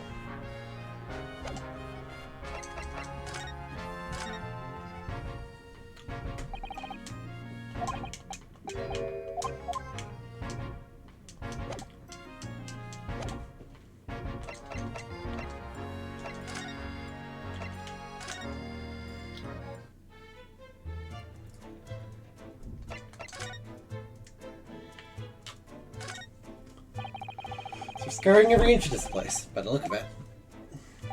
Instructions to the order to examine every article in the shop and every ledger and book of accounts. Every article, but that's a ridiculous amount of work, surely. We've been hard at it ever since the shop was declared as quarantine in early hours. For all shifts at least, but still. We'll be working for the night, that's sure. Even then, we're Scottish service. Current pawnbrokers. This would be every policeman's worst nightmare. Plus, we're, you know, current pawnbrokers.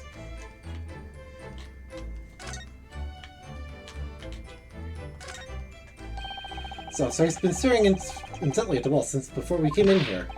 Shh, keep it down. Oh, sorry. There's a major clue just here. Really? Then we'll sell Griggsy at once. As soon as I report it, that will be it. I'll be stuck here even longer. Okay, what do you mean? Been home in 2 days already. I need another constable to relieve me and take over my shift. I really have a tough time in the British police. It doesn't stop us investigating though, does it? No, I suppose not. I'm fairly sure it was the calendar that he was peering at. Oh, I think I need the calendar. Green blood. Just seems wrong somehow. Oh, there are all sorts of different colors. Pretty pinks and purples too, you know? Like I said, everyone's blood is different. I wonder what color my blood would turn out. Actually, I don't want to know.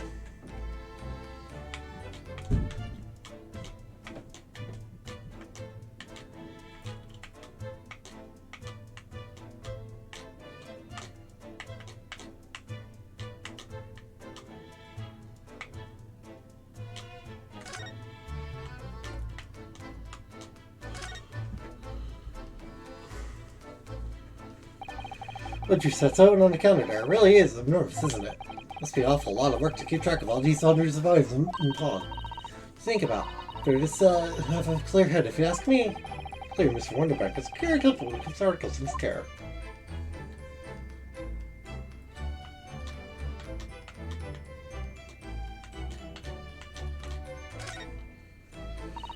That's a music box. Do you have them where you come from, Reno? Yes, but I've never seen one as large as this in Japan. Oh well, this will be a treat. Shall we have a listen?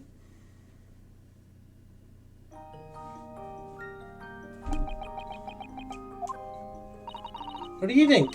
Isn't it pretty sound? It's a beautiful sound, yes, but it's a little hard to enjoy when all the policemen in the room are giving you fierce looks.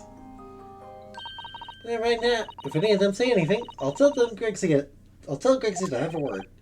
Alright, listen, Superintendent of Scotland Yard.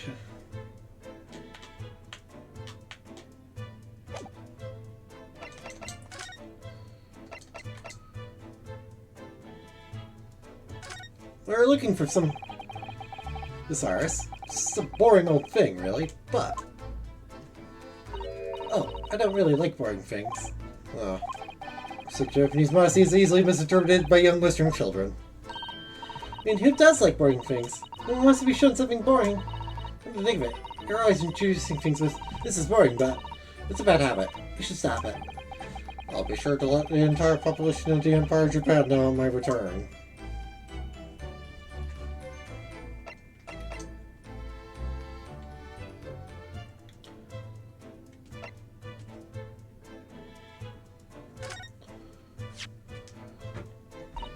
Oh, my manuscript. Schultz said he deposited at Windybanks, and he's had. But it's so strange. What is it about this particular story? Worked so hard on it. Why would Hurley say I can't publish it? I'm afraid that I have no idea. What he can do is wait until he's ready to tell you, I suppose. Oh, maybe it's because Hurley isn't in enough. Maybe I didn't give him enough good lines.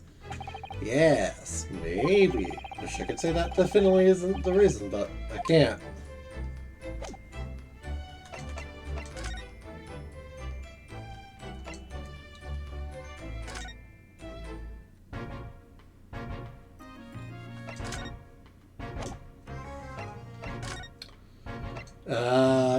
This. What do you make of this? Ah, what have we here, then? Redemption ticket for an article deposited here, is it? Looks like someone ran out of office stationery and wrote the ticket on whatever papers to hand. Yes, this is the ticket for Mr. McGillicud's overcoat, one that the little driver tied up with yesterday. Well, actually, no, it's not. Really? You know better than me, do ya? No, I didn't mean to, Green's right, Gracie. It isn't the same ticket. Of course it isn't. Of course it isn't. No doubt, your ladyship. So, what's this all about then? If it might be so bold to ask. This is a second ticket. The second one? Mr. McGill, in fact, had another article to torture at Windybanks. Is that right? I think we need to discuss this further with the lead speaker, Mr. Naruto. Oh good, because he's ever so easy to talk to. Hey, new topic unlocked. I just had to show him that. This ticket was in one of the pockets of Mr. McGill's overcoat. Eh? You mean to tell me... Yes, there was more than just the music box, it seems. Should have insisted on the lad taking it back to the yard and examining it properly. Well, according to the details on his ticket, Mr. McGill deposited an article here with Mr. Windybank. Yes, I can see it written here. A small box, does it? Do you have any idea where it is, Gertie? Any idea at all? An article belonging to Mr. McGillen. Could be an important clue. Well, yes, I suppose it could be. Please, stop looking at me with those big turquoise eyes. I'm all full of hope and expectation. Too much pressure. I'll lose my motorcycle. I'll go back in. No time for talking pressures, Inspector. It's the thoughts from you, Sunshine! There's one thing that springs to mind. According to this ticket, the redemption deadline's already passed, hasn't it? Oh yes, of course. Articles are currently held for 2 months. Small box will no longer be in here, then. That's right, it's been forfeited. Which means it could be on the shelves in the front of the shop, where the forfeited items are offered for sale. Shelves in the front. We must search them at once. You're wasting your time. Oh? Dozens of little boxes out there. Hundreds even. You can't possibly know which one might have been Mr. McGill's. Therefore she's not written in the ledger. Well, I think we should at least have a look, just in case. Of course, your ladyship, of course. Very sensible of you, I'm sure. It's getting old. Thank you. That's the end of him. Dong, dong, dong. Ah! Then he jumped under my skin there. How could Mr. Wonder make such a wicked trap? I doubt he set out to scare anyone. Is that really the time? Like perhaps we should pay Ginny another visit. Ginny another visit soon. Well, trial's tomorrow. We must establish whether or not you will be defending her. I think we should ask her one more time. She may have changed her mind. You remember, no? I told her she could work with the representation purpose. She didn't want me to be her lawyer. Really? Did I say that? Yes, you did. Well, the night for submitting the paperwork is fast approaching. In that case, we had better hurry back to the prison and talk to Gina again.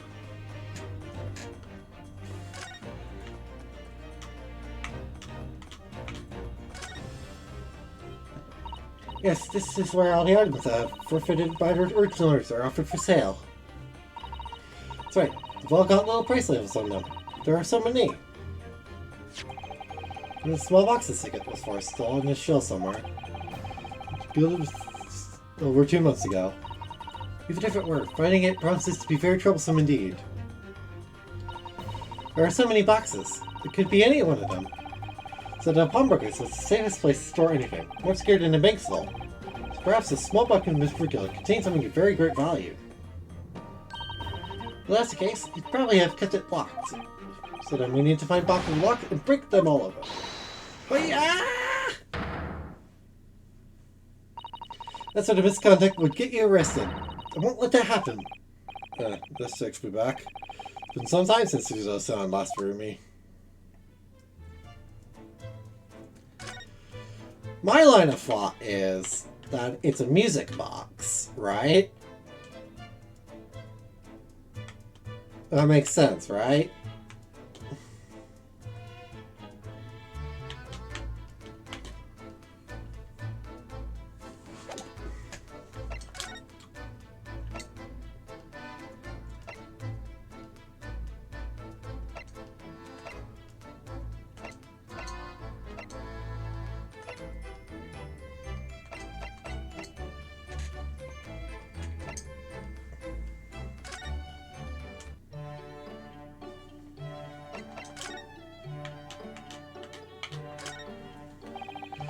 We're uncomfortably integrated again today. It's a very different feeling to Japanese hibachi somehow.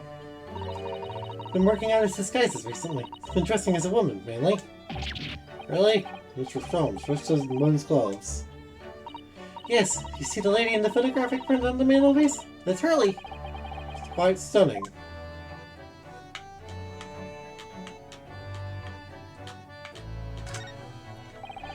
It's one momentum of Mr. Jones' past cases, I think. If he'd been involved in my case, I wonder if the piece of steak from Law Carnival would be on display here. At least this Maggie's a memento too. What? How? I tried hard to get the little fellow to stay on the shelves at first. We had to give up on the end, and Maggie just wouldn't keep still. That's funny, that.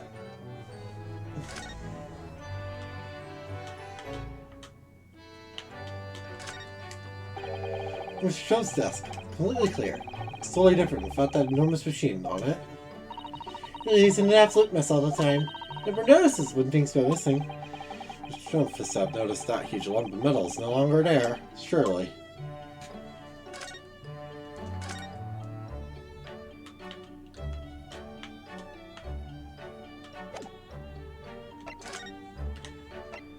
Alright, let's actually go to the prison. I'm just randomly delaying for no good reason.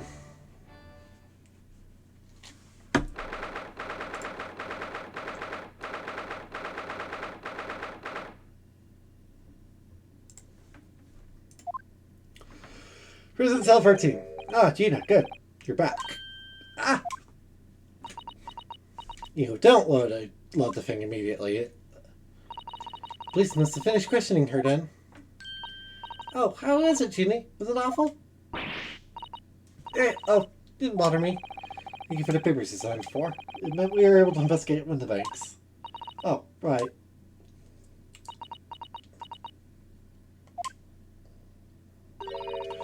Want to know how we got on? We've been ever so busy. What's the point in asking? I'm changing what everyone's saying. That I did it. It's not... Gina, we came to ask you for your final decision. Eh? What decision? Tomorrow's trial. Will you let me defend you or not? The paperwork now if you'd like Mr. Naruto to represent you. Right, I see. Let's fight all of a sudden. And I know what that feels like. The worry is just so hard to bear.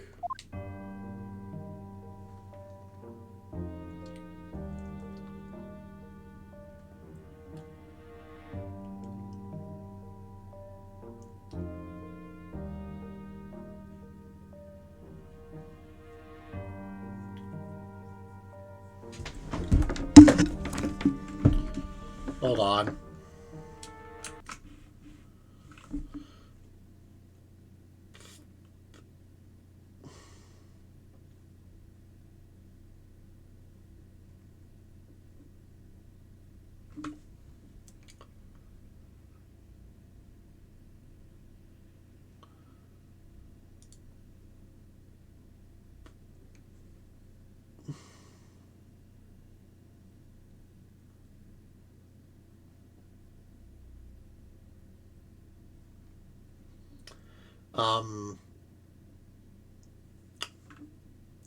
Steam appears to have had an issue. Oh, there. Nope, come on.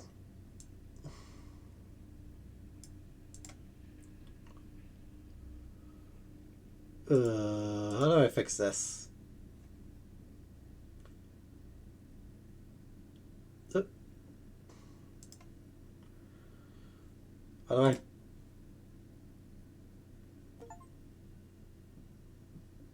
An achievement just randomly decided it was time to pop. Oop, come on. Hold on.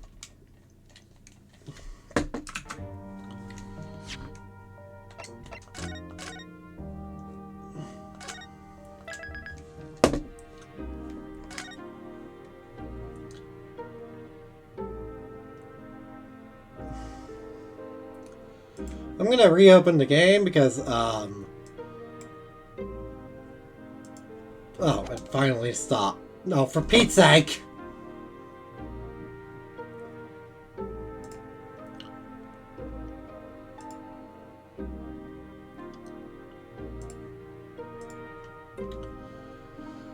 Steven is updating me about literally everything at the moment. So I'll be right back. I'm going to close the game for 5 seconds.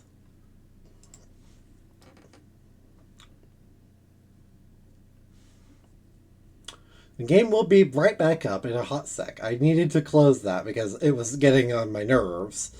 You guys can't see the Steam overlay because of the settings I have, but I do see the Steam overlay, and it got on my nerves that every one of my friends was just popping up one by one. There, it's fixed.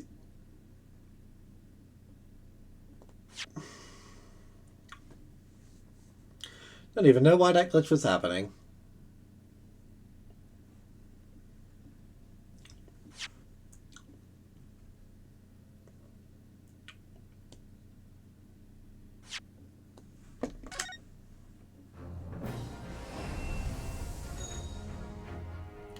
There we go.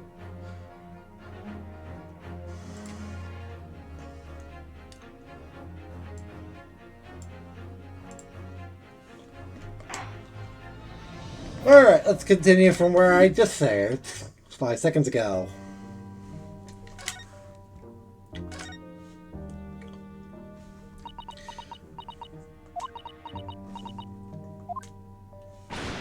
Oh, alright then. Blimey, give it a rest with them eyes, Iris.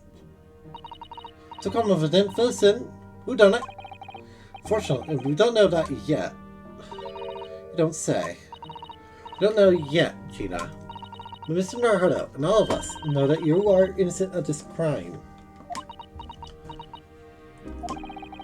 While we haven't yet managed to work out who the real culprit is, there are a number of interesting facts that we have managed to establish.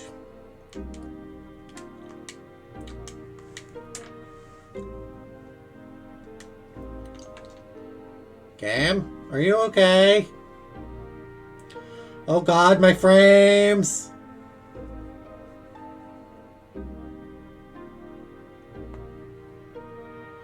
The frame rate just suddenly decided to die. It's dying again.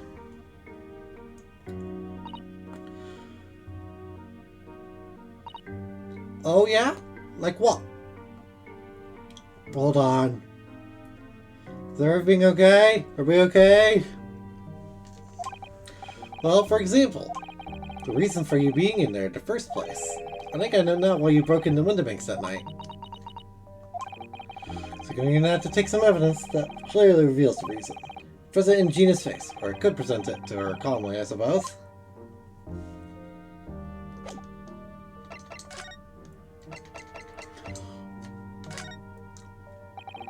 We found this in Mr. Winterbeck's storeroom. The manuscript of our lady's story. Ah!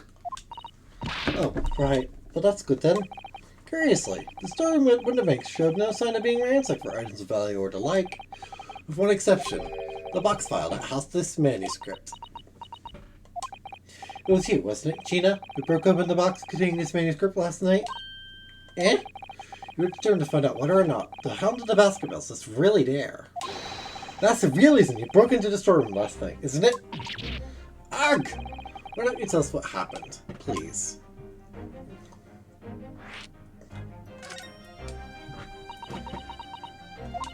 Alright, yeah.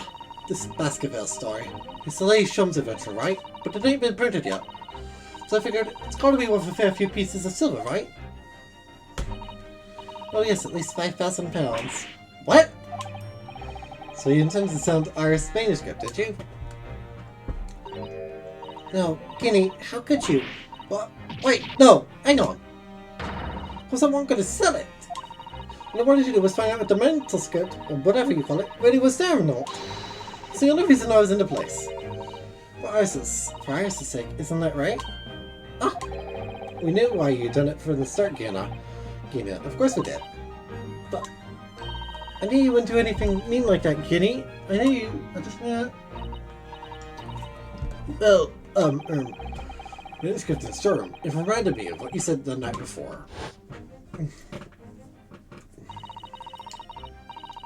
It's a lot worse than that, believe me. Barefaced flyers, a lot of them! Oops, that's Discord.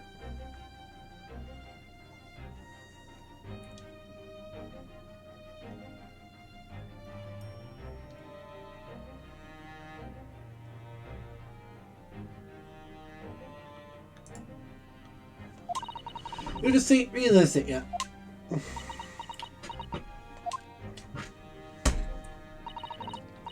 I'm telling you, that manuscript ain't at window box. You'll still see it if you've seen it if you have to look. If I'm honest, I have wondered if Harley's telling me the truth sometimes. You know, I sometimes wonder if he might have hidden my manuscript somewhere. Somewhere I don't know. And though it's wrong of me to doubt him.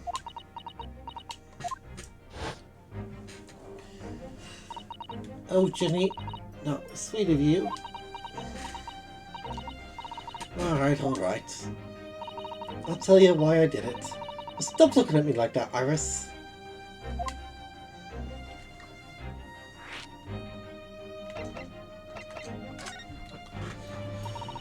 It wasn't because of Iris. That's not why I did it.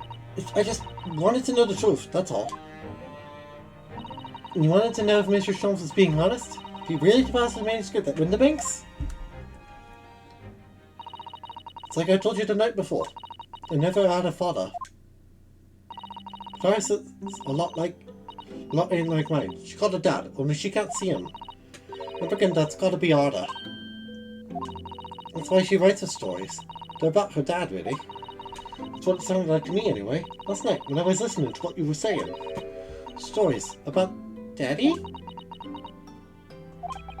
You mean they're not the adventures of a great detective, so much as the adventures of a great detective and his trusty partner?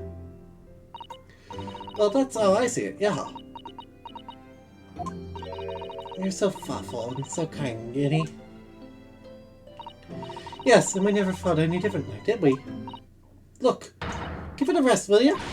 I ain't all this chummy nonsense, do you? I hate it! Don't trust no one, right? That's how I work. Because if you don't trust no one, no one can let you down. So leave me alone. Go on, scabber. Scabber.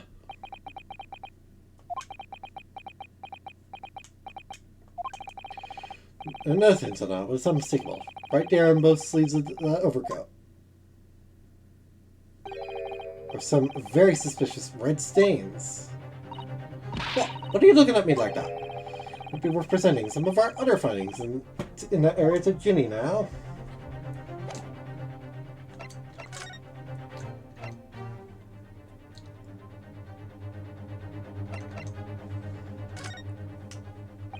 Those stains on the sleeves of your new coat, Gina, they're blood, aren't they? Not that I know whose blood yet. What?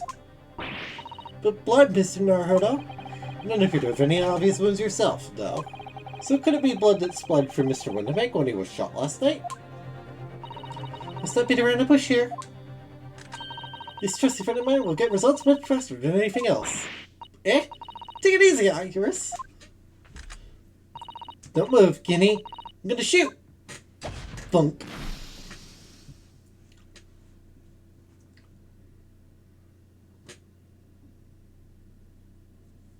That is not blue blood. That is purple. The color. Oh, that's why. Oh my! What the? Forget the sleeves. The whole coat is covered in blood. Of course. Black colored fabric is messing with the stains. That's why we haven't seen them till now. The blood has reacted with the chemicals to turn a purple color. Which is when it seems to have already colored it perfectly. Yes, now let's see. Who had the purple blood? Aha! Yes, it was the brickmaker, Mr. Mason, the victim of the murder case 2 months ago. I knew it. What are you on about? The victim? What do you mean?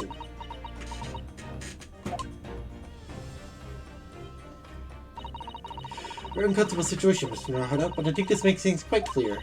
The anonymous case is finally solved. The truth about who really murdered the brickmaker, Mr. Mason, is revealed. Oi, would someone explain what's going on? Stop telling an awful story.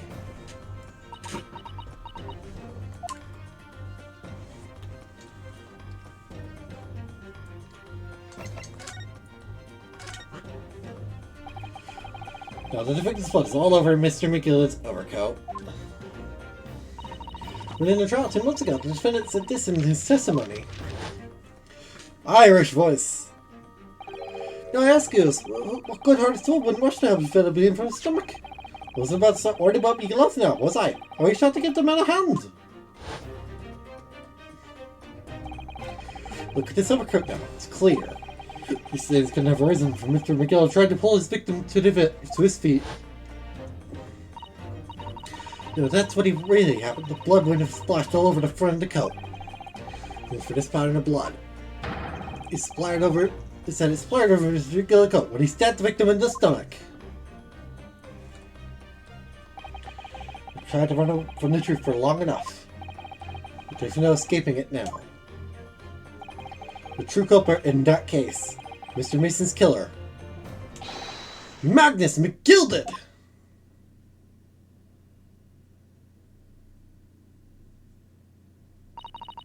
Mr. Naruhodo. That horrible case is solved at last, and I helped the man walk free from that trial. That twisted testimony and all that sham evidence to prove his innocence.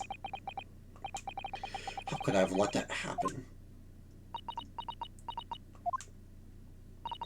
Bruno, did you believe him, though? Did you believe Mr. McGillicud was innocent? I believed, or rather, I think I was trying to believe. I wanted to, because believing in those you represent in court is a defense lawyer's greatest weapon. A weapon?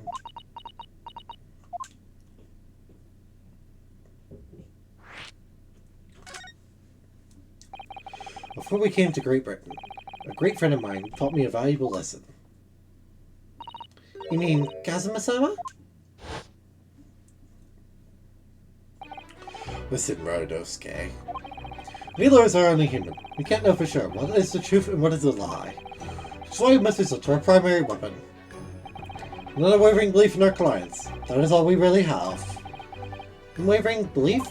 Only when we truly believe in what our clients tell us can we fight with everything we have for their cause. In the battle, there can be no victory without faith. So I believe you, unwaveringly.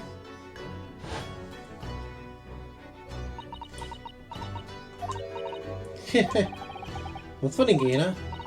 Oh, sounds like an innocent part of Japan you come from. Oh, it must be soft. Oh, come on, look at the mess it's got you into, leaving in that box shelter. So I inadvertently helped a murderer walk free. Well, at least you've learned your lesson now, eh? Leaving people's never worth it. Someone always stabs you in the back in the end. See what I've done, you're gone. You've had it. Take a leaf out of my book. Leave no one. Get out hurt by no one. Gina, may I ask you something? What? I'd just like to make absolutely sure. What would you like us to do with these representation papers for tomorrow's trial? Only thoughts to say it. Rip it up and chuck them away. Are you really sure that's what you want? It's what you want, I know now. Mr. I'm a believer lawyer over there. Don't forget it was me in that trial 2 months ago. Led everyone up the garden path, didn't I? And you're telling me you can believe in me after all that? Not likely. Well, Mr. Naruhodo, the lawyer's primary weapon. Wavering belief in his clients. Ultimately, it comes down to whether or not I feel I can trust Gina after all that's happened. Ronosuke Naruhodo, you and me together, my friend, must trust the most untrustworthy person we have ever been told to defend in the game so far. Gina Lestrade, I trust you. Gina, let me say it again. Please allow me to represent you in tomorrow's trial. Eh? Are you half-baked? Not at all. You've not once admitted to committing the crime, have you? What's more, I believe that you're telling the truth.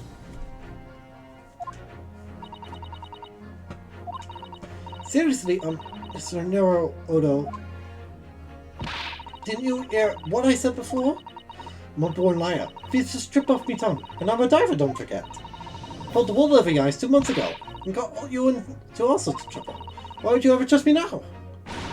I just don't get it. Gina, I do understand why you choose not to put your trust in others. But I assure you, there is more to this life than you yet realize. What do you mean? The world we live in is full of people you would do very well to trust. People who won't ever let you down. Eh? True, I'm just a student of law, and I'm certainly lacking in courtroom experience. But I can promise you this. Whatever happens, and until my very last breath, I'm completely on your side! Finger point! What do you expect me to say to that?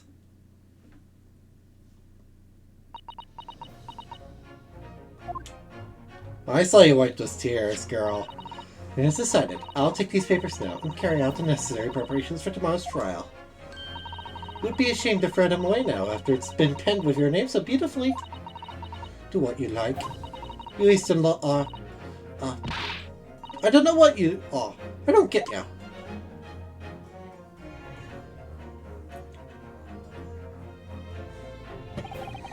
Yu's taken herself off to the back of her cell. She'd never admit it, but I hope she's feeling relieved. That turned out alright in the end, I think. Ronosuke is not convinced, on the other hand. But now, we move to the trial. Whoever's hiding there, show yourself at once. Eavesdropping is the height of cowardice. Mrs. Ito, Staring into shadows. I can sense it. Somebody who wasn't there before. What? Blimey, you're sharp, eh? I suppose you were using one of those mystery company's hearts. Like the outer stuff I heard so much about. Being stealthy was you, Inspector. Gracie! Oh dear me, I'm most terribly sorry, Your Ladyship. I didn't mean to startle you. How long have you been listening in our conversation? Good grief! Listening in? No, no, no! Just got word that there were some visitors who were refusing to leave, even though it was after hours. Sure, Your Ladyship, I only just right. This very minute, not a wonder, eh? That's all it is. Nothing untoward, nothing at all. Hold it! How much did you really hear? After hours. Isn't that right already? So then, I'll humbly excuse myself. Now, Your Ladyship. That's all. Toodaloo. Cheerio! All the best. Bye and bye. That's a lot of farewells. Not one of them appropriate for Her Ladyship. Oh, but I wanted to have a chat. Oh, I'm terribly sorry, but Tommy's hosting at the minute. Well, I see. That's a shame. If I don't get this emergency at the Supreme Court dealt with Sharpish, Lord Strongheart, well, emergency? Orange Strongheart? Never forgot I said anything! Well, I'm off. Alright, Giggsy, if you have to, do those shots in. Mighty charmed! Can't wait. If you please, my pleasure! That's a lot of pleasantries, and not one of them sounded sincere. Bye.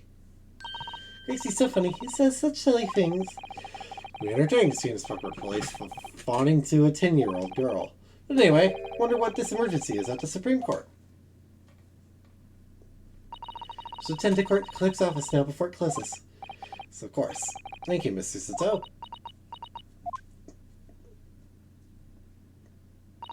Kindly escort Iris home now, Mr. Naruhodo.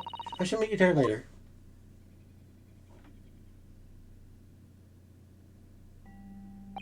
And so our investigation came to an end. Citizen went to file the necessary papers for my defense of Gina the following day. And it hit me. I could no longer suppress the wretched feeling that had been gnawing away at my insides. Tomorrow, Citizen would be leaving Britain and making her way back to Japan. Who will be my assistant then tomorrow? 15th April, 11:14 p.m. Naruhodo's Legal Consultancy. Naruhodo-san, it's been a very trying day, hasn't it? I do hope you're not too exhausted. About you, Suzuto-san, today's been even more trying for you, I'm sure. She was shot before our eyes. Gina was arrested. I need a plates to get rid of. And I should figure out what Tanner's gonna be. It's 5.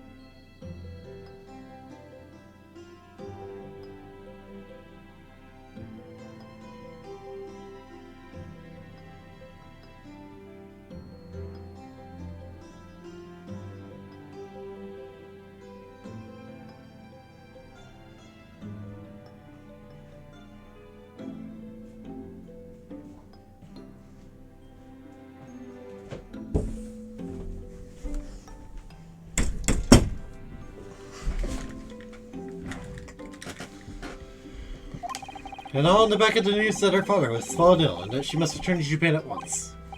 I hope your father recovers soon. Thank you for your kind words.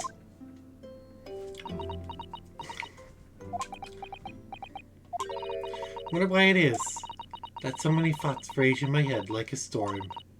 and yet I seem unable to find the words to express any of them. Not exactly what you mean. I don't. Anyway, I have one final task to complete as your judicial assistant. Once that is done, I shall make preparations for my departure tomorrow. One final task?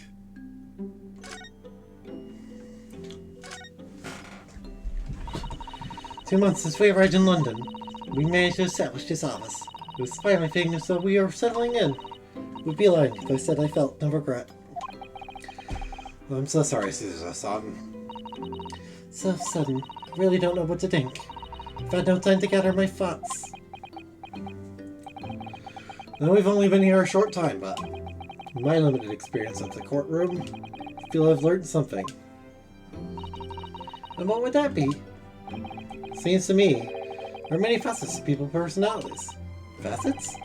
Like a jewel, the light plays off of them in complex patterns, illuminating their actions and their motives. See only a small number of their total facets, and what's illuminated is only a part of the whole story. Lies in the shadows. What do those facets we cannot see look like? Perhaps there are some parts we'll never lay eyes on, as long as we live. That's so true. Sometimes I feel as though I'm blind to so much. I keep hoping that one day it will all become clear. I keep hoping one day it will become all clear. As the facets will be illuminated, and I'll finally understand how everything fits together. Naruto-san. I suppose that what matters is that we keep our eyes open and keep moving forward, even if the way sometimes seems dark. This is a lot of... It's amazing to think it's been just 2 months. You've grown so much. Sorry, what? Oh no, it's nothing. Unimportant.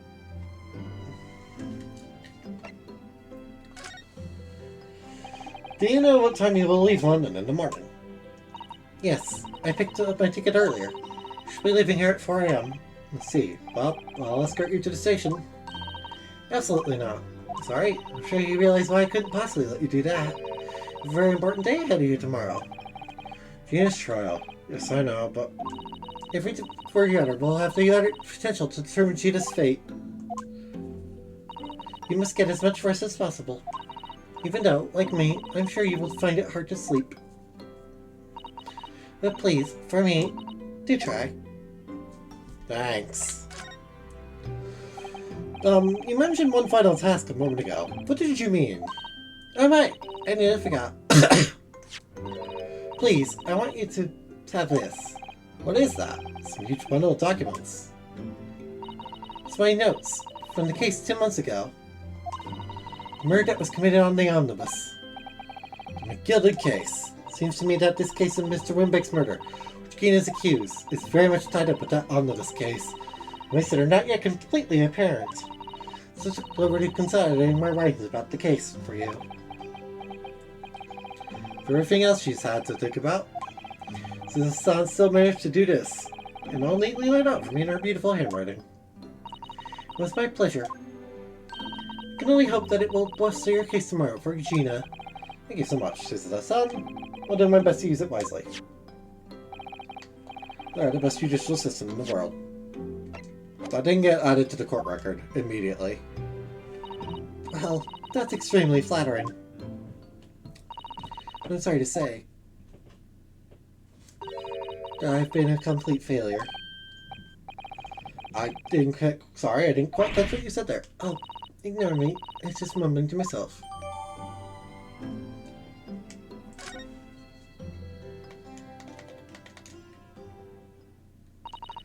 Well, it's getting rather late.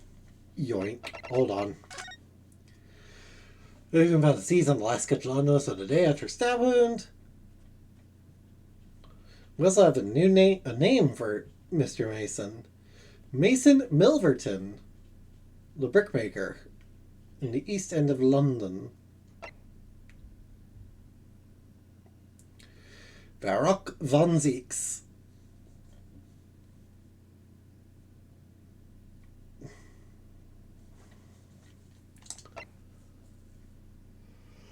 Boop, boop. Boop, boop. I see. Thank you. Should go to bed now, Naruto-san. Must finish packing my things in my room. Son, Wish you the very best of luck tomorrow. Good night. Wait, there's something I need to say. Ah! Not the floor! What was that?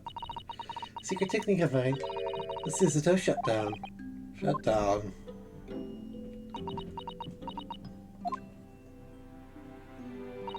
Please, I implore you. If we have to voice our goodbyes, I won't be able to hold back my tears.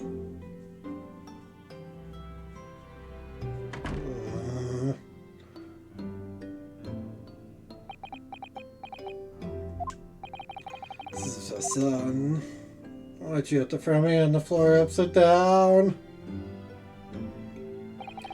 Truly had been a trying day, on our feet for hours, getting Gina to open up to us, and learning the truth about that nemesis of a case.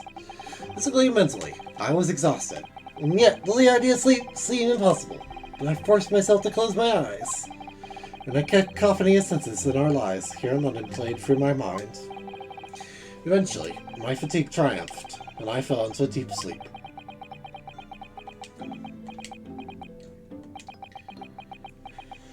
Well, here we go. Trial time. Chat. Let's go. Also, I'm gonna get a burger. Eat a hot steak.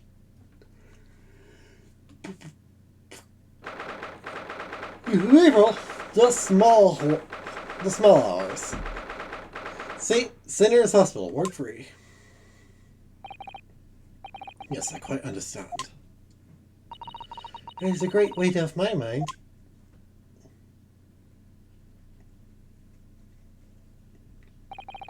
Rest assured, shall put everything in place exactly as we have discussed. Thank you so much. It's been an honor and pleasure to be acquainted with you, Mr. Holmes. On the contrary, the pleasure has been mine. I bid you farewell, and Godspeed. My dear madame. It's hard to do the voice when I don't know who is being voiced by who. To be continued.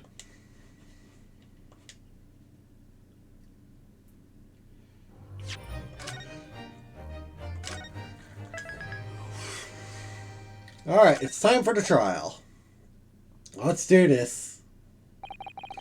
Woke the following morning, as the sun was already gone. Outside the window, the rain came down in sheets. So it began an even longer day than the last, one that I would remember for the rest of my days. 17th April, 9:32 a.m. The Old Bailey Court, Defendant's Antechamber.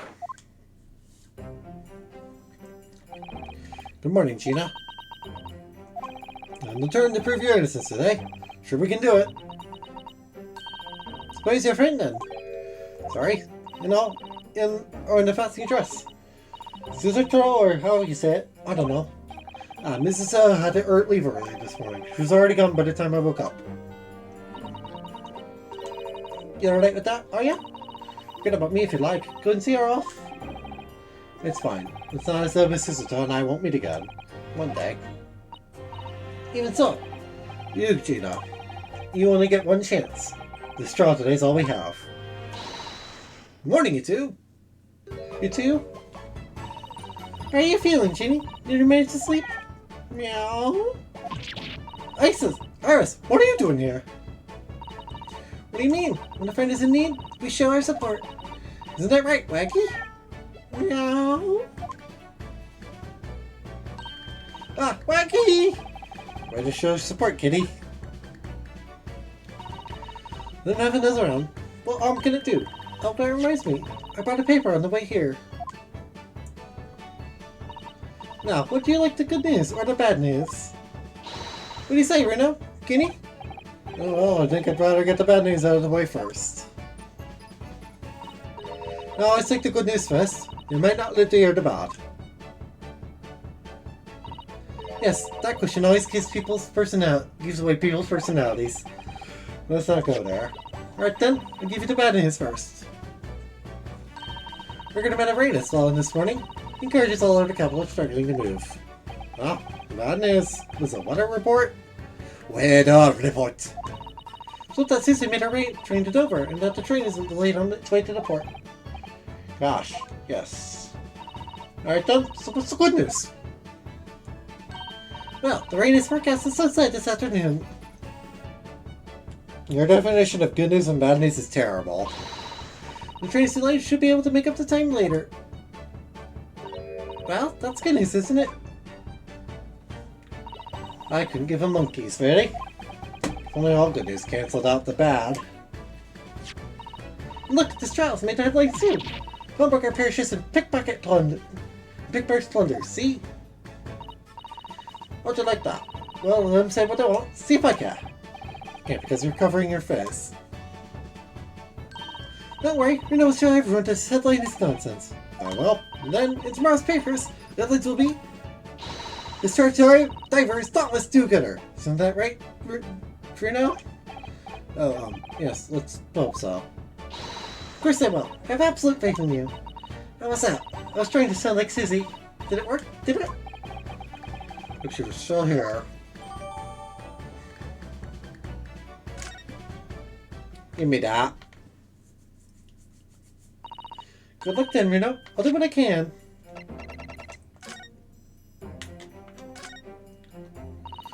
Hamburger perishes and picked first plunderer. How awful. Forgetting, I mean.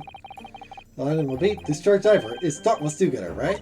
Yes, something like that. If possible, I'd like to go even bigger. Bigger? How? Well, pickpocket protects the planet first trial, perhaps. Attacks planet. Oh, I can't wait for tomorrow now. It's gonna be so great.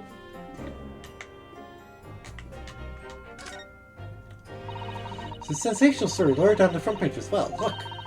Ministry of Mole? Classified secrets may have been leaked overseas from Ministry of Justice. Uh-oh.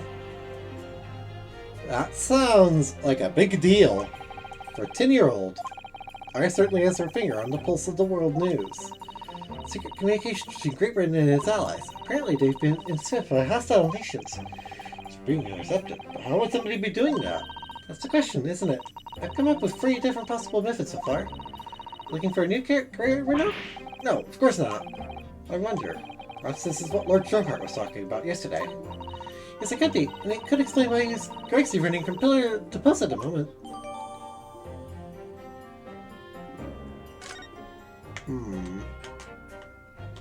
That might be important.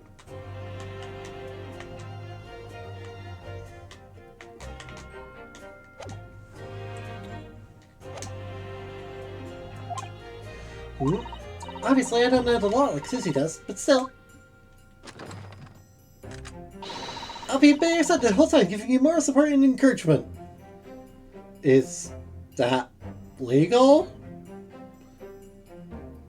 I mean, she is technically a doctor of medicine? Question mark? I don't know if she could actually be my judicial assistant.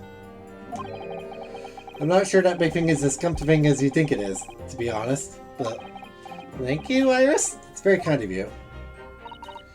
Oh yeah, Iris. You skinny? Well, I was wondering, is all about Sholmes. Did they fix him up alright?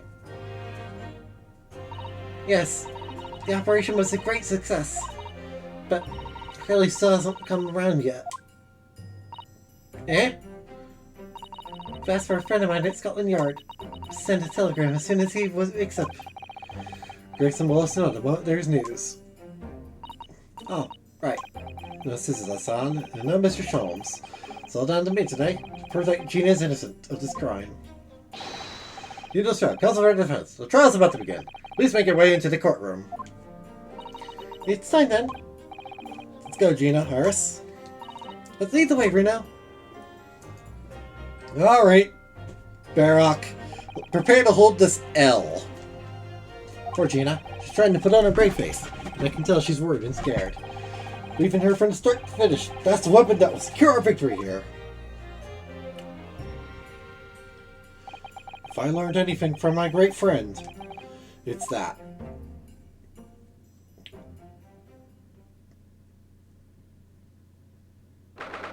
17th April, 10 o'clock. The Old Bailey courtroom. Speaking of the Old Bailey, and there he is, Baroque von Zeeks. In the name of Her Majesty the Queen, I hereby declare this court to be in session. Trial shall determine the guilt or innocence of Miss Gina Lestrade. And now call upon the counsels for the prosecution and defense to declare their willingness to proceed. The prosecution is ready. The defense is ready. Lord von Zeeks. My lord? Remind me, how many years ago was it that you withdrew from the public prosecution service? It was some 5 years ago, my lord. Yes, and then 2 months ago, we suffered somewhat unexpectedly. And here you are again today. Some circumstances of which the court should be aware that have led to this erratic behavior. Well, what I describe as your former life, 5 years past. You dealt exclusively in matters concerned with the highest echelons of society and government. Really? But today, you chose to try a simple case of burglary and murder. You must have found it more than a little befuddling, counsel. There are 2 types of person I cannot abide. Firstly, those wealthy scoundrels who hide behind a mask of philanthropy to cheat the public at large. Yes, Mr. McGill, did you defend against the Reaper 2 months ago? Yes, I just managed to work that out, thank you. Well, just McGill did. If I'd known what a monster he was, I never would have defended him. And secondly, even more loathsome, those wily scoundrels who masquerade as allies, only to effect total betrayal in their final hour. In other words, the confidence tricksters from those tiny islands in the far east. The Nipponese. I'm sorry? What? Did I really just say that? You can see it now, Bruno. So managed to work that out too. Thank you, Iris. Total betrayal? What are you talking about? The third look of hatred in Lord Van Zeek's eyes. Was that directed solely at me? Was he talking about all Japanese people? Lovingly scathing explanation, Lord Van Zeeks. So the judiciary welcomes the return of the so-called Reaper to Bailey, feared by all London's malefactors. Your lordship is too kind. Now, troopers, the 6 of you have been selected at random to represent the will of the people in this trial. Let us see our ones. Hey, it's Mr. Gerdeeb! And it's that random guy again. And that is most definitely that one Russian revolutionary guy. Guy from that we learned about in Case 2. It's also that typewriterist. Also, that's the maid from Case 2.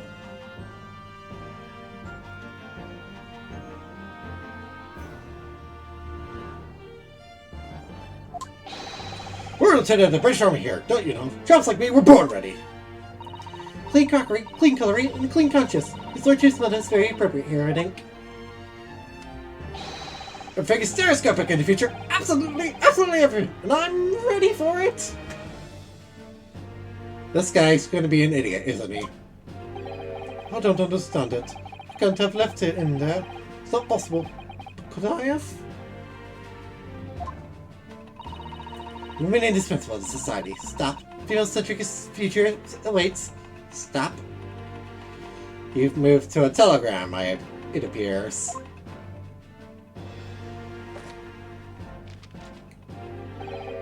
Good day. I am visiting London for sightseeing. I would like to take bus to Crystal Tower, please. Something wrong, Reno? No, not exactly. It's just... I'm fairly sure I recognize these jurors. Almost all of them, in fact. Really? Funny coincidences like that do happen from time to time, don't they? Quite straight. Jurors are chosen at random from London's 6 million houses, you know? I'm led to, so I'm willing to leave, but something tells me I'm being duped. Very well. Now, Lord Van Zeeks. The court calls upon the prosecution to introduce the facts of the case. As you wish, my lord. Allow me to begin with a word of warning to the ladies and gentlemen of the jury. In short, there has never been a more self-evident case of cold-blooded murder. The victim, Mr. Pop Winterbank, proprietor of a pawn shop on Baker Street, was shot from behind and died instantly. Oh, that was his name. She presents this photographic print at the crime scene. Court observed there was a single bullet wound just below the gentleman's left shoulder. It was here that the bullet pierced the man's right heart, resulting in near instant death. Moving on to the findings of Scotland Yard's coroner, his report says that the bullet entered the body on a rising diagonal trajectory. And what's that supposed to tell us? It means the victim was likely shot by someone significantly shorter in height than himself. Someone like the accused, you might say. Oh! Prosecution wishes to present the autopsy report and crime scene photograph as evidence, my lord. Indeed, the court accepts. Hand them to the bailiff, please. Thank you. And thank you. Give me that. I'll ask the court to hold his attention to this plan and subject when the incident occurred. I'm going to take a quick look at the autopsy. Coroner, Dr. Stevens, Pop Winterbank.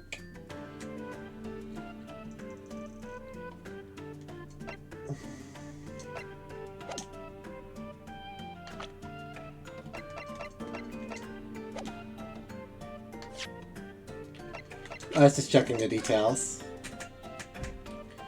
1 to 1:30 p.m., eh? Interesting. No visible signs of trauma.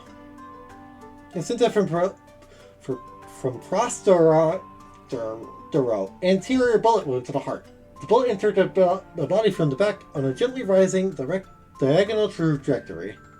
Got it.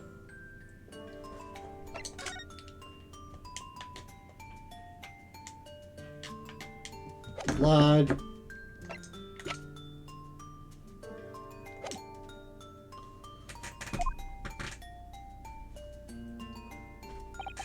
Proprietor was found in the storeroom where he kept articles pawned on him. In the listed room with a single point of entry, a door to the main shop that was found locked. His sealed chamber, there were only 2 persons present. The victim, Mr. Winterbank, and the accused. It may further interest the court to note that when the accused was discovered at the scene, she had her hand on the gun used to fire the fatal bullet. Well, that's that then, isn't it? Nothing more to say. Stick grab it in the girl pickpocket anyway. Well, as if he drops that limited sums on the east end. Oh well, it was only a matter of time before she got blood on her hands then. She was ready for it. The girl's guilty as hell. The shirt was a sober guilt because of what she has to do to survive.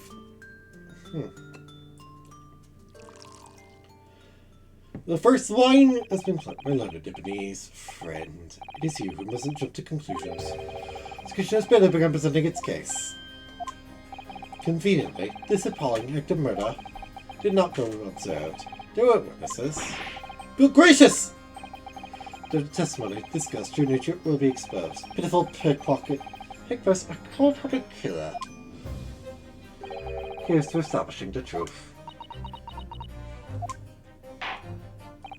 The court will take the pound and the firearm into evidence. Come on to the bench, please, Lord Van Zeeks. At once, my lord.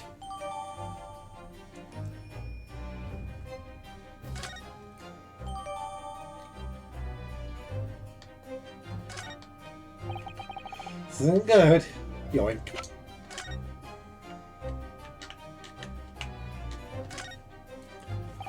This is Mr. Winterbank's gun. The cylinder's completely empty. Winterbank always used to keep his gun to hand on his shop counter. We have a single bullet loaded, I understand. That's right, to keep all the pawned articles that were in his care safe. But it was started at night, and the poor man lost his life. Is he protecting his shop, I wonder?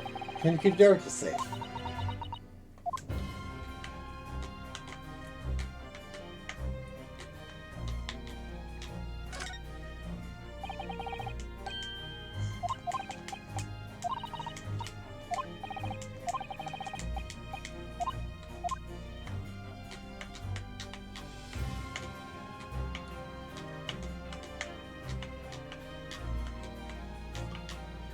Not much to see on this gun.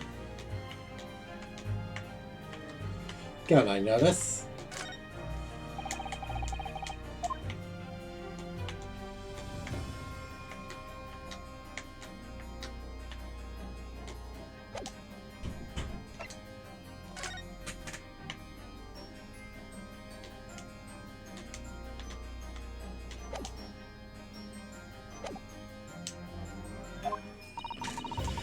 The news turned very gloomy all of a sudden, Bruno. I think that's because it has. Is he taking out the cape immediately? Bro, let us begin! Wait for the witnesses at the file murder of Mr. Plopboy in the background of 16th of April this year.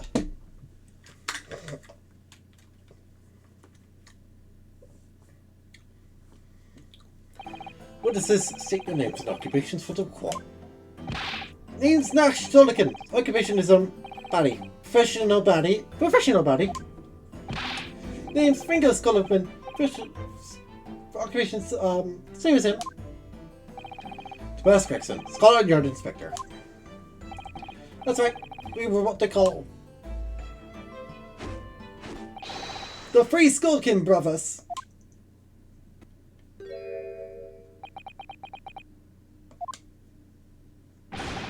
What are you looking at me for that? Don't let me in with you lot. God blimey, that's cold. Don't you know what we're going through? It's our other relative. What's contact with him we have? Scout in every shitty corner of the capital. And last night we come across you. The very spit of the bloke. Ain't that right, Ringo? He is, Nash. He is. The very spit of him. We decided down then what we was going to do. We was going to call you Big Bruv Sulky. Come on, leave it out, you two. Sulky Skulkin? That's before he's run out of chips. What an Inspector Sulky's Christ! Begging your pardon, my lord, but the name's Tobias. What I would like to know, Inspector, is what you are doing in the witness stand. Sulkin brothers are currently under arrest, my lord, on suspicion of theft. Please are they? Are these free? No, my lord. Begging your pardon, but please don't let me in with this lot. 2 nights ago, brothers illegally entered an establishment with intent to burgle. In the course of their nefarious activities, they became embroiled in a far more sinister crime. What you mean to say? An extraordinary coincidence.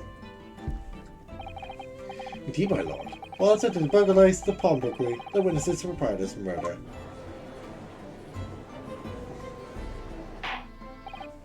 Order!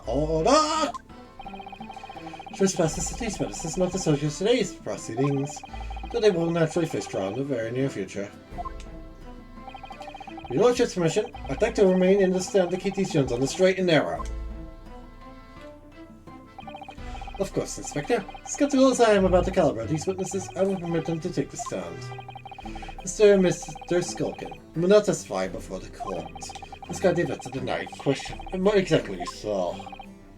Happy to! Was a Skulkin never Skulkin?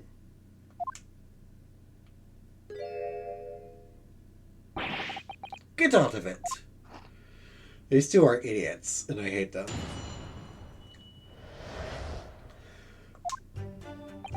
We was walking down Baker Street in the small hours, and the gaff store was ajar, see? It was like some kind of sign. Begging for us to go in, it was. Once we got inside, quite lummy, we heard a gunshot from the back room. We went in to see what was up, but the doors are locked from the inside. We never done nothing, Governor. Never took nothing. We just left after that. Nice and quiet. How about that? A terrible coincidence, it would seem. One of these miscreants entered the property, and even more sinister crime was afoot. The witness's testimony is consistent with the crime in every scene in every detail. The door providing access to the storeroom for the main shop was indeed locked from the inside. Within, only the victim and the accused were found. Does appear to be an overwhelmingly simple case. Still, there's meant to be cross-examine the witnesses now, of course. Counsel, if you please. I must question them. Counsel? Yes. What's the matter, Bruno? Sorry, I was just stunned into silence for a minute by the blatant lies being told by that pair in the stand. It's all nonsense, because I saw it with my own eyes. I'll just have to expose your testimony for the pack of lies it is. Well, unfortunately, they didn't say anything that I can object to with evidence. Outright. Hold it! Front door of Window Banks is ajar, you say? What time of night was this? Must have been about 1. Right, Ringo? Yeah, I'd say so. Right, Silky? How would I know? The place would have been shut up once in the morning. It's like every other shop in the mall. So, well, we was picking in there, it's true. Ain't that right, Ringo? I'm not so sure, Nash. I seem to remember a little light burning inside. What about you, Silky, me old mucker? Leave me alone. There's a small lamp burning inside. And that's what alerted us to the situation in the first place. When these gentlemen ventured into the open establishment, the accused Miss Gina Lestrade already had a muzzle for gun trained on the unfortunate victim. Pure conjecture. Ha, perhaps. But it changes nothing. These fellows inadvertently wandered into the middle of a cold-blooded murder simply because they found the door to the victim's establishment open and ventured inside. If that's what happened.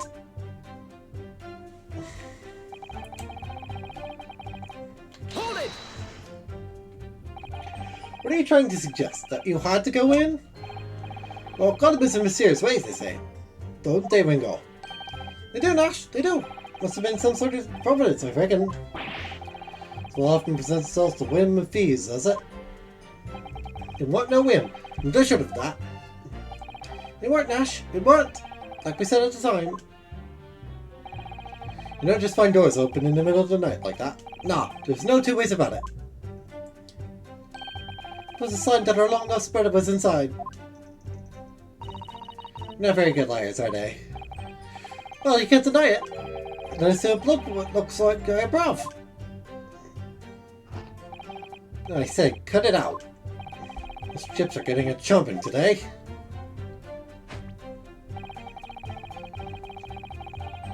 Hold it! A gunshot, you say? Just the one. Are you sure about that? Yep, just the one, Governor. I can swear to that. It was, Nash, it was. Ain't that right, bruv? The firearm used to belong to the victim himself. Yes, Mr. Winterbank always used to leave his gun lying around on the counter. Right, I remember. So we found the revolver was completely out of rounds. It makes sense. Mr. Winterbank always used to say he only ever kept a single bullet loaded. That's true, I remember him saying that as well. So we can say with considerable certainty, only a single round was discharged from the firearm used as the murder weapon. Yes, my lord, we can. And I should remind the court the firearm in question was discovered in the hand of the accused. Wonderful. Nothing in these statements is untrue, exactly. Hold it! You mean the door between the main shop and the storeroom? My learned friend is having difficulty grasping the situation. Perhaps a drawing would help. The shop's entrance of the street, there is only one other door. That is the storeroom. Of course, there was a lamp burning. Not much else to see by. The door was hidden behind a curtain, no? That's right. You're right. The door was mostly obscured by a nice curtain. Tell me, exactly did you try to open that door? Eh? No, petty theft would run at the sound of a gunshot, I should think. Oh, well, you're trying to rob it, Ringo. Well, Nash, yeah. I suppose you'd have to say it we ain't normal, eh? Broadly speaking, humans respond in one of two ways on hearing a gunshot or scream. Some would flee, gripped by fear, but the court just investigate to see if they might help. You gentlemen are of the latter inclination. My learned Liberty's friend, it would seem, is of the former. Right, somehow I just proved that I was a coward that night. Thank you, counsels. So I believe we understand that the door is locked and could not be opened. Proceed, witnesses.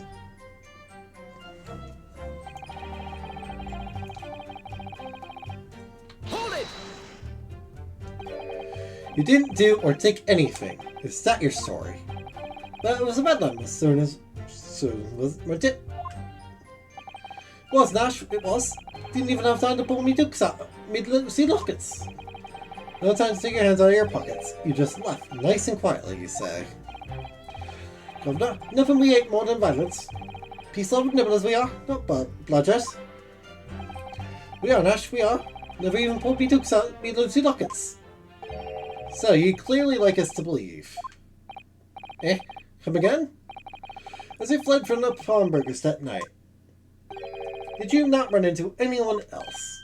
And did you not fire a gun at that person? Sleep tonight they fought a gun, you say? Arrgh! Blimey, Governor! You ain't telling us it was you in the doorway? It was.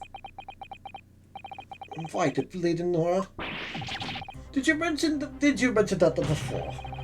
You're armed with a gun, and as you fled the scene, you fired that gun at London's greatest detective, Sherlock Sholmes. Mr. Sholmes? I did hear that, actually. There was a rumor he'd been rushed to the hospital. The great Sholmes was beyond the pale. On the night in question, this pair were arrested by the police within minutes of the discovery of the crime scene. Suspicious contents rapidly gave them away. And when searched, a firearm was indeed found in her possession. Furthermore, the bearer shows signs of a shot having been fired from it. The prosecution invites his lordship to examine the firearm recovered from these brothers. Yes, indeed. There is a powder on the muzzle, as you say, counsel. We'll hold this weapon as evidence. Yoink.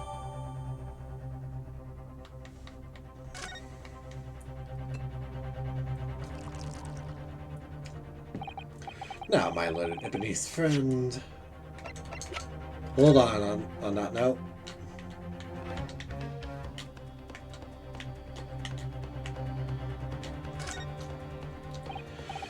So ammunition is still loaded and 5 of this revolver 6 cylinders. Yes, which tells us that only a single shot has been fired from it. Exactly. Bullet hit Harley effect, isn't it? Almost as soon as we walked in through Winterbank's door. I'll make those brothers pay.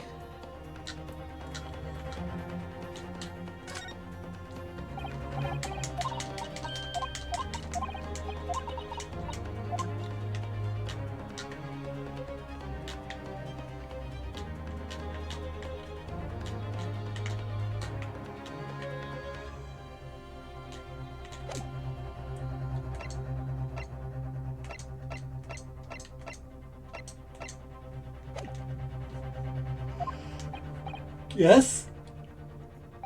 Here's to you successfully presenting the evidence. Well, yes, there are telltale signs of powder on this gun and a single bullet missing from the cylinder. As evidence, it was fired at the scene under scrutiny in this trial. Objection! Well, I don't need evidence, because I was there! Objection! However, the result of us in this courtroom were not. The defense fails to provide evidence in support of its fresh claim. We shall have no choice but to test your incompetence and move on. That these two fired that gun before they left Winterbanks that night? I have it. Hold this objection. The court demands all claims are from a clear proof. What evidence shows that these witnesses unloaded the firearm in the pawnbroker shop that night? Hey, how about the blood samples portfolio? Take that! Take that! The evidence is in this portfolio. What? Hold on earth have you there, counsel? During the course of our investigations, we discovered a number of bloodstains. Not trusting the police to do the job they're trained to do. How arrogantly Nibonese of you. Well, anyway, we analyzed all the blood samples we found and recorded the results in this portfolio. We claim to have the evidence the court is demanding therein. Yes, my lord. No more darling, then counsel, present the pertinent evidence at once. What do you have in your portfolio that proves these witnesses unloaded a firearm at the scene? Not that one. It's this one. Take that! Take that! What is that? Explain! Photographic print taken at Winterbank's pawnbrokery on the day of the incident. The scene of crime, is it? Is that a bullet hole? And the eyes do not see me. It appears the bullet is still lodged there. Yes, as your lordship noticed, the bullet pierced Mr. Winterbank's calendar. The date shown being the 16th of April, the very day of the pawnbroker's death. It occurred at 1 hour after midnight. The police indicates a separate shot had been fired sometime after the calendar had been set to the 16th. That's right, and while it isn't irrefutable, the defense believes. Still evidence that the witnesses did indeed fire a round from their gun at the pawnbroker's that night. No!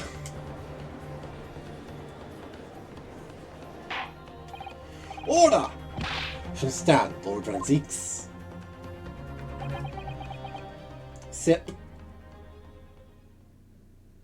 Crush. Throw.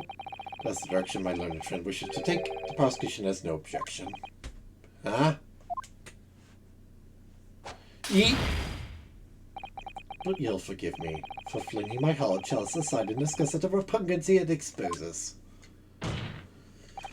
Yes, on the night in question, was entered the pawnbrokery illegally. And like the bold bodies they claim to be, opened fire on the new house before fleeing back into the streets. Eh! Take it easy, Governor. Good nice in the soup. Hello, food.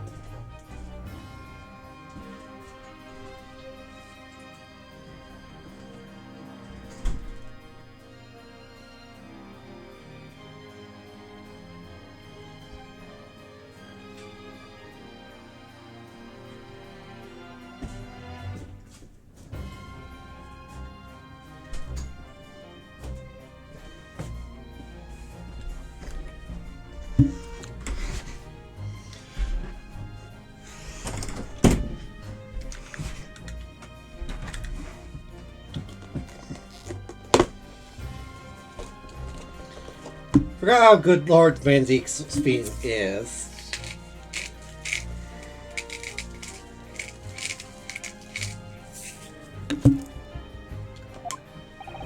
We had a deal. You weren't going to get into them details. Tell them, Silky. Something broke straight. I have nothing to add. We knew, did he? New their testimony almost certainly exposed the extent of their crimes. Now, that I owe my learned Liberty's friend a word of gratitude. What do you mean? What I mean is that you have helpfully confirmed an important fact. So what back your bird, Lord Van Zeeks? This is established at the point of their arrest. A single shot had been fired from the brother's gun. However, that shot found its target in Mr. Sholmes.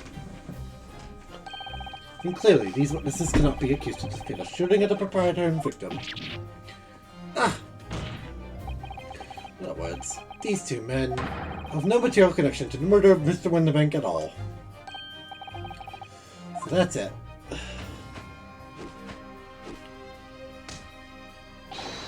That's it. We didn't have nothing to do with it. We didn't, Ash. We didn't. That's what I reckon. We don't know if I'm treating since it's seal perjury. And notice, don't forget, it's into murder. Where'd it come on? Phyllis? Ah. We're in for it now, bruv.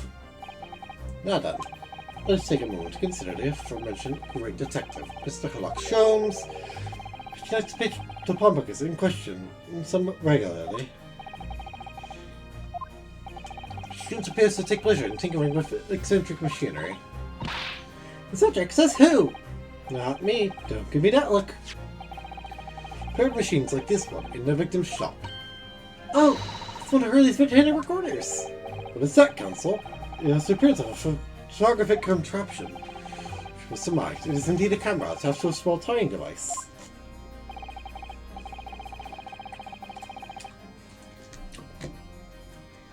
Every half hour, it automatically photographs the interior of the establishment, and then being that if a thief were to break into the shop, he would be caught red-handed. Speaking about the device on the night in question.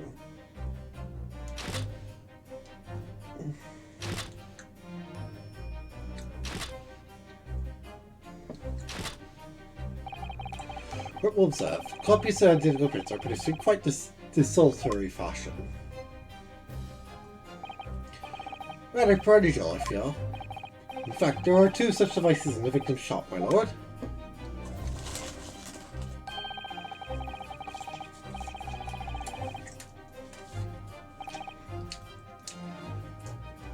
When I refer to the plan of the premises, there are selective positions are here and here.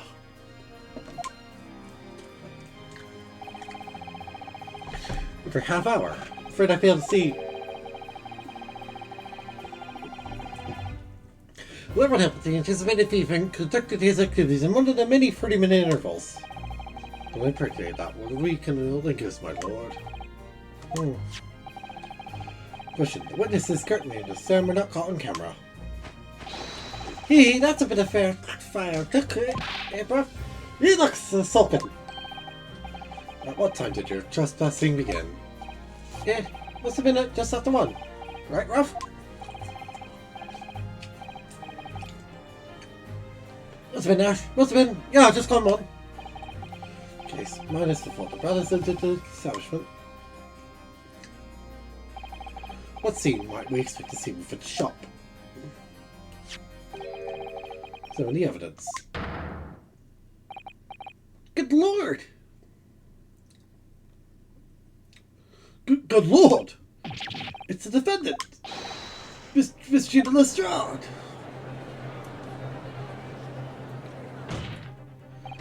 As the court can clearly see, the accused is pictured, gun in hand, facing the victim over the shop counter.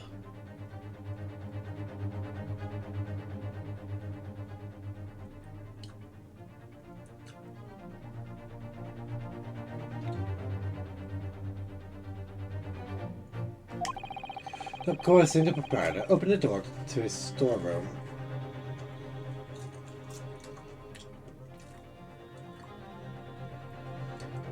Hey, what's that in the photo? Why are there a pair of legs in that photo? I can see those legs, boy. Van Zeeks. Don't think I don't see those legs. I know exactly what those legs are going to mean. One could only too easily imagine the events that unfolded. Give me that photo right this goddamn instant, you sir. Take the smoke target. Quick print as evidence. Please, counsel. Yoink.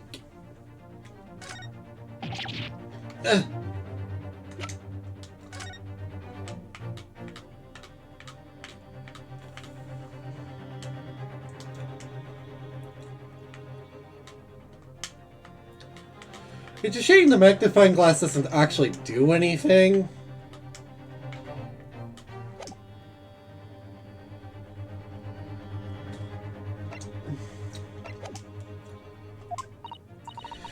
I don't believe it. Ginny. Sure. The accused is the only person who could have possibly killed Mr.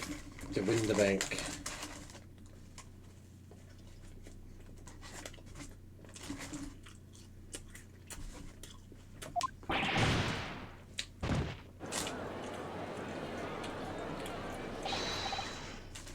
I say, my lord.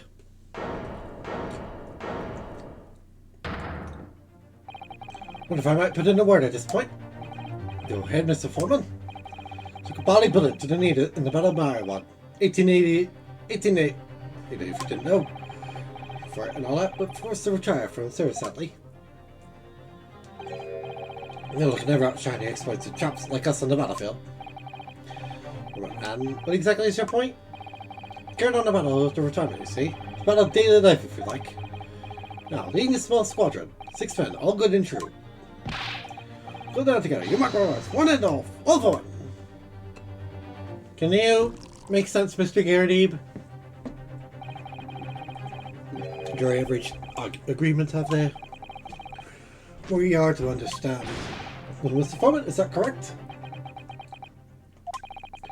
Speaking, yes.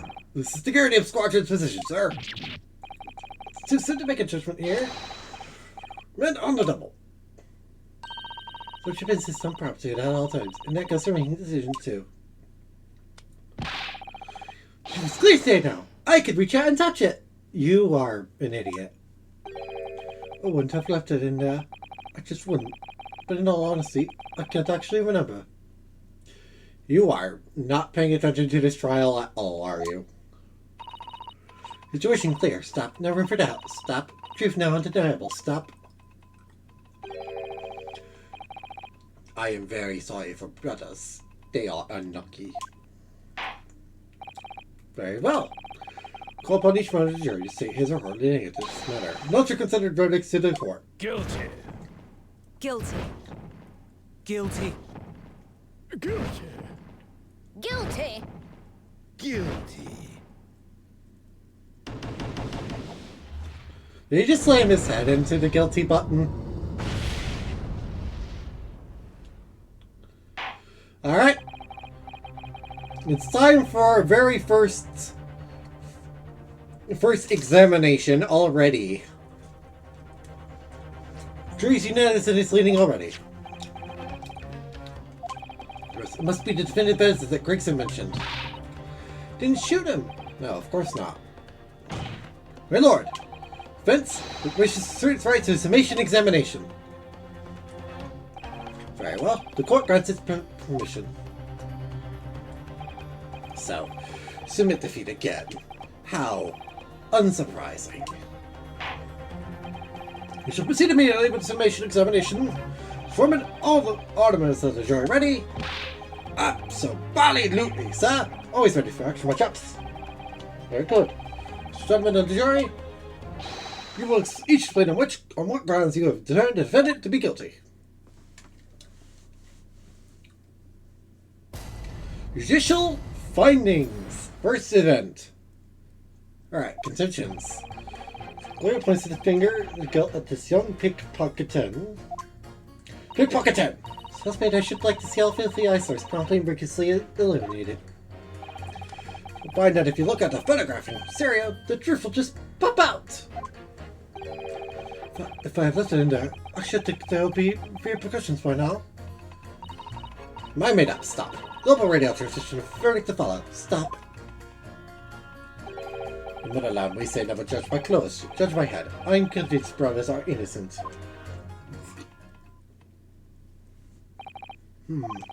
Circumstances of the crime and the evidence do implicate the defendant rather comprehensively. Storeroom, locked from the inside, with the victim and the accused were discovered alone. In the accused's hand, the fatal revolver, the firing of which was heard by these witnesses. Not to mention the sprint! From chap who's seen action on the battlefield, that young girl was on the verge of pulling the body trigger! Thanks a lot, Mr. Sholmes. Oh dear, Haley's cameras were supposed to help, not hinder. Afraid I think you have an uphill struggle ahead of you. Didn't shoot Mr. Winterbank. Which means there's more to this situation than we've yet to see. Agreed! The floor, counsel. Proceed with the summation examination. It's your examination.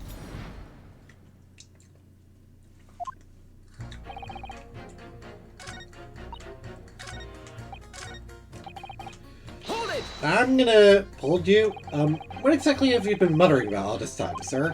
You keep talking about having left something somewhere or something like that.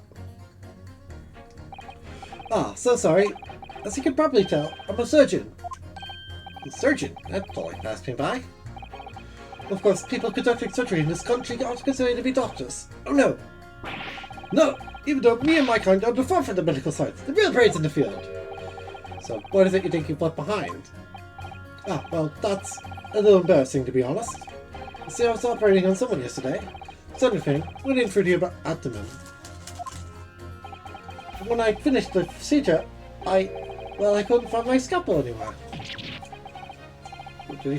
Did he? Surely not. Exactly, surely not, you say says that. Dude, boring, isn't it? That's what's been throwing me this whole time. If I really have left my scalpel inside the fellow's belly.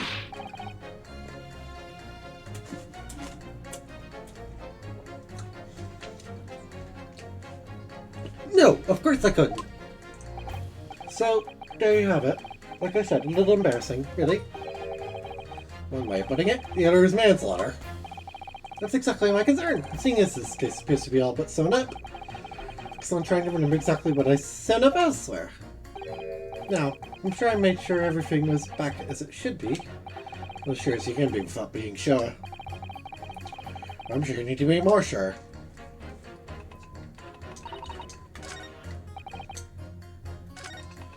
This guy's really not being... Hold it! Please tell me you're not violent Bolshevik, the Russian revolutionary. Revolutionary? Duh. I believe there is such a rumor. It's just a rumor?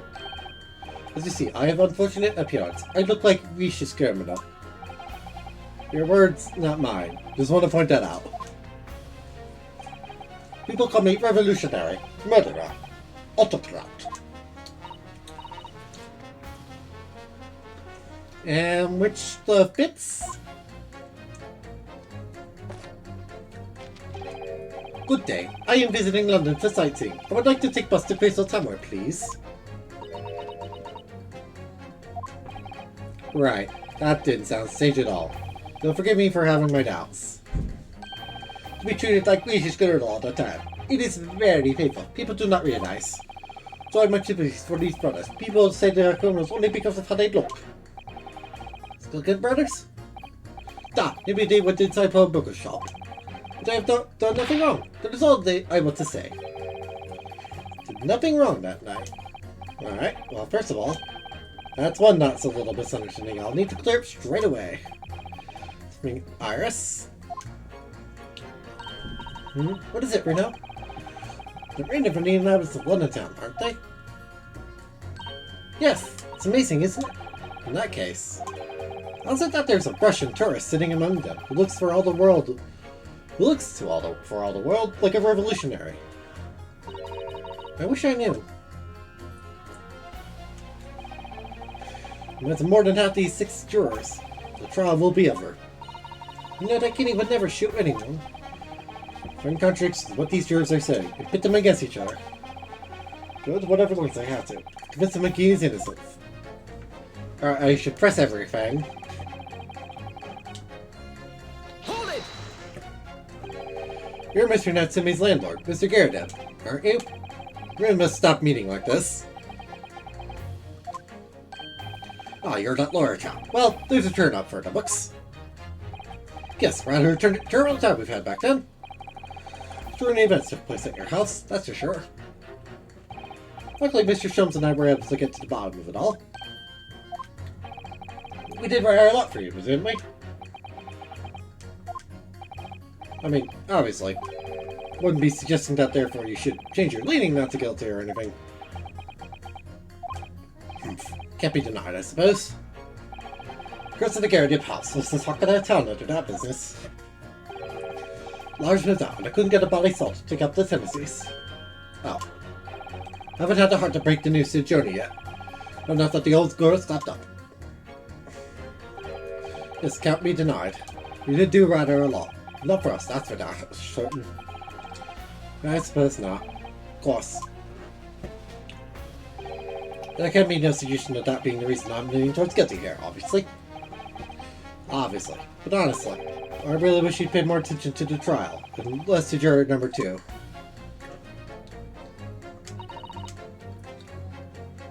Hold it! Polishing the bench, I see. Again. Maid's work is never done. Not a polish was for rain. What exactly do you mean by filthy eyesores? When I to market for his lordship, I have to pass through his east end. This place is full of beggars, pickers, and craftsmen. Scum of the earth! A little harsh, perhaps. When are we playing?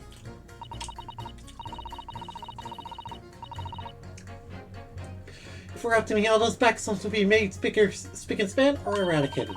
So we have people like the great detective working to achieve these important goals. Bring to Mr. Herlock Sholmes. That's right, I like to keep abreast of his exploits of reading brass magazines and between my duties. Just wonders cleaning up line streets. In my opinion, he should be declared honorary maid at the capital. Mr. Sholmes? Oh, maid? It's really quite unforgivable. God has come having the audacity to shoot our very greatest detective. Very detailed. That's the two brothers in the stand who shot Mr. Sholmes, not the defendant. Very detailed indeed. They're all good scum as far as I'm concerned. Just my main idea to get our facts straight, anyway. Yes. Alright, I shall amend my statement. Thank you!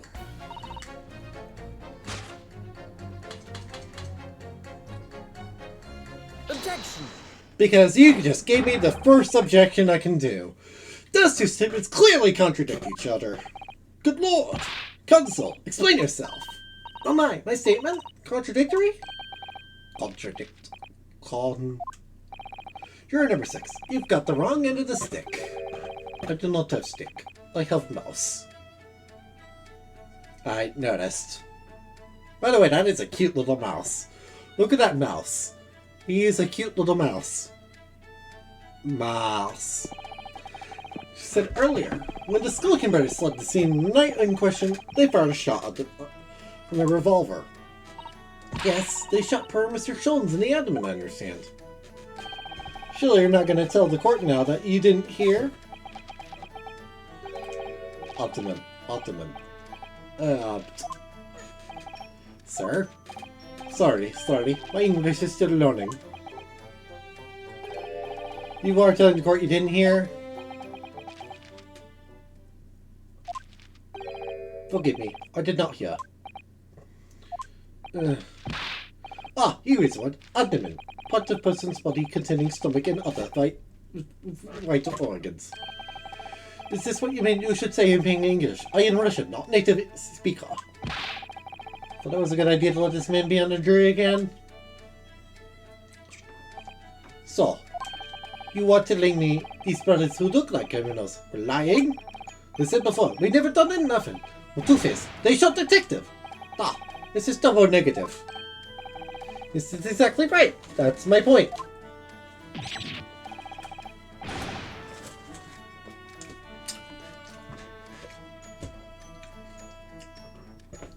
Lying is wrong, especially when lie is said by a person who looks like criminal. Coming from you, that seems surprisingly prejudiced. This means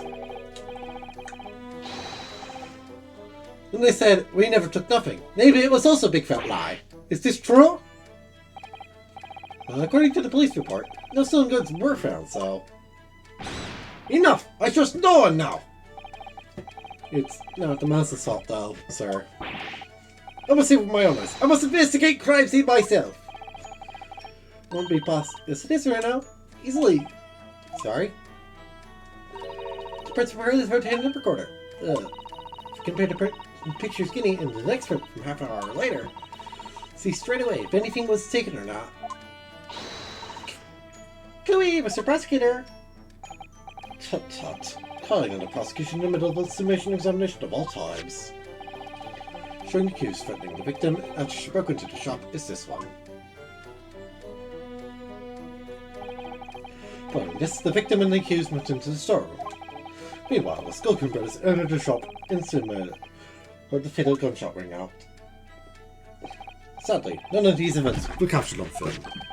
This is the print preceded by the camera half an hour later at their brother's flight.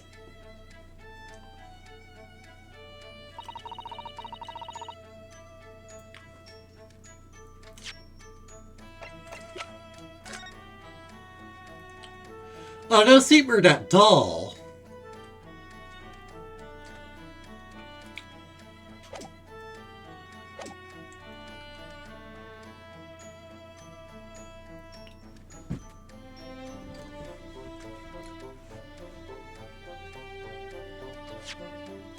Creepy little dog. Oh.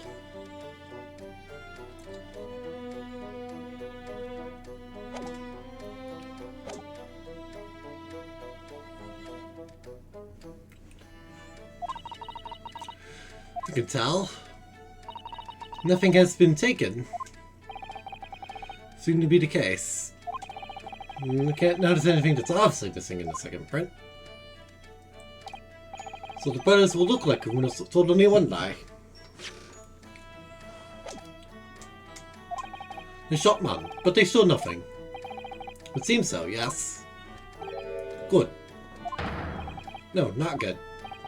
You were right. I did not understood situation. No, I know brothers have lied. I think it is very important to continue with trial.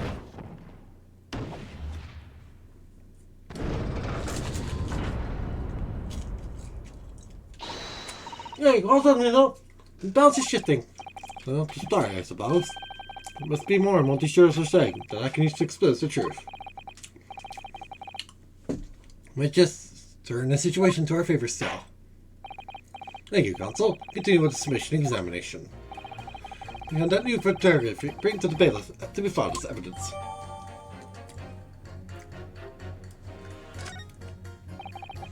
Print in the court record. Wonder if we can make use of that.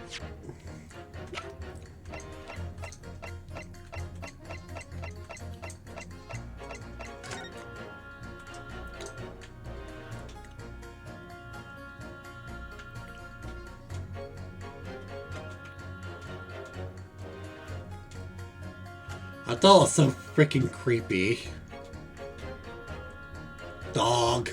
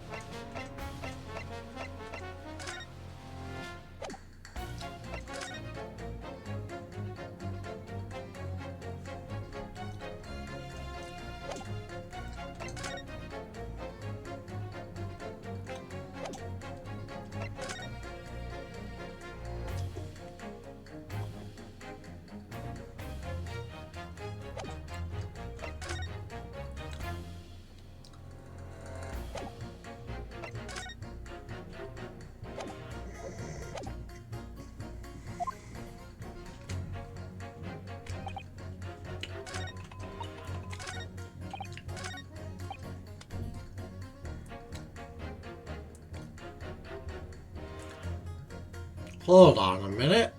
Hold it! What do you mean? Look at the photograph in stereo. Sorry, what? Don't you know? If you look at the photographic print normally. So the pickpocket girl's about to shoot the victim, obviously. Objection! But there's no indication the defendant ever fired the gun.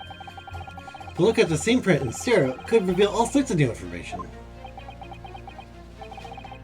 By any chance, are you a fan of stereoscopes? Ooh, how did you know? It's called a lucky guess. It never gets old. Seeing the two prints merge into one before your eyes is extraordinary. It's captivating. It's a height of modernity. Of course. The stereoscope is here to stay. There's perspectives I could only dream of before. It's the greatest invention the world has ever seen. We could give me a new perspective on this case. I might agree with you.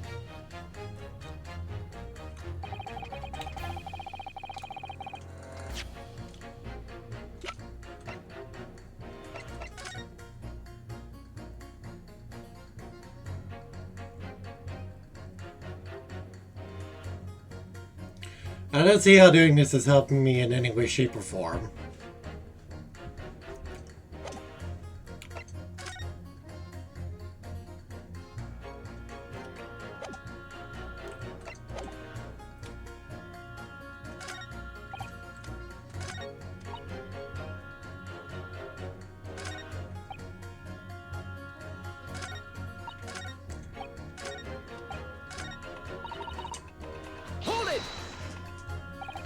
Sorry, radio transmission? What do you mean? Are you from the Far East? Stop. Yes, from the Empire of Japan. All communication with Far Eastern issues used to take place by mail. Well, mail steamers take more than a month to complete the journey. Ah, but now we have the electric telegram. Now it can send me messages using electric signals. Thousands of miles of cables have been laid along the ocean beds, connecting the entire world. The miles of cable? In the ocean bed? Makes my head hurt just thinking about it. You're well informed, young lady. Hee. Cables will soon become a thing of the past. Stop. I'm starting to catch up. Very transition is the future. Stop. This is carried by over waves of the four corners of the globe. Stop. Stop growing. Stop. Atmosphere electric. Stop. You have become obsessed between last court. Right. Try not to wear out your fingers. Air wireless telegraphy. Stop. Driving technological revolution.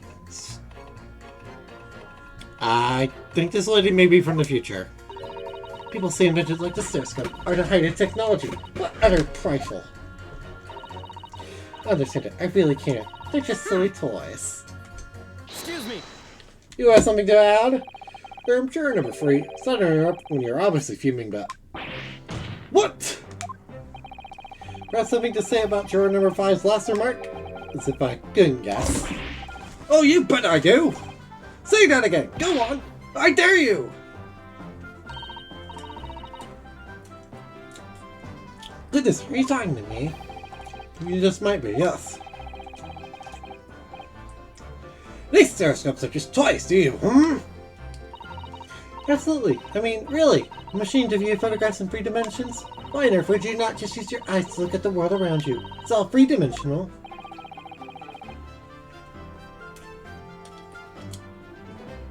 Well, you're right to a piece of man. No, I'm sorry. Stereoscopes are of no practical use at all. You just don't know.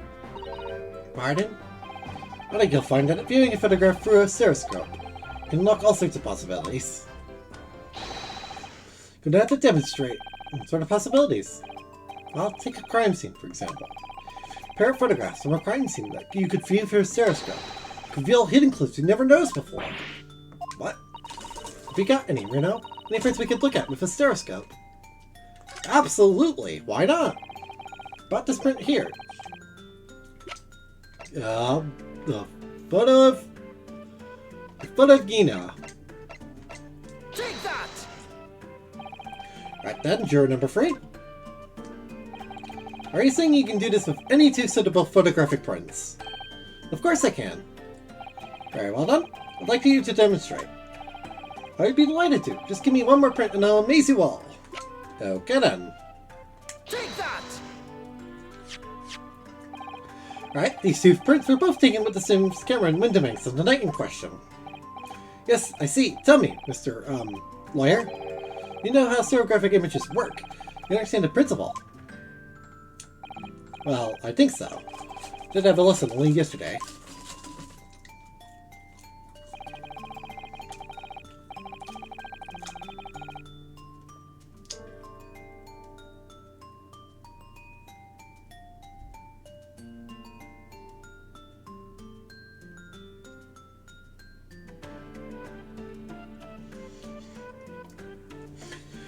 Images only need to be the same, only with a slight shift in the position of such objects. Put 2 images together inside your head and notice the shift as if for depth. Yes, exactly. It's that small shift between certain objects in the 2 pictures that's really important. So if you use the 2 photographs that are exactly the same then. No, obviously that wouldn't work at all. Not for seeing the scene 3-dimensionally anyway. Oh, of course, now I see. Take the young girls to share with the secret. I have. Can you uncross your eyes before you tell me? Make sure some hardly camera, Bruno. Come on. Well, this led me down a good path. Can you see that there's a really obvious difference between them? No. When I cross my eyes because of my glasses, I can't really see anything, actually.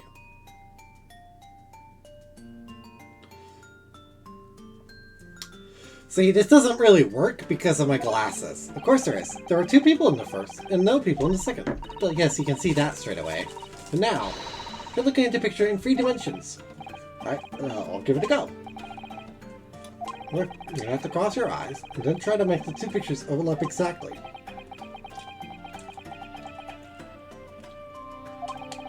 See if by crossing my eyes I can make the quill pins from each overlap in the middle.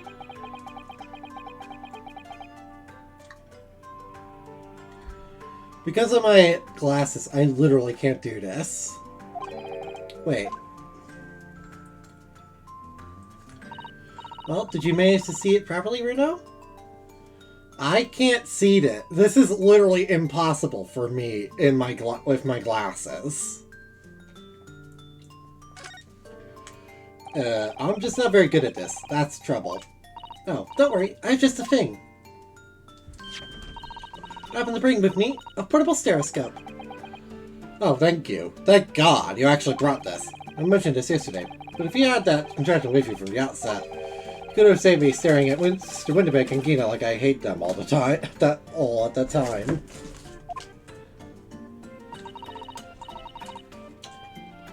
And if you remember, I said in reply, it's much more fun. So you can be able to see the effect with your own eyes. Anyway, why don't we try using this little helpful aid now? Here goes!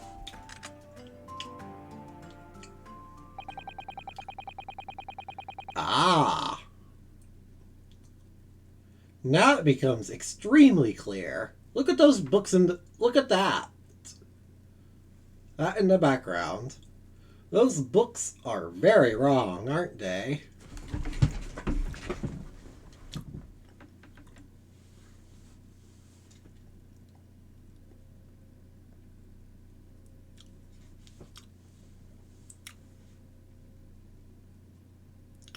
Yeah, because of my glasses, this is literally not something I personally can do. Now let's see what we've got. Wait, look at that! Arg! What's going on with those 2 pictures? Things on the counter, they sort of jump out at you. Antiques! Yes, that's it, you see. That's the other missing power stereoscopes. I love seeing Van Zeke's just holding the thing in his hands. That's so dumb. Other amazing power. I'm gonna explain this black magic, eh? Things on the counter seem to jump out at you like that. I think you'll find out if you consider the basic principle of the stereoscope, you'll answer your own question. Principles of the stereoscope? As I said before, try to look at the 2 identical pictures using a stereoscope. It won't work at all. Slight shift in position in certain objects that lets you see pictures in 3-dimensionally. Words. Even though at first glance it seems like the opposite indicator haven't moved between the 2 pictures. So actually, there must have been a slight shift in their positions. Yes, there must have been. Now hold fire there, sir! Got a reasonable grasp of this whole cross-eyed business now, I'd say. Why the devil does this shift between the 2 prints exist in the first place?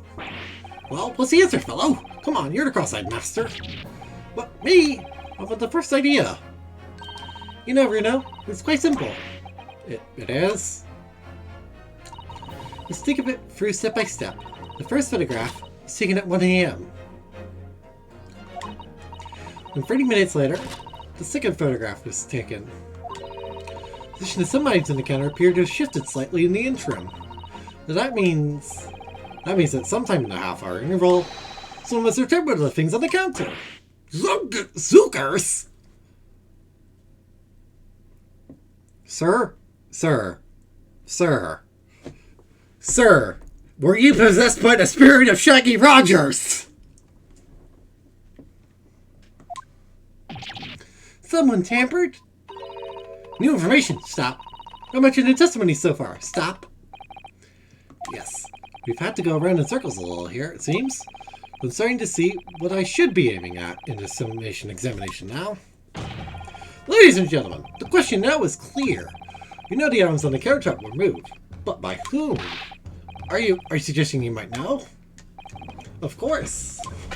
I can tell you right now who is responsible for the almost imperceptible shift in the items on the counter. Take that! It was the witnesses currently in the stand, the Skulkin brothers. Wait. This does not agree with what Brett said in testimony before. They said they did not even have time to pull dukes from Lucy Lockets. My Facebook says Duke is meaning hands, and Lucy Lockets is meaning pockets. But this, another lie? Is this what you are saying? Yes, I'm afraid so. Now hold on there a minute, you can't be sure of that. I quite agree. The accused is a common pick purse after all. Perfectly possible that she went through the things at the distance to see what she might steal. I think that's unlikely. Why exactly? Spinning a gun at the victim. Seeing, as my learned friend indicated, that she was coercing Mr. Windebank to open the storeroom door. Mr. Lestrade interested within the storeroom, not in the main shop, giving her no reasons to touch anything on the counter. She points to one thing: the Skulkin brothers have omitted key facts in their testimony. Pickpurse, come and get her trash. Why look in the for the wrongdoer here? Skulkin brothers are thieves, madame. No better, in fact, worse than a pickpurse. I believe that these brothers were looking for something on the victim's counter that night. Gentlemen of the jury, if you would condemn the defendant on the grounds that she's a pickpocket, would it not at least be right and proper to fairly scrutinize the testimony given against her by two thieves? Well said. I, for one, would like to hear more from that shitty pair.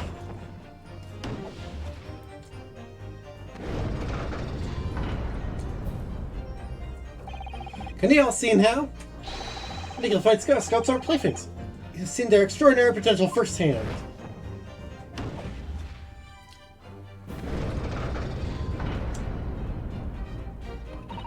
We'll orderly agree. Stop. Let's purchase after trial. Stop. We'll return home via Regent State. Stop. Summation examination complete. Hell yeah. That's how it's done. Well, it would seem this trial has yet to run its course. Ladies and gentlemen of the jury have declared their inclination to the mighty scales of justice. I hereby call the summation exam to conclusion, with the balance altered in defendant's favor. Two lean to guilty, four lean to not guilty. Accordingly, the jury is without consensus. Now I order this trial to continue. Yay, well done! Oh, by the way, what? Ethan, you should hold on to this right now. You don't know when it might come in useful. This one trial would be unusual, surely, but alright. Lord Van Zeeks, he will instruct the witnesses that the court demands additional testimony from them.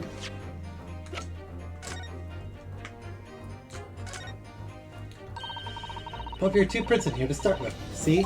And then, when you look for the eyepieces, you can see the images of 3 dimension. It's positioned in the 2 prints. It's really quite fascinating.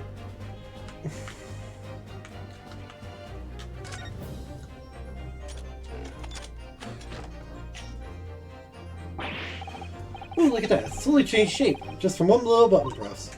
Well, that is what the button's for, you know? Look, Carly, you boys love pressing buttons, don't you? Especially if you don't know what they do.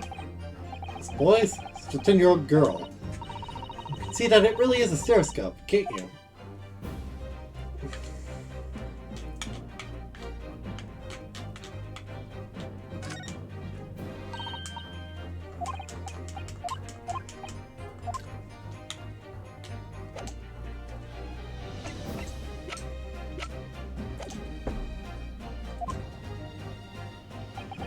Van Zeeks doesn't even seem bothered.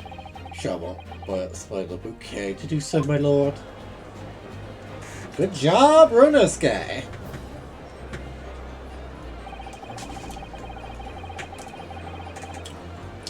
It's another chance to probe that pair about their activities that night, at least. Well, start probing them until proven that Gene is innocent.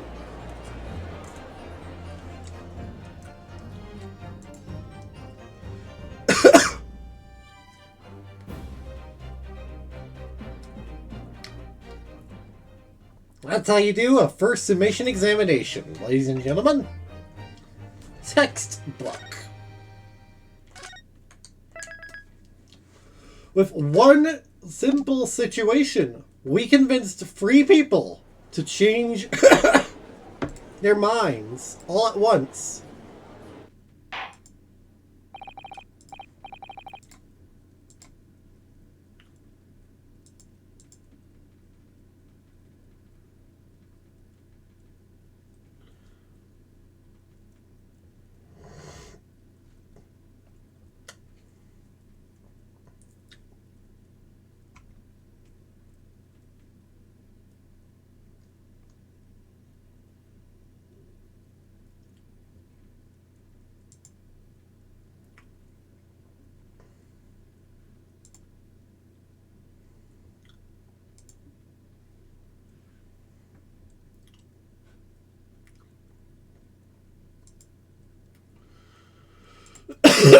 Sorry, my coughing fit has decided to visit me.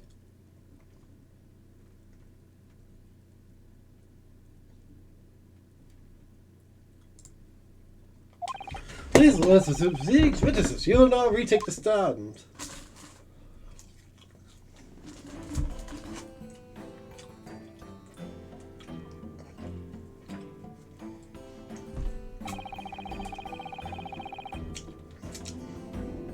I presume you've heard the defense counsel's submission examination. Oh, yeah, Governor. I did, Gov. I did. Sir, Mr. Skulkin. Core, blimey! This is going to be hard work. Earlier in this trial, you gave the following testimony about your actions earlier as you went into Winterbanks. Well, as better I'm certain as it were, wasn't it? It wasn't Alice, it was. Didn't even have time to pull me dukes out of your Lucy lockets.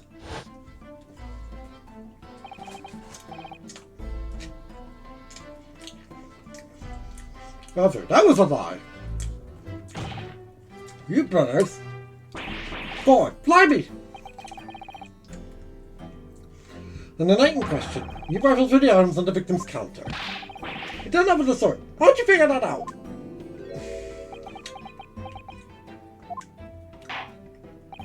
You will now give formal testimony once again. You will tell the court precisely what happened on the night in question, and this time, you will tell the truth. So that passage your lips so to increase the severity of your punishment. And that, gentlemen, may deal a crushing blow to your chances of ever seeing the light of day again. Bling bling! A thought worth pondering, perhaps. So, Gov, we're here. We'll stick, we'll beat!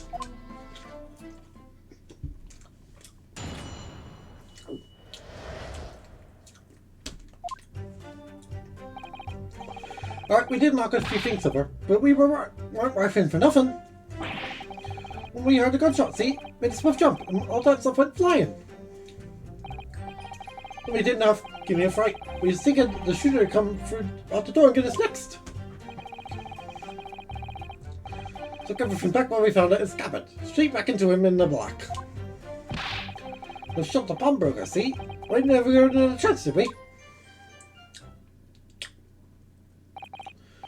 So you admit to defense of the accusation.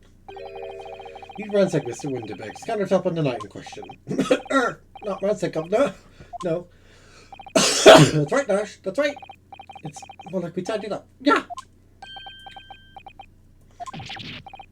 Sorry. Van Zeeks is not impressed. Well, no, the mission's these brothers entered the pawnbrokery under dubious circumstances. However, they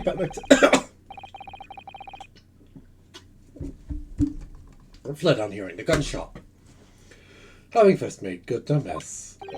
The way you say it, we hardly sound like boss at all. We don't, Nash, we don't. Can't servers make us sound a bit more cutthroat? Coincidence that these men showed up at Winterbanks that night. There's more to their testimony than meets the eye. Sure of it. Like how Gregson is just there. Just chilling.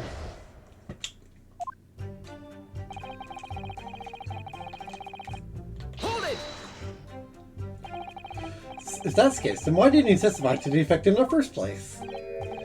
You know, we ain't exactly squeaky clean, are we? Yeah, Dash, if we made something like that, people would think we was up to no good. Well said, Ringo. The old China. We need to land ourselves in even more trouble. In fact, now, as a result of lying in your previous testimony, well, that's exactly what you've done. Land yourselves in even more trouble. That's rotten luck, says the rotten apple eater. Witnesses. Explain your actions to the court. Why did you ransack the victim's counter? We never ransacked nothing. Right, Ash, right? Well, like we tidied the place up. Yeah, sorry. Van Zeke's extreme unimpressed face.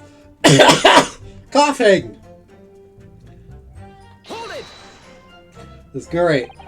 What you're saying is, the sound of the gunshot shocked you so much you knocked all those things off the counter. Well, it shocked one of us so much, yeah? The regular nurse needs to keep his shirt on. Look, it was smart, alright? Granny, me too Granny would have woken up with that bang. Big Brav here screamed like a blooming baby and fell over the counter. Knocked over a load of books, a candlestick, and some school whatnot. I got tangled in some marionette. What knocked over the picture frame? What knocked over the scales on the floor? The master worker working quietly then. What a racket! He couldn't would have gone back into a grave and declared like that. Sure, the gunshot took you by surprise. Ransom, when it was quieter than mustard, and all of a sudden, Right. and BAM! Excuse me. Gregson, you have something to add? Inspector Gregson, do you have something to add? Like I keep saying, I don't appreciate being lumped in with these scoundrels. No, something about to their testimony. Seemed to react just now. What was Mr. Skulkin said? Make you think of something? It's probably nothing, of course. I wouldn't even bother to mention it. Only, well, the fact is, cases don't get solved if you ignore the little details. Well, you just tell us what's on your mind. Well, you know, we brought these fellas into the yard for questioning last night. Assuming they gave them told a slightly different story to what they're saying now.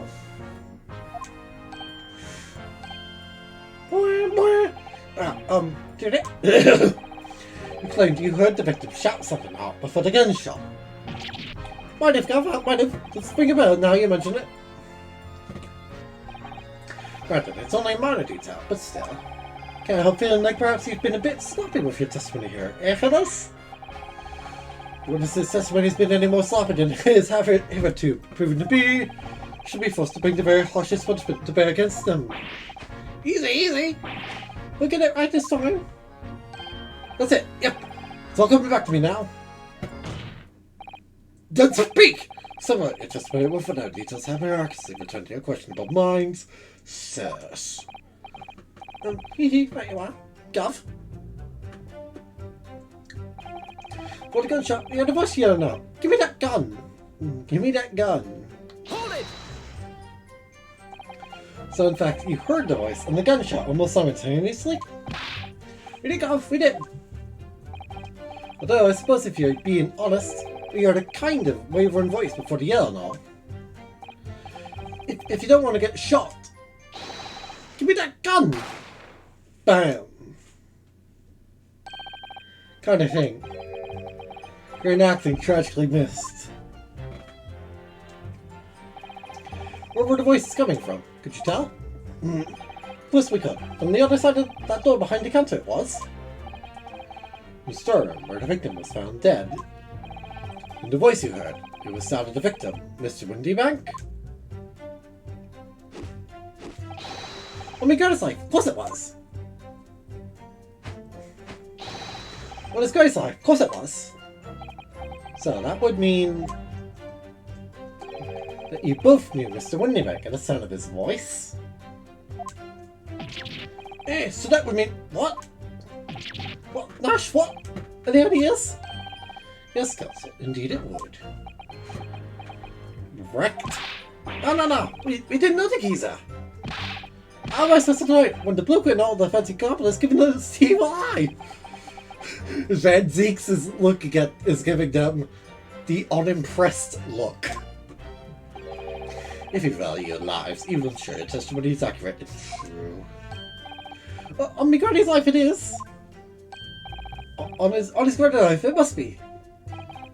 It's a good job his granny's dead. He was dead immediately after hearing the voice of the victim who heard the gunshot, causing her to stumble and upset the items on the counter, scaring them over the shop floor. Make it sound like we're clumsy. We tied up after the good little voice. Anyways, the funny, I see it.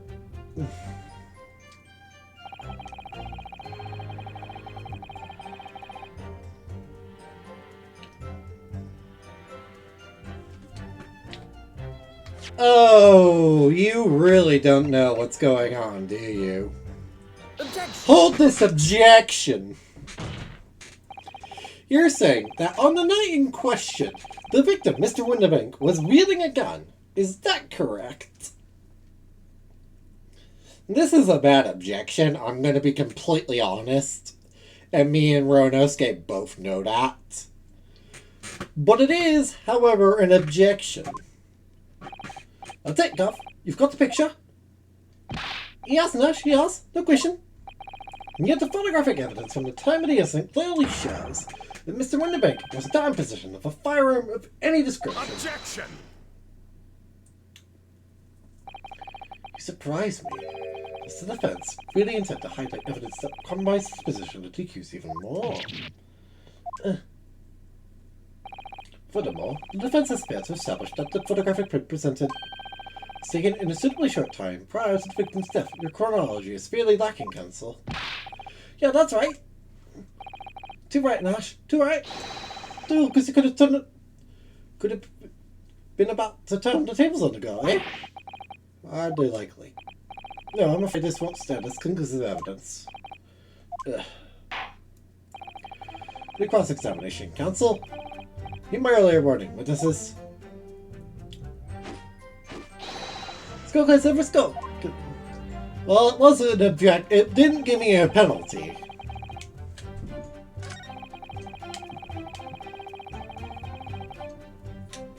It didn't give me a penalty, but it was also an object. It didn't give me a. It didn't get me anywhere. But it was also a penalty. It wasn't also a penalty at the same time. So there's that, I suppose. Hold it! So you didn't try to open the storeroom door then? Not in your life. It went definitely quiet after that. It did. Put the window right out of me. Anyway, the door was locked, wasn't it? No way it was that opening. Yes, of course. It was locked from the inside. So we've been led to believe. Well, Scott, it was from the inside. Right, so we had no way of knowing what was going on in there, did we? Unless there was some other way to get a view of the inside of the storeroom. Like for the keyhole, or a spy hole, perhaps. Don't ring no bells. Don't light no lights. You couldn't run before you noticed anything like that. We're still cutting our teeth in this scoop, see? One day. We'll really cut the mustard.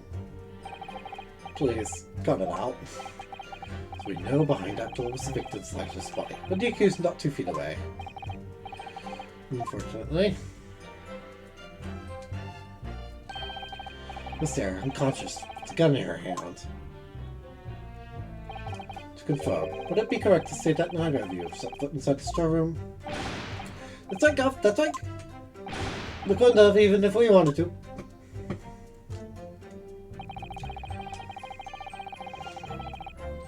Hold it! Whereupon you fired a shot from your own gun at Mr. Herlock Jones. No, it was a bit hasty there.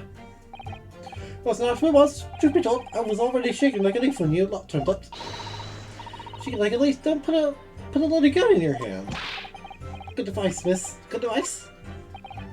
Truth be told, me I totally blank. Think of silly thing, make sure you don't have a bloody gun in your hand. Or Hurst, you're not helping. What's in the name, miss? That we legit down to the street, but apparently we look dodgy to the coppers or somewhat, so I like the derbies on us like thinking. That you've been handcuffed to the police on this revolver in your possession, correct? Well, yeah. Listen, that proves it, doesn't it? Doesn't it? Eh?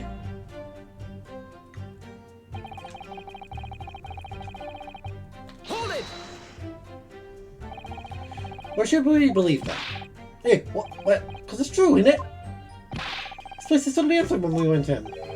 At that time, the victim was already in the storeroom. We were forced to open the door by the accused, who had a gun to his head. In other words, on the night in question, these two witnesses never even laid eyes on the proprietor of the pawnbrokery, Mr. Winterbank. Correct? You've got it, mister! Down to a T! Skulkin brothers never actually encountered Mr. Winterbank. Is that really true, I wonder? That's it? That's the folks in their testimony? What is it, Renault? Look very fierce. Could pour you some herbal tea if you're tired. Oh, thank you, but I'm fine. Being such a logical thinker, you'd probably laugh. It feels though these brothers are still hiding something important. More than a feeling, though. There's no proof to support it. Well, beings can be very logical at times. Sorry? Just expressions, with movements of their eyes. Say choose. You can take all that in your brain and will quietly analyze it to come up with a feeling like you described. There's something suspicious about their assessment without knowing why, that's all. I think you should entrust your instincts. Thank you. I think she's 10 years old? I must be 5. She's 10 years old. Hold it! I'm gonna press this again.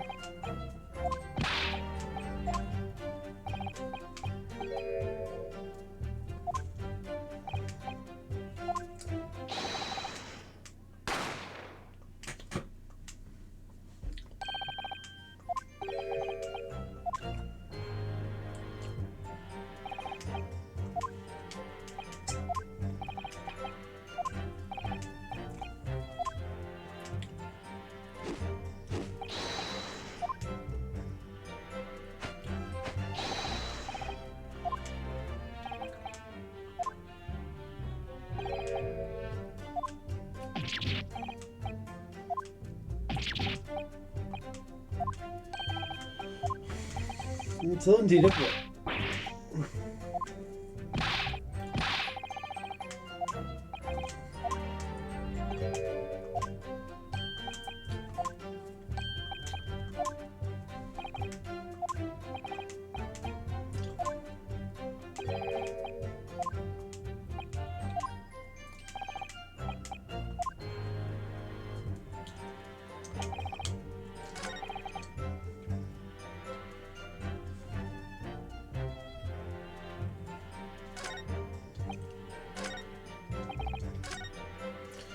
Hold on.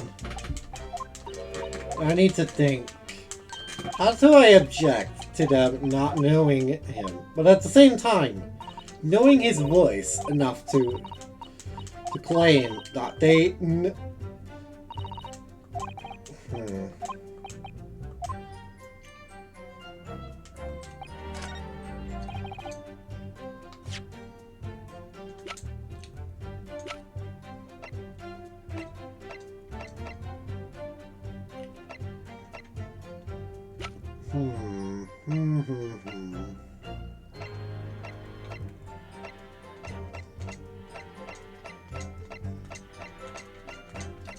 Oh wow, that is real subtle.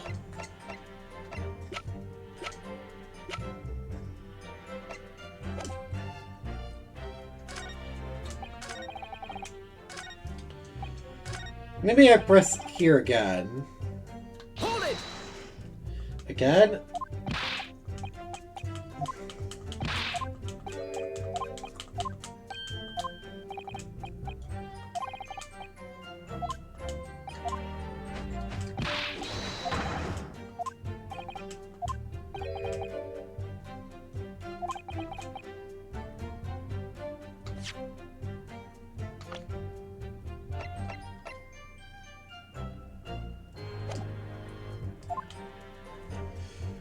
Is there any proof to prove that they didn't, that they met him?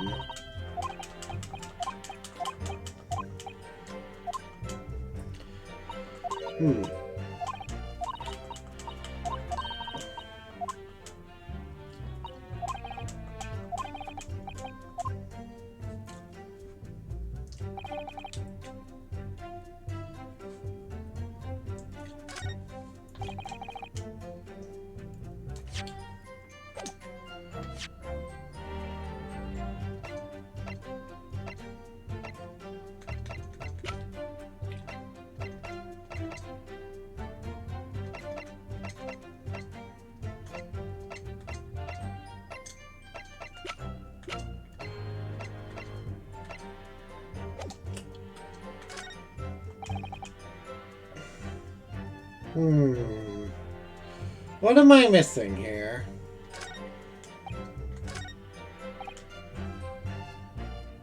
Hold it!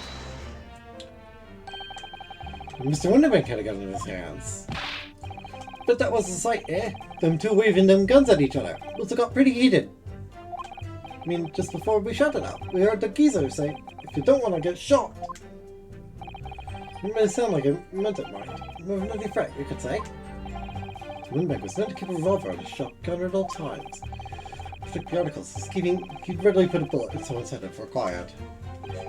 Not someone being himself, of course. Good grief! Extraordinary devotion indeed, if alarmingly misguided. Certainly sounded like he was ready to pull the trigger on the other night.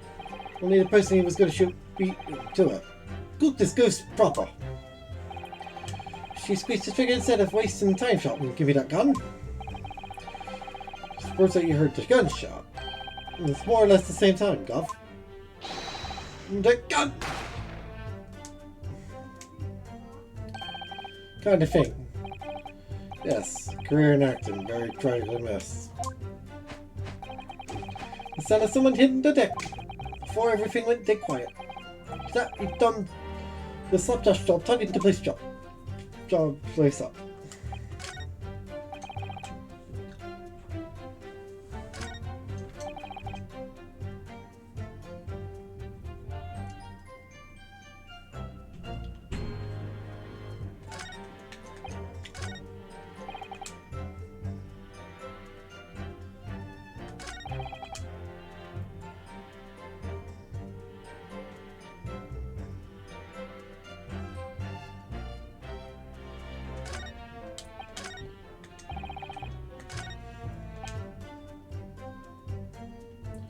What am I missing here, chat? What am I missing?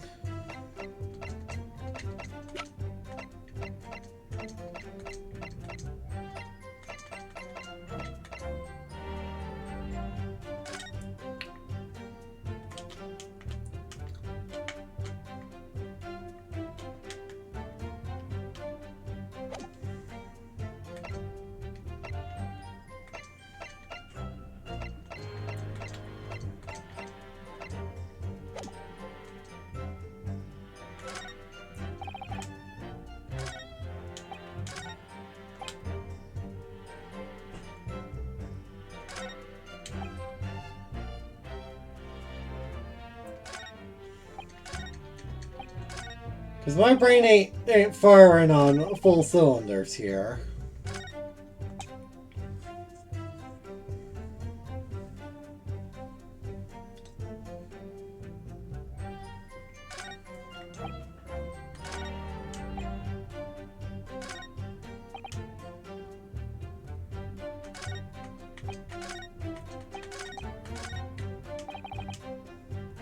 Hold it!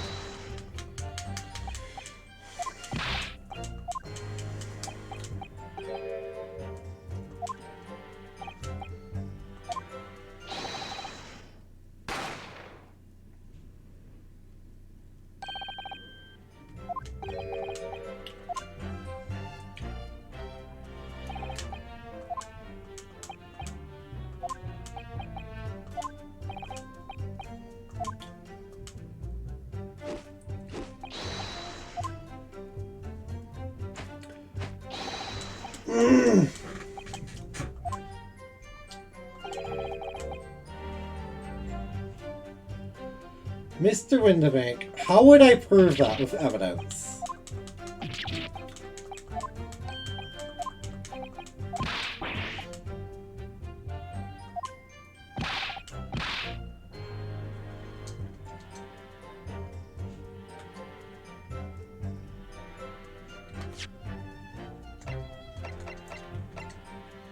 Because I can't really prove that.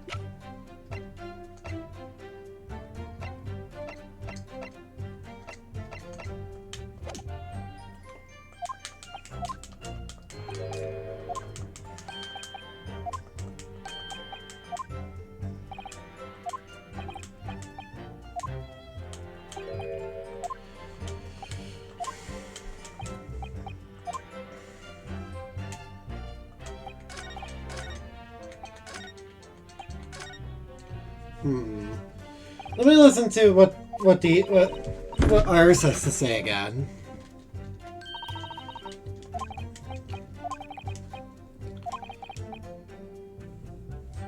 Something important. It's nothing more to feeling though. No proof to support it.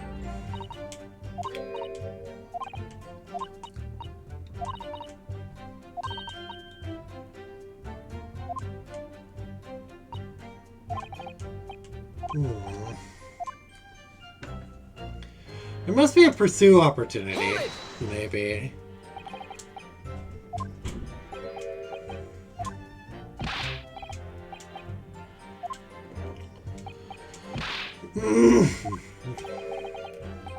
So it's a little...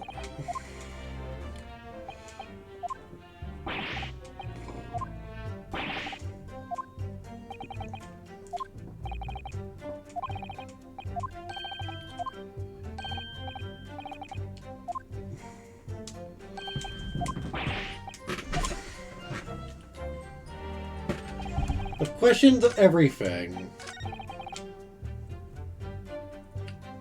Hold it!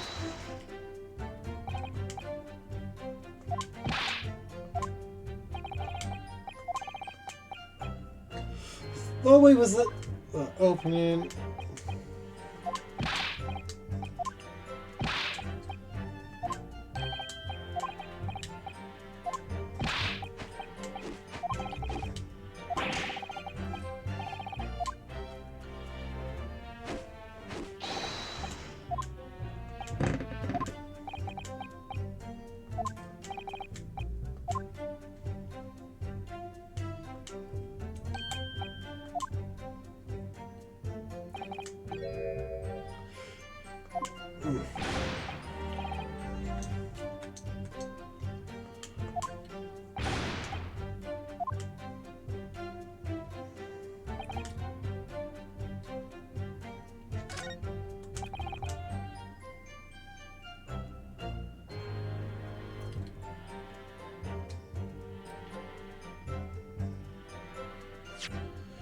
What is it that I'm missing in this case, chat? My brain is failing me. Hold it! Maybe I need to present something here, but I don't know what.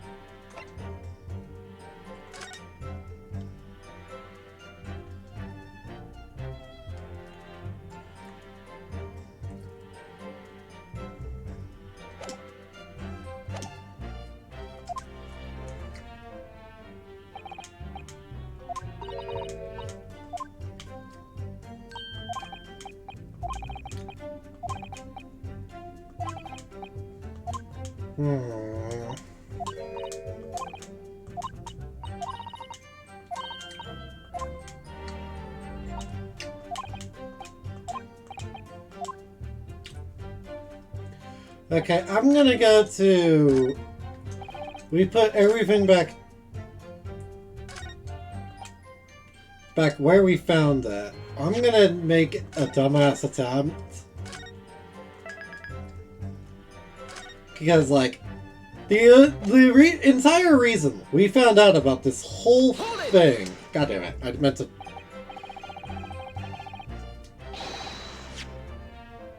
I meant to present. Hold on, let me reload. I meant to present at that one. I'm gonna present the second photograph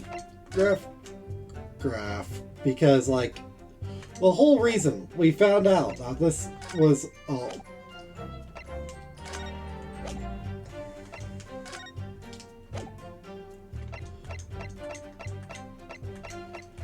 that everything was wrong. Objection! Ah, that's bull.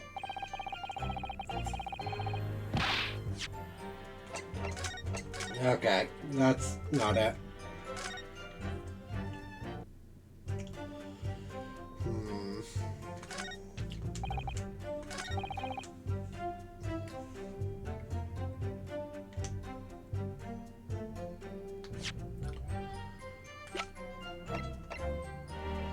This didn't work because it was a bad present. It didn't present any opportunities for me.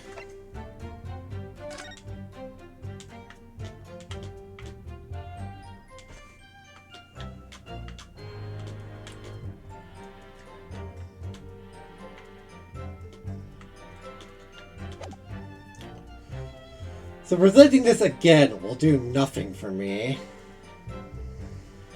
Objection! Even though it is a right objection.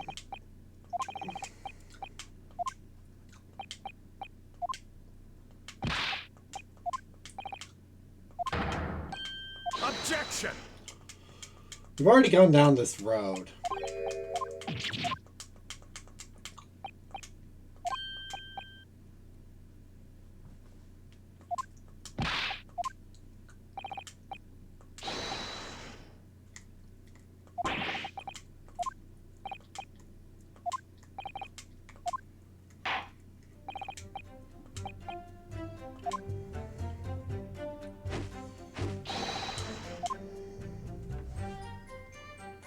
It doesn't penalize me, but it doesn't do anything for me.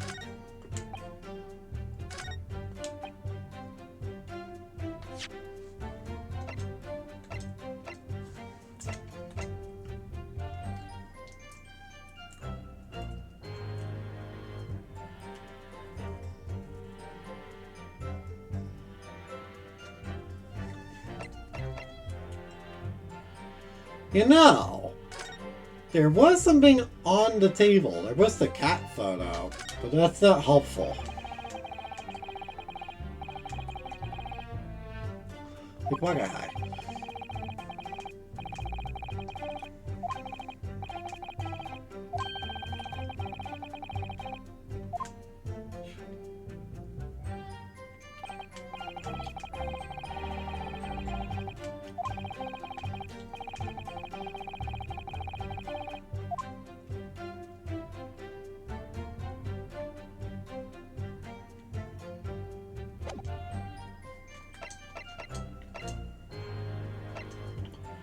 Hmm.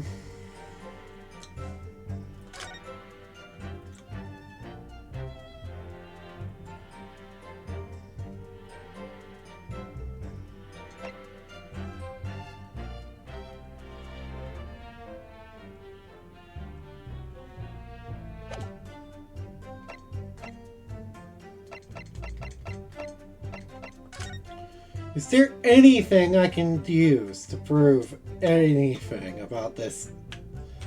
Literally anything.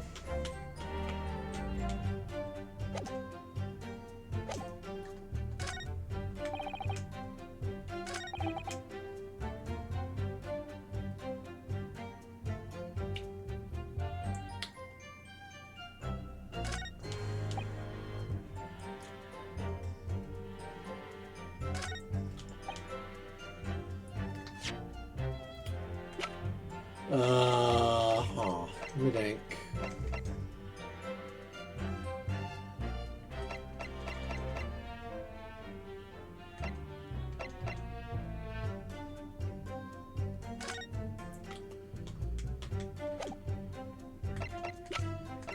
Where do I go from here?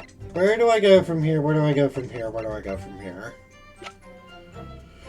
This objection is literally out of sight for me. I'll be honest, chat. I really don't want to look this up because I can't see it. So I don't know what I'm looking at for at all.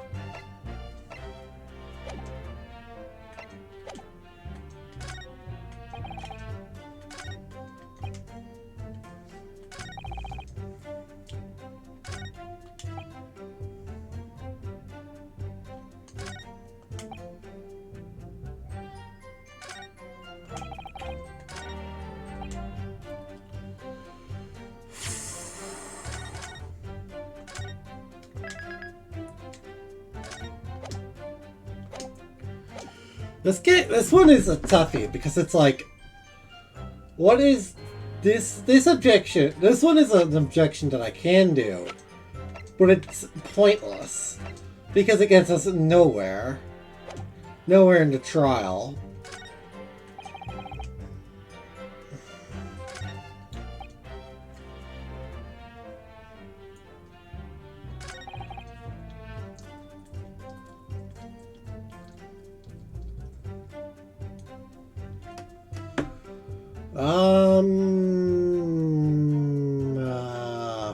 Frick.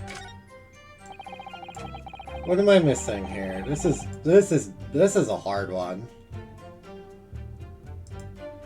Okay, I don't like miss looking stuff up, I'll be honest.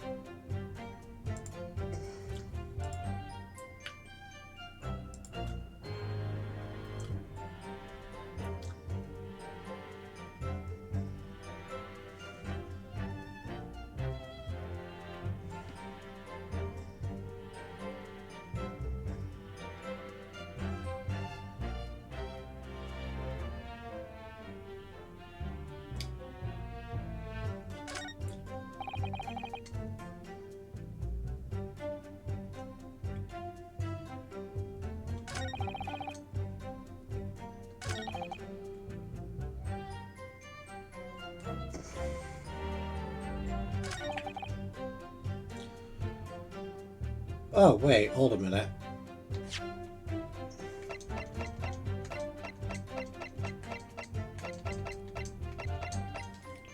I should not have needed to look up something like this. I'll be honest, this one was just out of sight for me.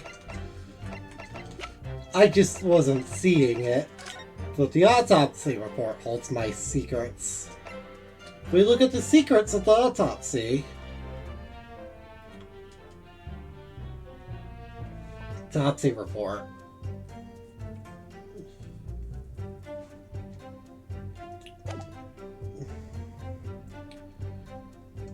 Objection.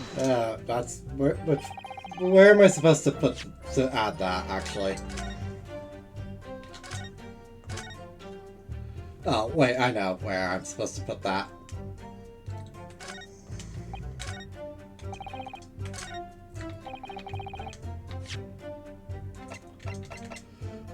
Right thing, right evidence, wrong place. Objection.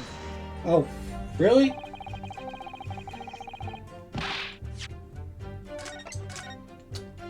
I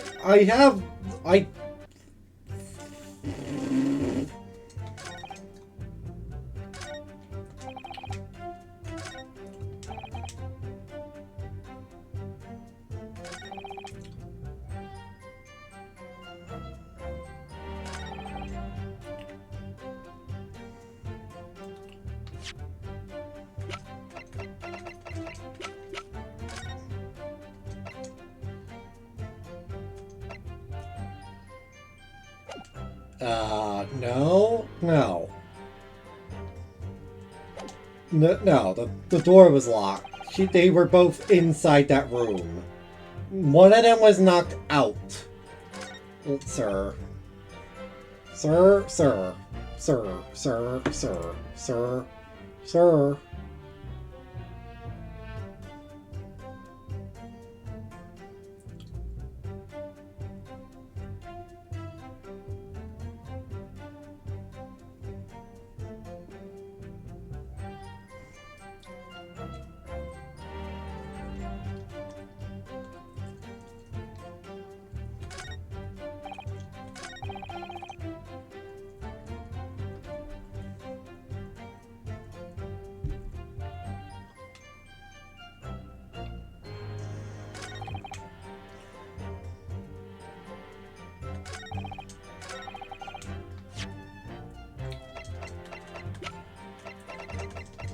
Objection. One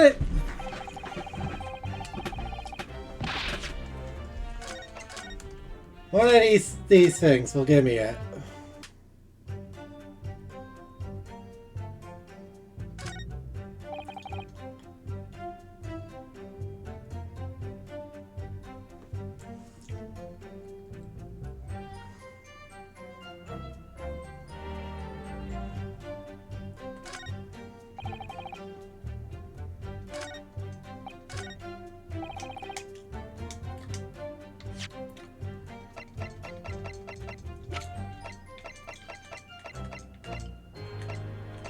Oh. Objection! I'm doing the wrong set of events. Chat, I'm bad. I'm super chat. But on the night in question, the victim, Mr. Wonderbeck, was wielding a gun. Is that correct? Now, if you got the picture, he has now, she has, no question. And yet, photographic evidence immediately after the incident clearly shows. Like, it's not holding a firearm of any description. What? Couldn't fit it, that ain't right. Objection! Be no question that the victim's revolver was used in the incident. Let's find out the scene. Murder weapon was found in the accused's hand.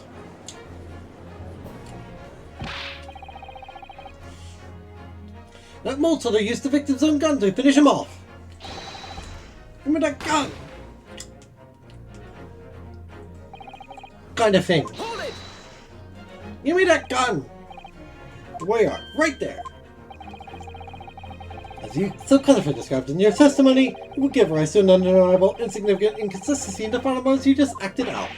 Goodness, are you sure, counsel? Okay, I'm doing the wrong thing. You intrigue me, lieutenant friend. Well, let's see some evidence to support your claim. Where's the proof that demonstrates this inconsistency in the witness portrayal of the victim's final moments? Hey, hold this autopsy report.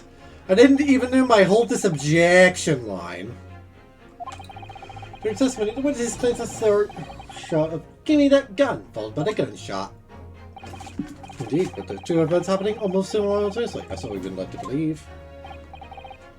Yes, that's right. Now, if that testimony is true, then at the moment of death, the victim and his attacker would have been facing each other. However, the autopsy report clearly states that the victim died instantly after being shot from behind. Ah. So, as I said before,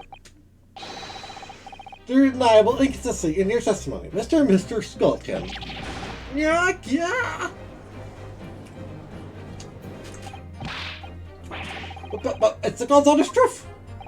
It is, notion is, when we were shot that night. In his hand, he shot with bleeding eyes.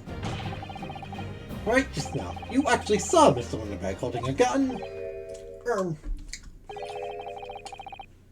Something like that might have slipped out.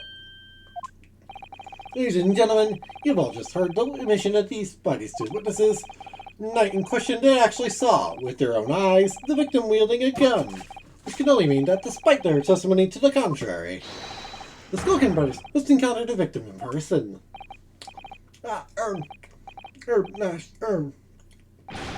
Yeah, gag!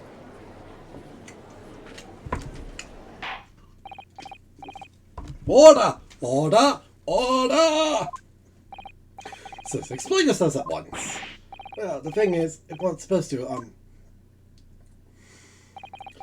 would seem that my previous warning fell on deaf ears. I made it quite clear that false witness would be the death of you. Am I to understand that you replaced the untruths of the original testimony with renewed lies? So, the governor, truth is, we see, cut it out, Nash, cut it out! Free blood now. You know what will do to us? Here. What are they talking about? Your positions here are perfectly clear. You will talk. There is no other option available to you. Bruv, come on. The game's up. But I forgot us. In case it hasn't quite sunk in yet, no matter how hard you try to hide it, the truth will come out. On the night in question, it is now apparent that you brothers met face to face with the victim. On the mandate, you testify again and explain the precise circumstances under which this meeting took place. Well, do we have to? On pain of death. I suggest you make yourselves fully aware. This is your very last chance to tell the truth. Okay, we are off. I looked only that up. I was looking that up because I was painfully blind. Alright, so we just got this one thing off and you just see our relief when the geezer showed his mug. Give me that gun, he bellowed, and then he flew at us like we was possessed. I thought we had it. No geezer, that bloke was strong as an ox. He chucked me over the counter. Bobby gun on him, and then he legged it through that door into the back room. We had nothing to do with killing him. That's what all happened, I swear. You two are sweating bullets, so you're now telling us that moments before the victim was killed in the storeroom. You in fact encountered him in the main part of the shop. Well, yeah. Sorry? Well, we found ourselves at an interesting juncture. Changed matters considerably. Honest Governor, this time? This time, Nash, this time, we ain't got nothing more to hide. Very well. Counsel for the defense, you may proceed with your cross-examination. Yes, my lord. Allow me to press everything. This is it, the moment I've been waiting for. Press everything until I find some opening. Because I don't see anything. Hold it! When you say geezer, I presume you mean the victim and proprietor of the shop, Mr. Windebank? Who else? Sorry, I mean, that's right. He was keeping a close eye on the entrance, the gaff, obviously. We never thought no one was going to come out there in the back room like that. The back room being the pawnbrokery storeroom? Yeah, that must be where he bought the from. Well, the place could have been. So it seemed the victim was already in the storeroom, but he's been in the premises. Which means Guinea must have been in there at that point as well. Doesn't make sense, does it? Guinea had threatened Mr. Windermere into the storeroom for gunpoint. Why would he have emerged from the same room alone when the birds arrived? Oh, I don't know. Did you see the accused at that time? What? That moment? Couldn't tell you. No way, Copper. We have a bigger fish to fry then. I mean, the old geezer just lost it.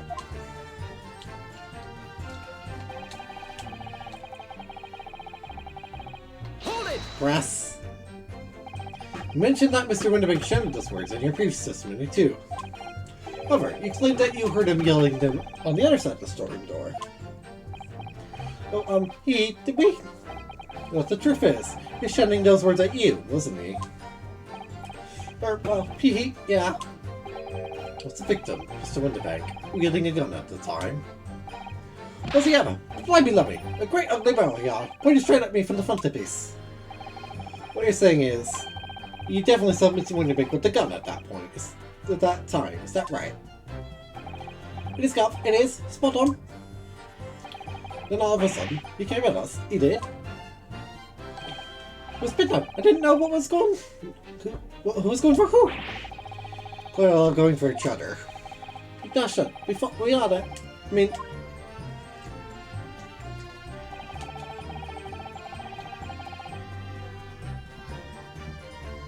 Objection? Yes, I know the debt you mentioned to Crowder in your previous testimony too. Well, yeah, of course we did. We knocked over a load of books, a candlestick, and some skull whatnot. That got tangled in some marionette. What knocked over the picture frame? What knocked over them scales on the floor? In fact, it wasn't the sound of the gunshot that shocked you and made you knock those things off the counter. The big bravia went flying over the counter like a gunshot, I can tell you. Then the geezer pinned him. He did, Nash, he did. If you hadn't been there, the bloke would have flattened me like a blooming pancake in seconds. The time in question, the alarm was raised at the local police station via a secret cable from the pawnbrokery. Spot and the contact used to activate it, which was presumably pressed for the victim. That's right, when the brothers left the scene and back onto the street, they were straight into the arriving police, didn't they? Poor Mr. Winderbank, he did everything he could to protect his shop.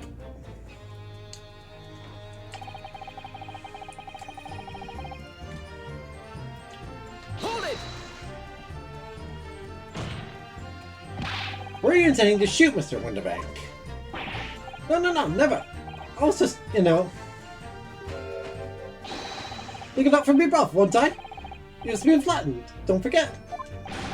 My man's shop was being burgled, yes.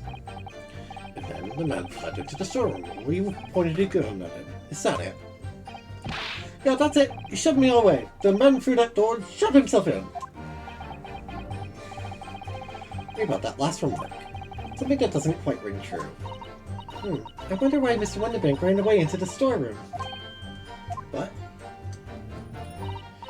according to what everyone's saying, Gideon was in there waiting for him, with a gun. Yes, that's right. He initially used Mr. Winterbank's gun to threaten him and force him to open the storeroom door. In which case, how did the gun end up in Mr. Winterbank's hands again? I had no idea. That is strange, isn't it? This little inconsistency could be significant. I should make a mental note of it. The point is, me and my brother, yeah? That's right, Nash, that's right. Me and my brother, yeah?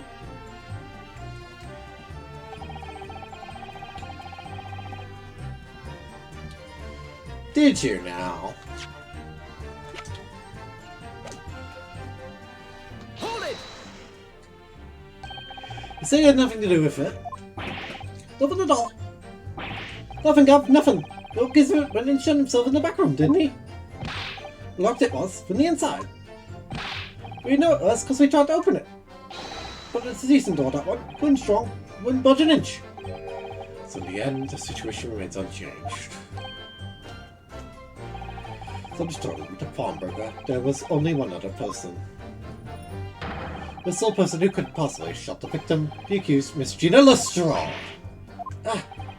It would indeed appear so. What say you do to that, Counsel? I don't know. Was there anyone else apart from Gina who could have possibly shot Mr. Winterbank? Oh, there could have been in that exact moment. Mr. and Mr. Skulkin. What? What's that look for? In a moment you admitted that you encountered the victim face to face that night. The course of this trial changed completely. It did? What is your point, my learned friend? The question we must answer is, who could have shot Mr. Winterbank? It's believed in the defense that the defendant is not the only possible answer at all.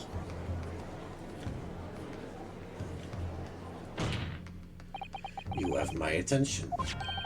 In that case, let us return to this plan of the premises. The victim was killed in the storeroom, which was locked from the inside.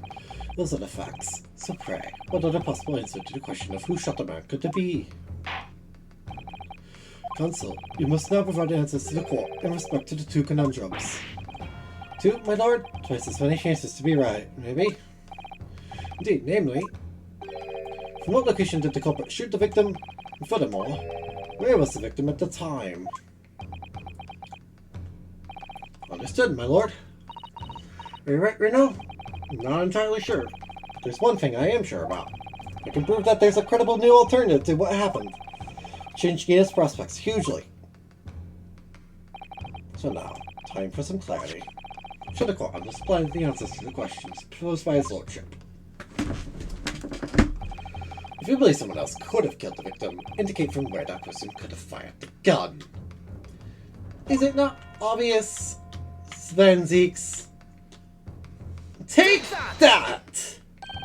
Defense believes that the culprit could have shot the victim from this location here. And in answer to the second question, assuming the culprit fired from the location indicated, where was the victim at the time? Well, let's follow this course of logic. The door was opening. He had a gun in his hand and fired it. Take that!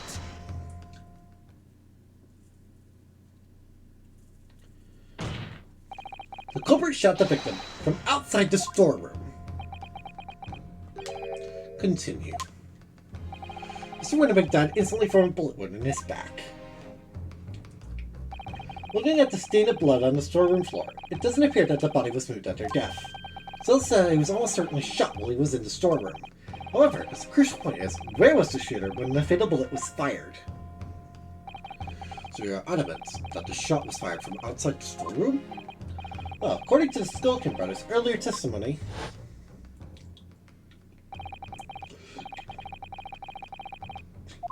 the room. So Winterbank ran away for the door. We had to assume that the door was open at the time. Oh! It was at precisely that moment, when the victim was fleeing for his life, that the brothers had perfect opportunity to shoot the man in the back once he was inside the storeroom. A fully fledged, perfect argument, Roanoske. No, yuck! Even Van Zeeks is impressed. Think of it. Do you remember what the prosecutor said at the start of the trial? Moving on to the findings of Scotland Yard's coroner, it's susceptible entered the body on a racing diagonal trajectory. It means the victim was likely shot by someone significantly shorter in height than himself. Shot while he was running as fast as he could to safety. Ah, of course, would have been leaning forward as he was running away. Horizontally, it would still injure his body in an upward trajectory. Sir is so much shorter than Mr. Windabank. Objection! My learned friend can't have forgotten that the storeroom door was found closed and locked from the inside. Claimed the victim was shot as he fled into the room. He also claimed his corpse is dexterous enough to turn the key in the lock. But let's lock the door. Yes, there's someone else who could have locked the storeroom door. Is that so? Very well done, counsel. Present your hypothesis to the court. Scenario just described. This business assertion is the victim was shot from outside the storeroom.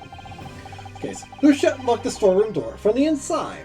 Presenting, for the court's consideration, Gina Lestrade! Obviously, the person who locked the door was the only other person inside the storeroom at the time. The defendant, Miss Gina Lestrade! Objection! That's absurd! Suggesting that the accused deliberately engineered the sealed room? What possible reason? Distractions only served to tighten the noose around her neck! Inclined to agree, I must say. Well, counsel? Ah, yes, that's a tricky one, that, isn't it? Half-baked notions have no place in my courtroom. Counsel, remember that, please. Risking would have locked the door. Almost goes without saying, doesn't it? It does? Well, if I was getting in that situation, I know I would have locked the door as quickly as I could. I mean, those two burglars had just fired a gun in her direction, hadn't they? Obviously, before the two brothers arrived, Miss Lestrade and Mr. Windabank were in the storeroom together. Now, I don't know what went between them at that time, but at some point, Mr. Windabank must have heard the intruders breaking into a shop and left the storeroom. True as that, that's us, bruv. If your fear is correct, that would leave the accused alone in the storeroom. Yes, it would. And probably a moment later, the victim fled back through the storeroom door, hoping to escape danger. Bang! Hit in the back by the bullet, Mr. Windabank fell to the floor where he was, just inside the storeroom. We have to ask ourselves now is, what would the defendant have done in that moment? I see where you're going with this. Outside the storeroom was a terrifying killer who had just murdered Mr. Windabank. As soon as that thought struck Mrs. Strahd, she slammed the door shut and locked it, in order to save her own life. Hold it! But we ain't the ones who done it. We ain't God, we ain't. You gotta believe us. I mean, come on. We never shoot any new one. Object! That's what you do. I know for a fact you would. Because before my own eyes, you shot Mr. Herlock Sholmes. There's only one logical conclusion here. Mr. and Mr. Skulkin, you brothers had every opportunity. You've been the true perpetrators of Mr. Windabank's murder.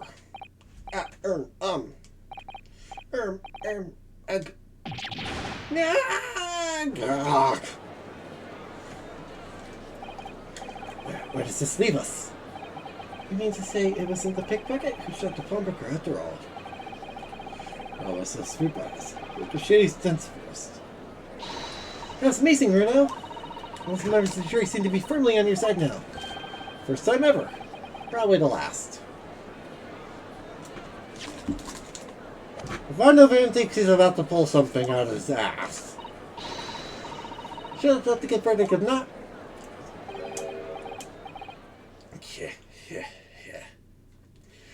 Yeah, that's the sound of somebody about to pull something out of his goddamn ass. An admirable effort, my learned friend. Uh-oh. That can't be good. What's this now? He's laughing? Is he about to present the boot?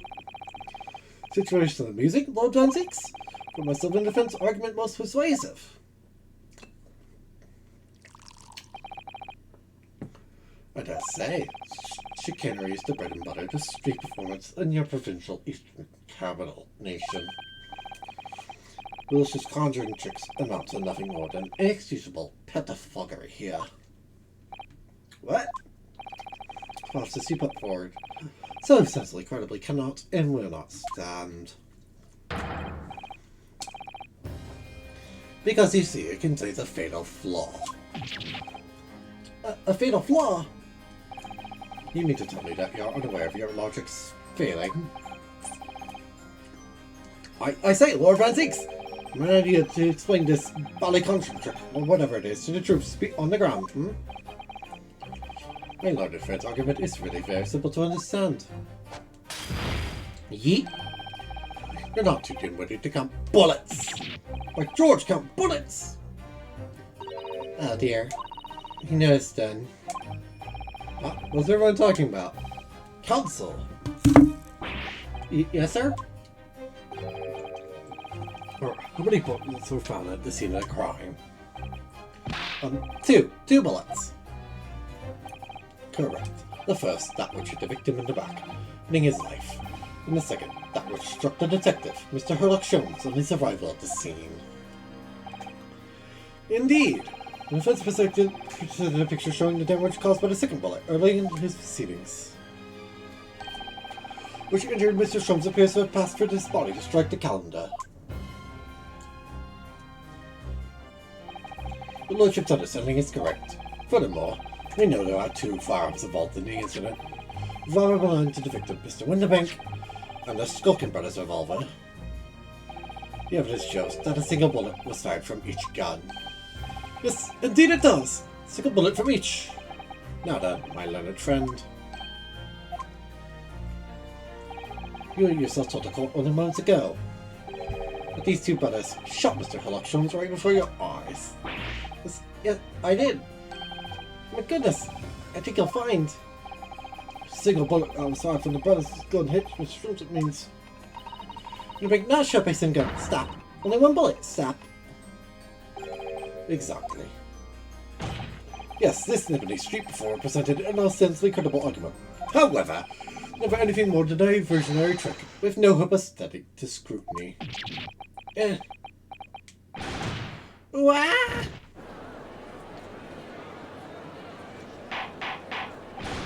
Order! Order! Order! Yeet! Pray forgive the discourtesy of flinging the dregs of this hollow nectar into the public gallery. Lord Van Zeeks! But this court needs to open its eyes. The accused, Miss Gina Lestrade, is no ordinary little girl. Despite her young years, she can regrettably no longer be described as a juvenile. Now, the person in the dock is far from a law-abiding citizen. She has a past riddled with criminal conduct. The truth is, spoken to the pawnbroker on the night in question with loathsome intent. As we can see beyond doubt in this print, which depicts her threatening the victim with the murder weapon. Well, I have here my position one more piece of evidence the prosecution wishes to present. The disc! Uh-oh. Not the disc! We'll be taking that, whatever it is, and Miss McGill is down to the yard. Thank you very much. No, don't give it to him. It's mine, that is. Mine! Sorry, miss.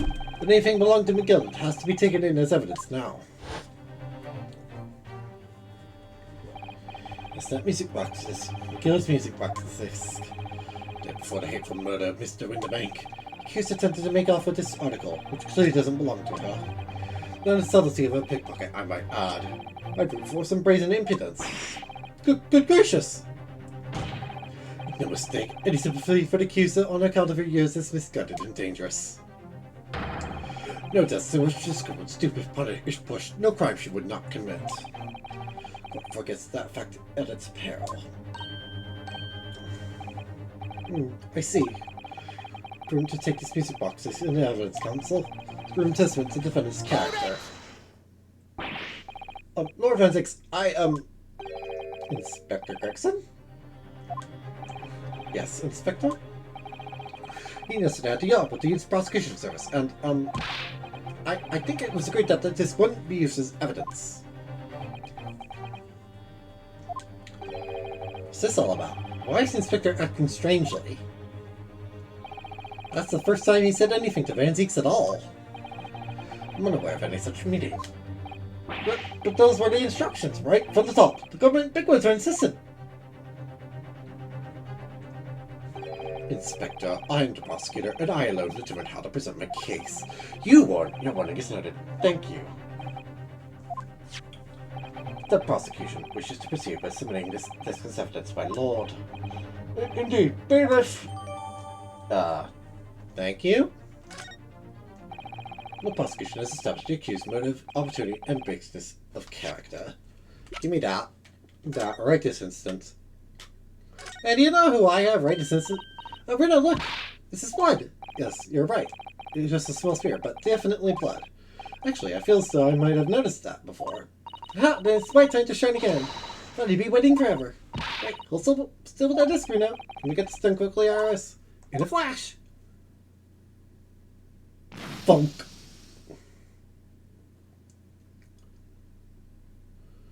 Green blood! Would you look at that? Ooh, a lovely bright shade again.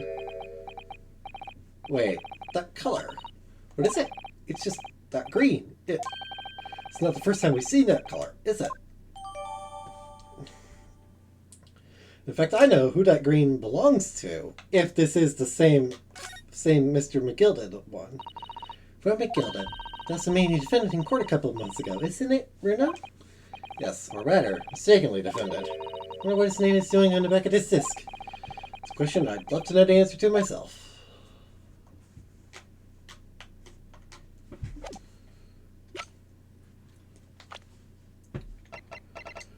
Now I can put a name to that blood, to the green blood.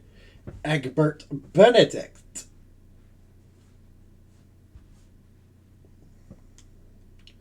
Or at least, that's the name he gave us.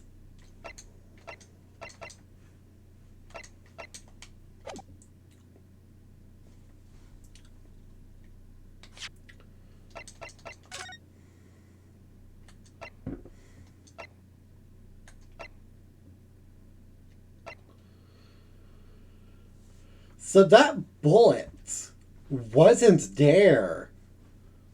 Didn't come from their gun. Their bullet is still in Sholmes. Or it was until last night, I suppose. That means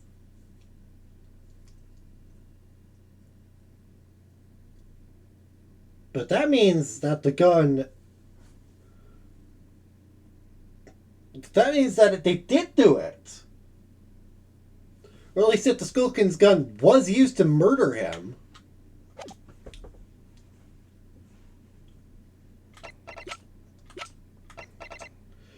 See, here's my line of thinking, right?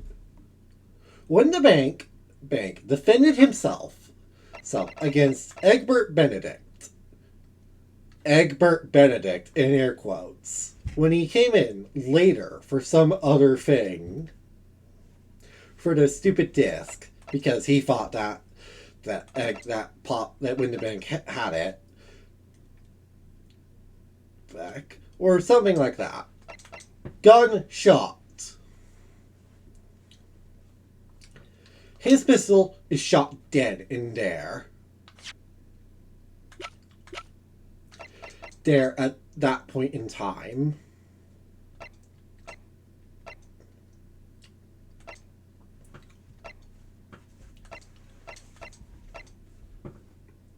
Time ending up with the green blood. With the green blood.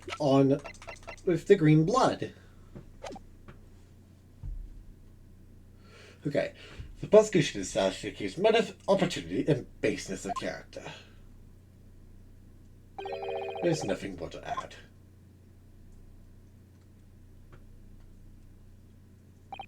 Ladies and gentlemen of the jury, I have your informed decisions and rest my case. Don't believe it. Not the jury on my side for once. For all 5 minutes. Not here. It wasn't even for 5 minutes, Reno. My lord! Well, if I might say something at this point. Proceeding, Mr. Foreman. Something about in a bit of a fog-up somehow, truth be told. All of a sudden. Off! Me and my man. Being for it. Oh no, here we go again. Very well.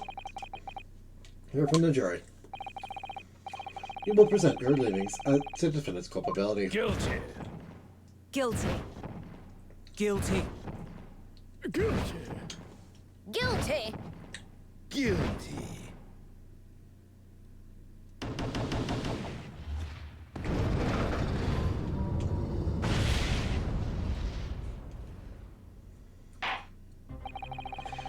Summon the jury. It seems you've eliminated the impossible. Whatever remains must be the truth. That's my line. I wrote that for Hurley. They use it against us. We're ours. I don't think we're finished yet. So more to this case than we realize. Must be, because there's one thing that I'm absolutely certain of. She didn't shoot Mr. Winterbank. That's beyond any doubt. Very well. We'll proceed with the second summation examination of the day. Mr. Foreman, are you and the other jurors ready? Guard Squadron is ready for action, sir. Very good. So, ladies and gentlemen of the jury. This explains what grounds you have now returned the defendant to be guilty. Summation examination numero dos. Judicial findings. What's wrong, guys? Or I say, different breed among to us law-abiding citizens. As only 2 bullets are found in the scene, I'd say the whole case is done and dusted. You don't need a stethoscope to see the truth here. Which way you look at it, it was that pickpocket. I never imagined that simple operation would cause me such grief. The accused attempted a theft on the previous day. I can see I'm in for a busy day ahead. I am a ballistics expert. I've seen many shootings. There's nothing I do not know about guns. There's little remaining room for doubt. I was rather bowled over by the argument put forward by the chap in black. It fell apart like a house of cards. I saw that I'd jolly well been hoodwinked. Well, no more! The whole courtroom's turning against me. Not fair. Iris? It's been mean. Just because Kay's done something she shouldn't have done in the past. That doesn't make her a murderer. Wine. Allow me to savor this fruity vintage while I savor the spectacle of your fruitless debate on the matter. Here's to the truth coming out, eventually.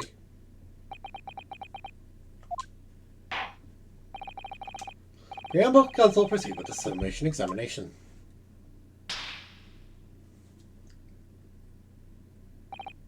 Yes, my lord.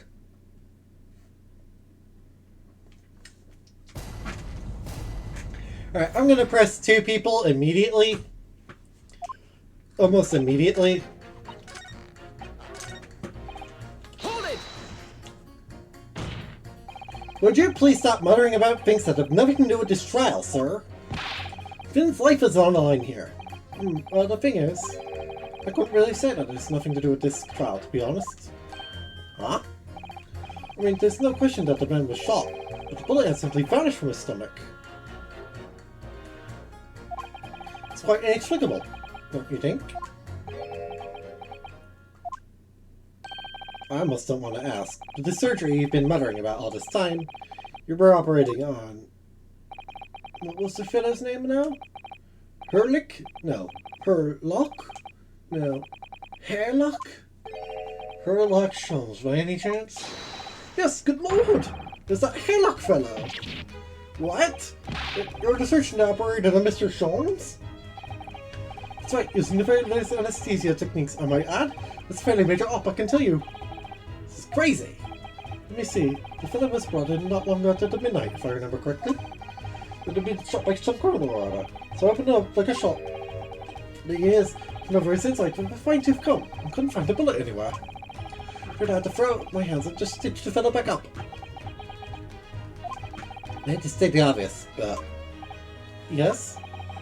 That's because the bullet is still at the scene of the shooting? Crucial for defense is correct. It's clearly shown in its photographic print. The bullet is the skull bullet is fired at Mr. Shum's hit him in the stomach region. And he uses his body launched from the shop wall. The calendar is hanging by the door. But it's really quite simple if you just consider the problem three-dimensionally. Huh, who do you think I am, son? Oh, well, drawer number 4 is about the best I can do. So the one in the man's stomach, I flipped him over. Like a pancake? Are you saying you checked his back? Of course I did. There wasn't a trace of injury. No sign that the bullet had left the body at all. What? That's the point. The only logical conclusion was the bullet was still somewhere in the man's innards. Which is exactly why I said about slicing him up. Well, I'm still none of us even now. How many times do I have to say it? It's not usually exciting to me how it happened. Please solve this mystery. It's almost as much of a mystery as how this jury was put together.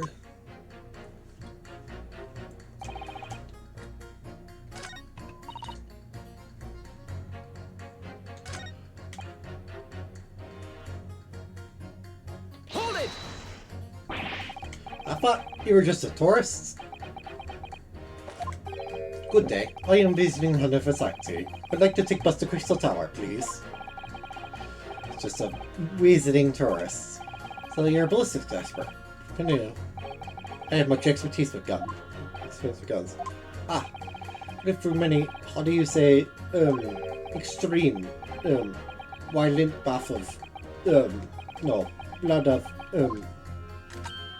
extreme blood blasts, perhaps? Those! Extreme violent blood blasts. English is very difficult tongue. Trying to sort of people you associate with, so I still have a tongue. Anyway, if you have questions about bullets and guns, you ask me. Here's something I do not know. No mystery I cannot solve.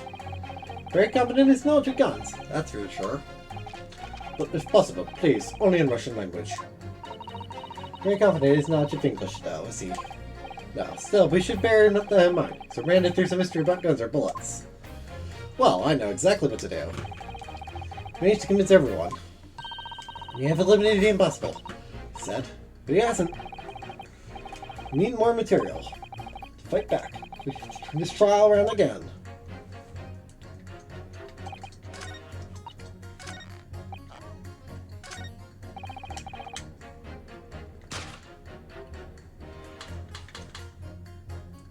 Objection! You two could help each other out. Let's just it's clearly contradict the idea that all I do is pit jurors against each other. Ooh, a ballistics expert. Pitting P-I-T-T. In the main question, Mr. Sholmes was shot by one of the Skulkin brothers. Since there was no sign of an exit when in respect, we must assume the bullet didn't pass through him. However, no bullet was found lodged in Mr. Sholmes' body either. Furthermore, a bullet was found lodged in the wall of the shop where Mr. Sholmes was shot. Juror number 6. Hello, my name is Villain. Pleased to meet you. You are Villain Bolshevik? You are very stupid. This contradiction of facts is so clearly troubling. Juror number 4. Are you able to explain the mystery? I have seen a very similar situation in Motherland. It was dry. It was blizzard. I was running away along Mountain Road in freezing cold. Golly. Snow was piling high on both sides of the road. It was very narrow and dangerous. I saw us at hunting rifles and they were on dog sleds. Well, no, don't ask too many questions. I was shot from behind, and I fell down in snow. This situation was very similar to what I hear today from Doctor. I could not find bullet in my body. No sign of, how do you say, exit wound. But then where did the bullet go? Bullet never hit me. Well, if it never hit you, why did you fall down? Bullet hit frozen wall of ice very close to my side. What? A small piece, very sharp, broke away from a lump of ice and pierced my body. Made a wound that looks just like bullet wound. Good gracious! Of course, piece of ice quickly melted inside me. No solution to mystery, disappearing bullet.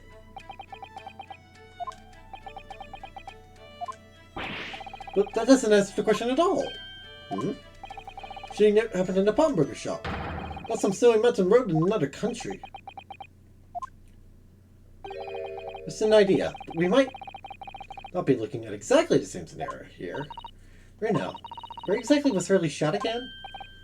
Well, according to the report, in his stomach. Sort of around this area, I think. Well, that's precisely where he always wears a little pouch on his belt. Pouch? Actually, I might have noticed something like that. It's a pouch. It's where he keeps free glass vials of very dangerous chemicals that he uses in his investigations. What? Really? Doctor, where's the pouch Mr. Shrums is wearing? Well, the fellow had nothing like that on his person when he arrived at the hospital, as far as I remember. If I may. Lord Van Zakes? This is forbidden for prosecution and during the submission examination. I should inform the defense that I have left the pouch in question in the antechamber outside the courtroom. Sorry? Damn it. When the police arrived on the scene, we found Mr. Shrums injured. The pouch and the order assessed the wound. Ah, thank goodness! Well, let's get it forgetful for a moment. It's been in my safekeeping home with all I've read relating to the case. Personally vouch for the fact that it's not been touched since the incident occurred. Very well, we'll examine the information during the submission examination. Then the prosecution presents the item in question with all speed. Waiting for Mr. Herlock Shrums' pouch. I see. Patch one by Mr. Shrums on the night in question, is it? Look at that! And the file is broken and the letter around it is scorched black! It's almost as if the file exploded! Exploded? So, that night, a bullet from the Skulkin brother's gun struck Mr. Shrums' pouch. And it was the glass file exploding that caused the fellow's injury. This bullet did not penetrate the victim, but was deflected into Roller's shop.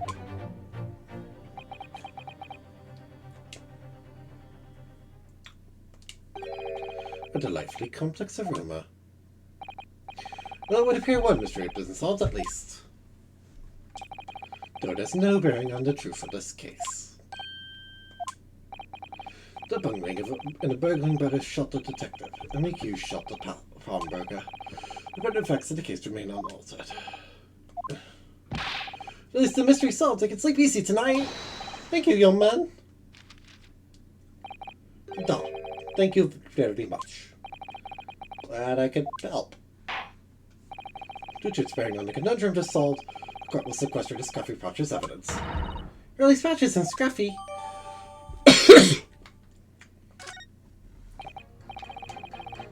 Now, the summation examination.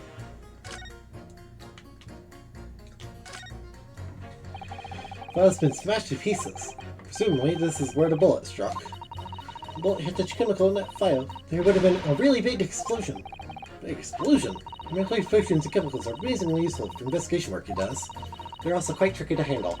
They're they're dangerous. Oh.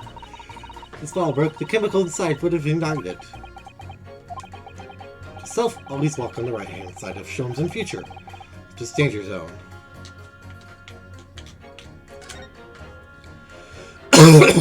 For the scorched badly, just here. I'll have to see how it can look. Where the bullet hit, then. Let me see.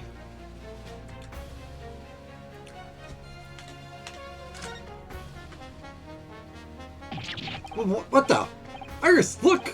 Behind where the broken file was. Do you see it? Ah, that's the Skulkin brother's bullet. What a stroke of luck that it hit its pouch. It's an amazing discovery. What this means is, there were 3 bullets fired at Windowbanks that night. I found exactly what the juror, what that juror was talking about. The 3rd bullet. Where's that juror again, I think?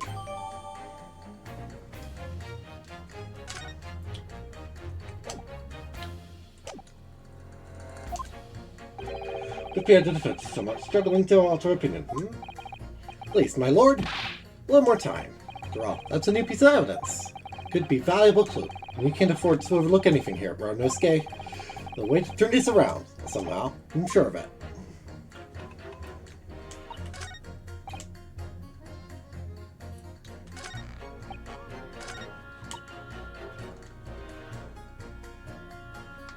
Is that so?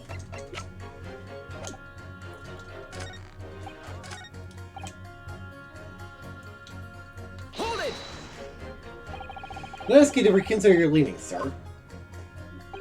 Oh no, that's another matter entirely. Sorry? All I can think about it for the moment is this wonderful sense of relief I have that the mystery's solved.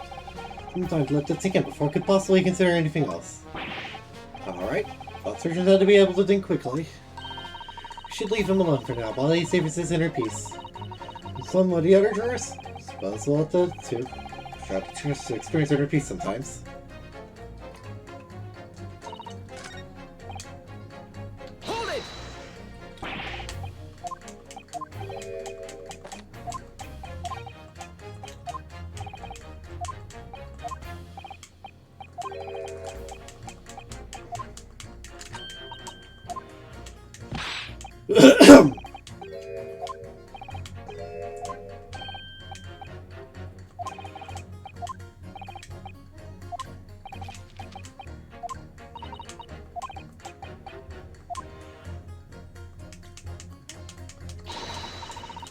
Really, since that's all this. So always coming in the front of a pouch.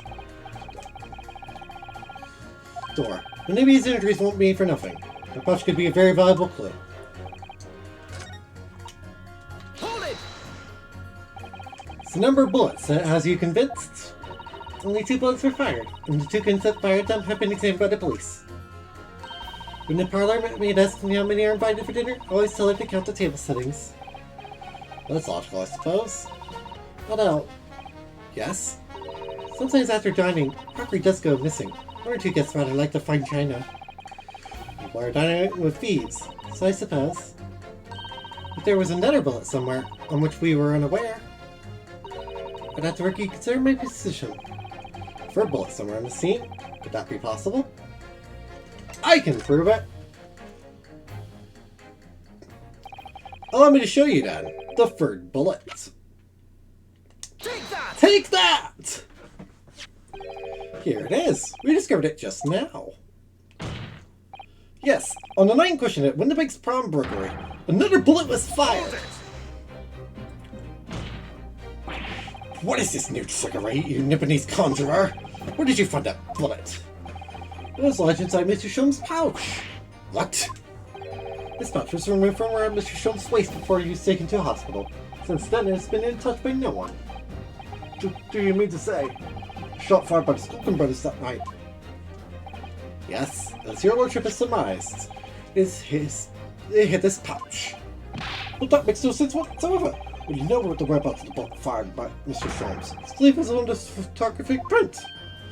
Ah, 2 guns for the scene have already been submitted to the court record as evidence. Yes, that is Mr. Winnipeg and that belonging to the Skulkin brothers. The nation of Vulcans revealed that only a single bullet had been fired from each. But that must mean... That's right. 3 bullets were fired.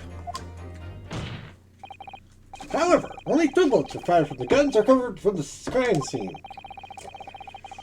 So bullet inconsistency is somehow explained. It must not pass judgment. Ah. Arg! Take that! Order, order, order!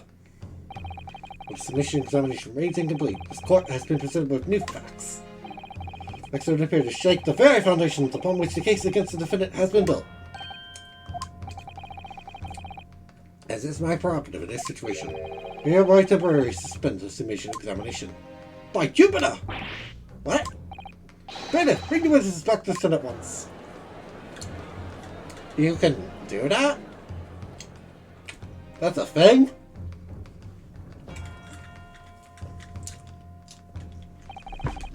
Witnesses. Governor! What are you listening to proceedings while the defense carried out the submission examination? We was, Governor, we was. With a tedious preamble, explain answer this one question. A server has been identified as scene of the crime. What do you make of that? I don't make nothing of nothing if I can help it. Is it one of yours? Go let me, Gov. Go, Billy. Not a chance. In that case, do you have an accomplice? What? What? Never. It's cooking brothers. Look alone.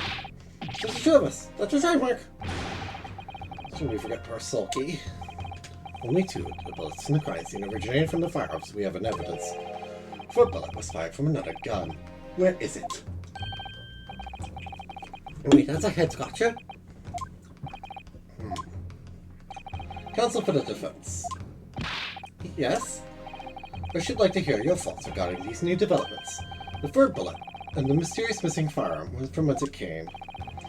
I go over the testimony we've heard, and all over the evidence we've seen. I think I'm starting to form a picture of what really happened that night. My lord, I think it's clear what this 3rd bullet tells us about the Skulkin brothers.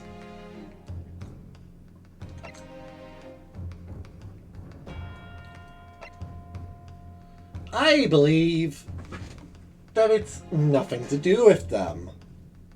Because I know who the 3rd bullet belongs to. And I know who the 3rd bullet, who the secret blood belongs to. As such,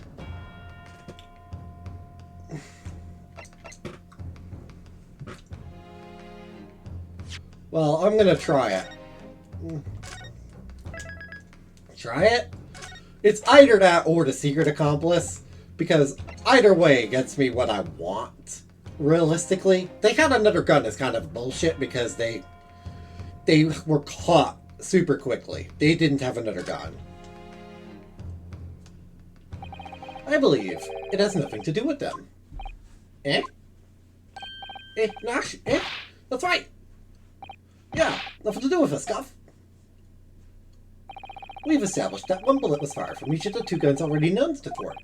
Logical conclusion, therefore, is that on the night in question, on this atmosphere when the bank's pawn burglary, there was another person present in possession of a 3rd firearm. Whilst the brothers may have had nothing to do with the 3rd gun or the bullet fired from it, it's inconceivable that they had nothing to do with the 3rd man. Yes, the brothers were working with an accomplice who was carrying a gun!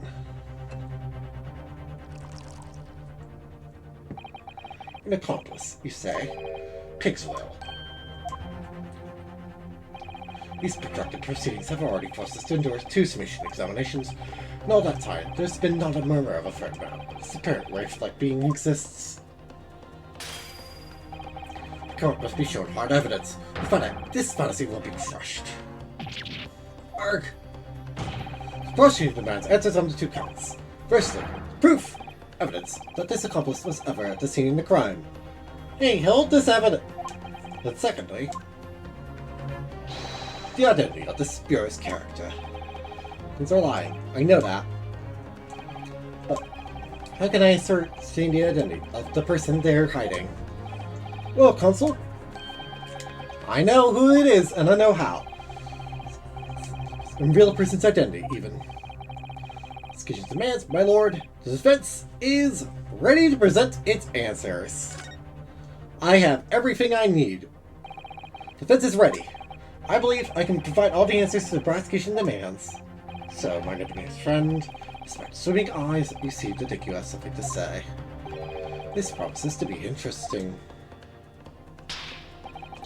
Push forward now. There's no other option. Use every single piece of evidence available to me if it will make a difference. In that case, Counsel, I would like to ask you to present the evidence without delay. On the night in question, in the moments leading up to the death of the victim, what proof have you that there was a 3rd intruder present at the scene? The proof is in the blood samples portfolio. The evidence is right here in this portfolio. My jokes, but that portfolio again, is it? Do you expect the court to rifle through your papers itself? Be more specific. You claim one of those blood samples proves the presence of this 3rd intruder. Well, which one is it? Not that one, not that one, not that one. This one. We're looking at here. Appears to be some green paint or such like around the bullet hole in the middle of the calendar. It's a bloodstain, my lord. A bloodstain? Green blood? Curious, even for you. The court didn't send the intruder with some inhuman creature. It's something developed by Mr. Herlock Sholmes. By the great detective. The invention, stop. Don't you interpret the stories, stop. It's this, you see, it doesn't have a name yet, though. This splatter sprays chemicals that react with the different elements of people's blood to change its color. Different elements of people's blood? Yes, everyone's blood is slightly different. Different elements. By seeing what color it changes to, you can tell in a flash whose blood it is. Ooh, that brings up a whole new extra dimension of looking at blood. Talk of blood in courtroom, stop. Very exciting, stop. Here's the blood of the victim, Mr. Runderbank. A striking blue. Yes, so you see, the green color of this blood stain on the calendar. Somebody else was shot in the main part of the shop. The whole fire there, young man. Could it be from unrelated incident, couldn't it? No, it's not unrelated. The date showing on the calendar is the date on which Mr. Runderbank was killed. By golly! Therefore, we can assume that whoever was shot on the same day. And whose blood is it? Well, the Skulkin brothers understand what don't appear to be suffering from any gunshot injuries. Which means it must be the blood of somebody else. The bird intruder. Objection! Whose identity? The court is still waiting to hear. You can't delay this any longer, my learned friend. Who is this alleged third intruder? Presenting for the court's consideration, one Eggert Benedict. The man's name is Eggert Benedict. Eggert Benedict? Who on earth are you talking about, counsel? It was at the Winnebank's pawnbrokery on the afternoon before the incident took place. The accused attempted to say the pawnbroker had erasing this article into her possession. That's right. Man identified by the defense, Mr. Egbert Benedict. He attempted to take the article from the defendant by force. Broker! Yes, sir? This filthy pocket thief has just redeemed an article from you, no? Yes, the question belongs to me. I demand for it to be returned at once. But that's a lie. What are you trying to pull? Give me back my overcoat, you wastrel. Needless to say. Jojo Purse. Any music box. Discs 2. Gregson was there at the time and can attest to what happened. In the end, it was the inspector himself who took the disc. Corroborate this account, Inspector. Yes, my lord. That's more or less what happened. Just being thorough, I asked Windebank for a print showing the fellow. Fred had it recorded, Gubbinses. That's him talking to Windebank that morning. Claimed this man is the brother's accomplice. Well, Mr. Skulkin, I've seen the geezer before in me life. When me life go for me life, I've seen him. Well, so unsurprisingly, it appears our witnesses disagree with the assertion. Sure, your lordship recalls my learned Ebony's friend's actual assertion, which was that he could prove the identity of the alleged accomplice. Yes, and I can. Then shows the evidence. I agree. We must see proof that the clean-cut gentleman in the photograph is the totally good most serious. Allow me to show you. This is the last piece of evidence. I've had a feeling that something has been missing in this trial from the very start. But now, I'm going to drag a kicking and screaming into the courtroom. Are you ready to present your answer to the court, then, counsel? Yes, my lord. Defense will present the evidence now. Lieutenant Man pictured in this photographic print was in fact the person struck by the third bullet. It is yet again in the blood samples portfolio. The proof is right here in this portfolio. Gracious counsel, to start before we continue answers to every question posed. I see you share my interest in Clara Clouded Liquids, my deputy's friend. But enough. The court demands to see further evidence. Which blood sample proves the man you identified was the one shot by the first bullet at the scene of the crime? Hey, you want to know something? Take that! This! The music box disc. As mentioned before, on the afternoon and day in question, the defendant attempted, deceitfully admittedly, to reclaim this disc from Windebanks. It was when the aforementioned Egbert Benedict appeared on the scene, I believe. The man then attempted to purloin the article from the defendant's possession, no? That's correct, my lord. I myself was present at the time. It was following this that a minor incident occurred. De quoi ça? Here is this for you. Very well. Judge your pose, then I shall bid you farewell. Say goodbye to style. Wait a minute, the disc. He's mine! What do you think you're doing, you little trump? You've drawn blood, you filthy animal! This is a scaleless small but sharp metal protrusions over its surface. Close this from an exterior finger to blade. So the exterior blood is still visible on the disc now. Goodness, a blood stain, is it? Just analyze the blood stain here in this very courtroom. Using my trusty fog again. Yes. Results to this portfolio. I saw it! It's green! It's like the same color as the amount of blood around the calendar. Yeah, this is conclusive. Calling himself Mr. Edgar Benedict, who was in one of the banks earlier in the day, is the accomplice who was present at the scene of the crime that night.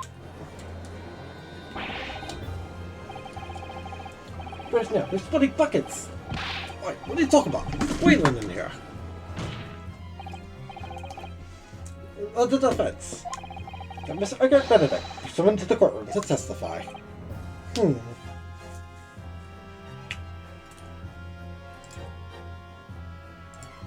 I should finish the case.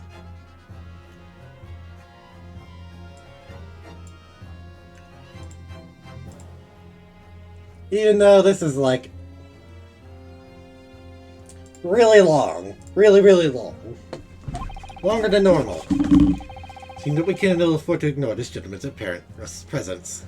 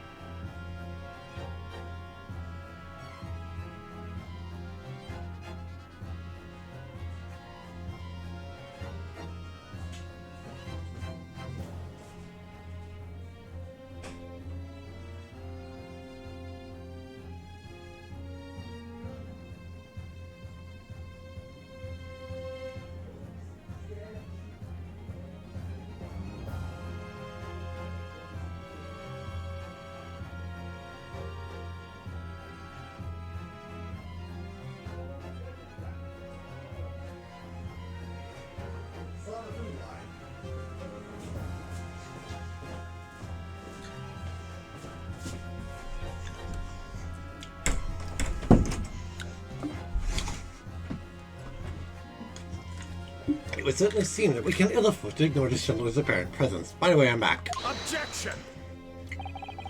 This has gone on long enough now. This flagrant ignorance of the mechanisms of law. Sherlock Sholmes, you say? Yes, I've heard the name. Studies in a series of short stories for the vulgar classes. A guard at detection of some such. Now you employ chemical substance devised by this fantastical persona in the highest court in the land? Expect us to take you seriously.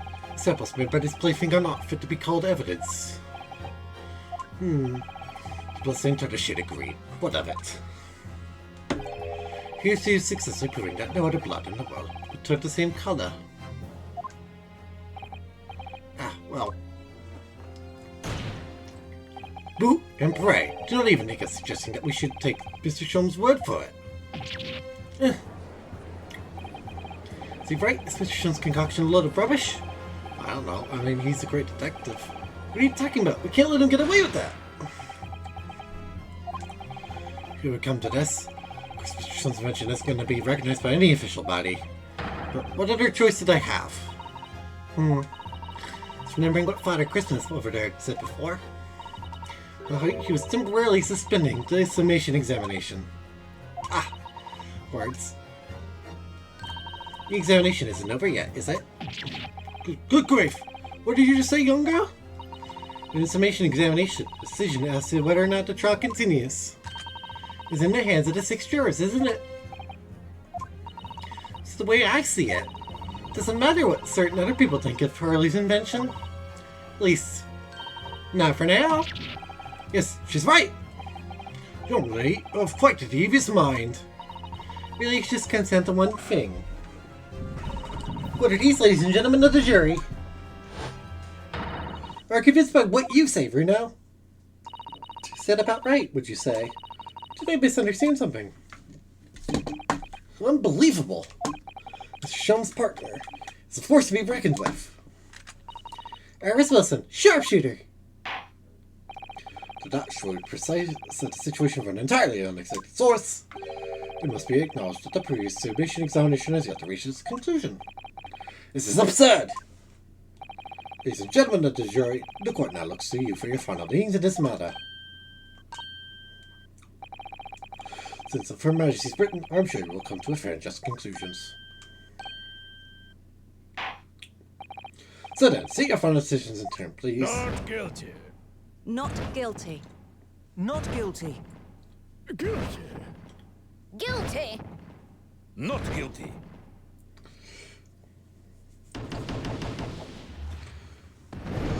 Yes! 2 called for guilty, and 4 called not guilty. Such is the outcome of the submission examination. Objection. My lord, with all due respect, this is an outrage. Refuses to accept this decision. On what grounds? These jurors are persuaded by some half-baked concoction devised by a pretender to real police work.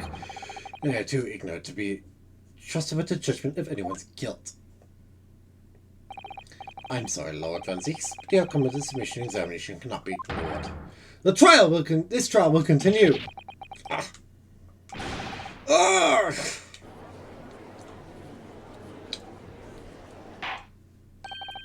Nevertheless, we find ourselves in a rather awkward situation. Vince has reasonably requested subpoena of a new witness. But sadly, I feared that would be impossible. What? The name of the gentleman gave for himself, Egbert Benedict, is quite clearly false. I did not believe it, just when I managed to prove the man was there that night.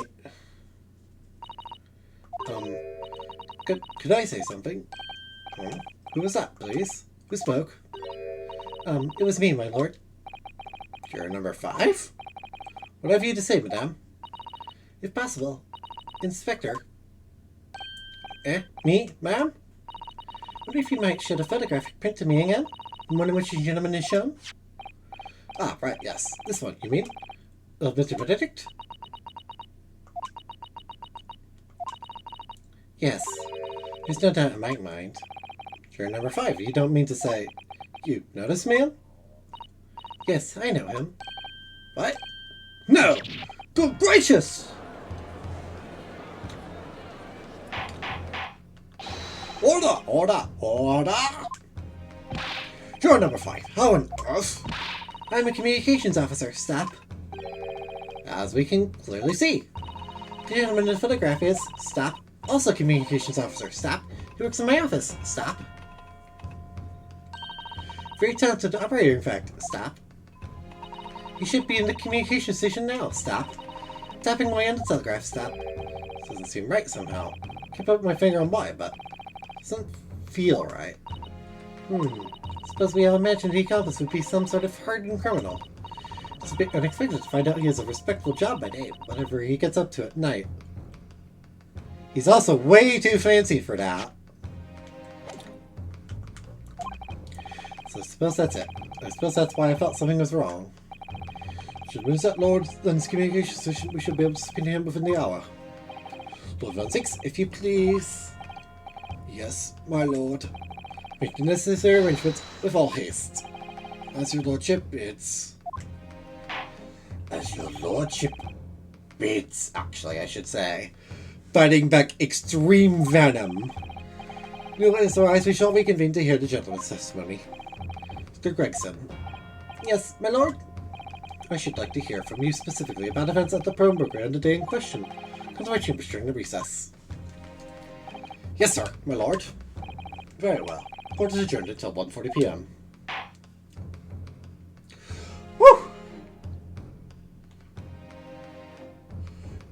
We made it by the skin of our teeth. I know nobody watches these streams, but like, who cares, right?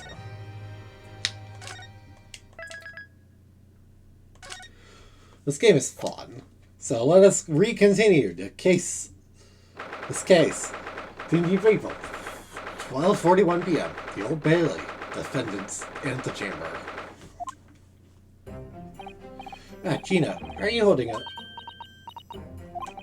Starting to feel quite warm. It's her frequent cold shoulders now. Kenny, are you alright? Why aren't you saying anything? What's the point, eh? We go to the struggle and fight so hard. For the likes of me. What? Well, you saw it? That picture. Picture.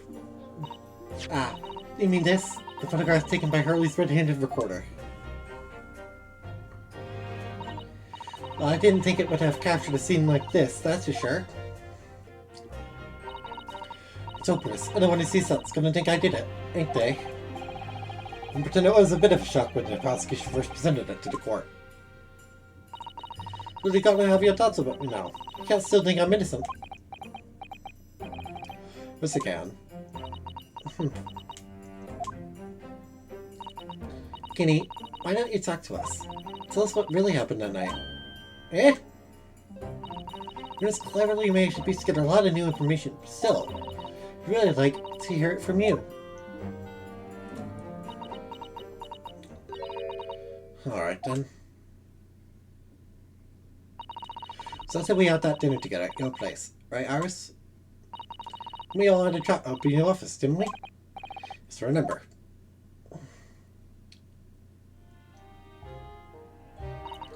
After that, I just couldn't get to sleep. So I slipped out and went down the street to 2-1, to Winterbank's place. I had to know.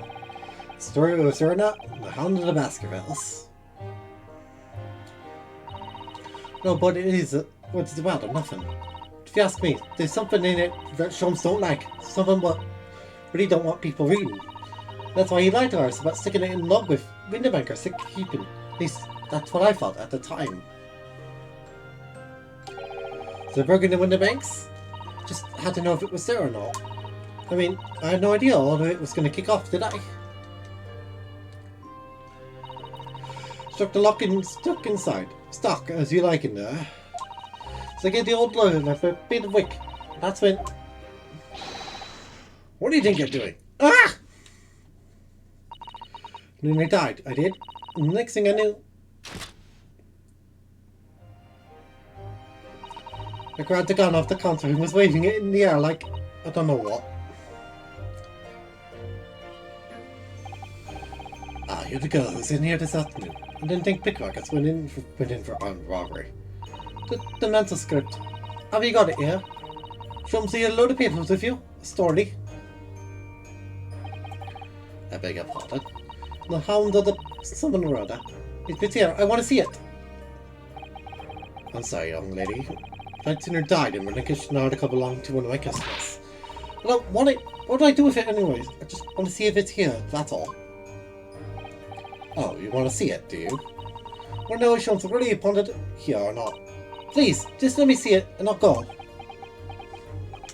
Oh, very well done. For pity's sake, stop waving my gun around, would you? And then the old cove went up the storeroom door, and we both went inside. And it was there, alright. The mantle script. Sean's weren't lying after all. Did all that just to check for me, Ginny.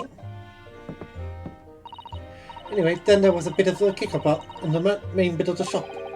Skilkenberg's arriving at the scene. Yes. What's all that means? Someone's breaking in! Damn it, is there some burglars convention here tonight that I don't know about? I think I forgot to shut the door behind me. Sorry. Go take care of it. Can I possibly have my gun back? Oh, well, I'd come with you and... No, don't be foolish, young girl.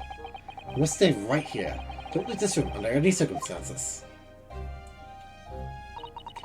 With that, he took the gun out of my hands and walked back into the shop. I'm back in the storm, like he said, joining me as in the doctor to hear what was going on. Well, they got into a bit of a scrap. So I didn't think I should up, see? So I was just about to go out the storeroom myself when... Bang bang. And a couple of shots go off. 2, I think. Almost at the same time. And then there was... right at me feet. Lying face on... There he was. Lying... right at me feet. Lying face on the floor. Right next to the storeroom door. So I slammed it and locked it. Quick as you like. I thought whoever shot Mr. Winnebank might come for you. Yeah. So I went to grab the old close gun. Figured I'd put up a fight at least. When I got a better look at him, I knew.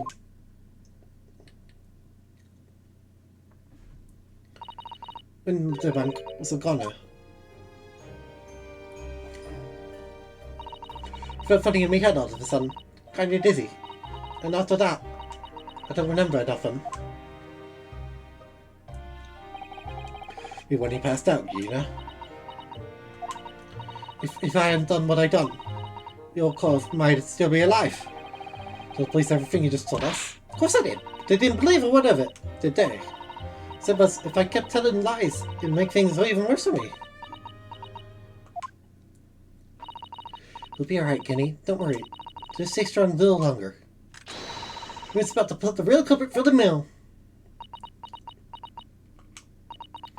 The cove what was there in the afternoon? That Egbert Benedict. I still remember how he looked at me, like I was nothing. He was dead that night. We don't know his real name yet, but I'm convinced that he's involved somehow. Anyway, thank you for telling us what happened, Gina. I appreciate your honesty. You what?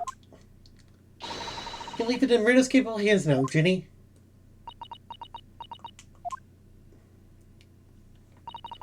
Mr. Naruto. Yes? How come you trust me? I don't get it. I mean, have you forgotten what happened here before? Come on, it was only 2 months ago. Me and Mrs. McGilden, we told you a whole pack of lies. I forgot the bug started with him, even though he was a killer. No, I could never forget that. Oh, did what I thought was best at the time. But the pain of that error judgment doesn't get any easier to bear. So don't forget that I also made you a promise.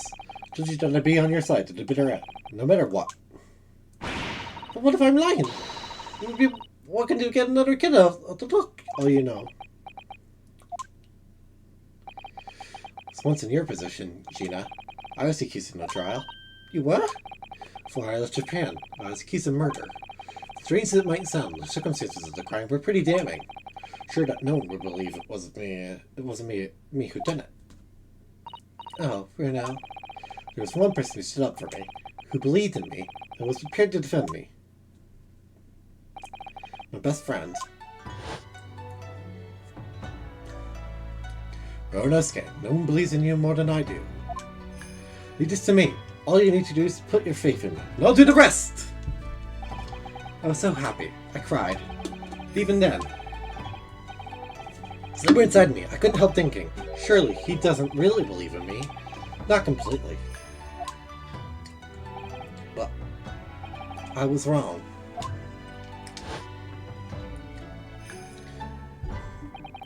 Since my trial began, it was obvious.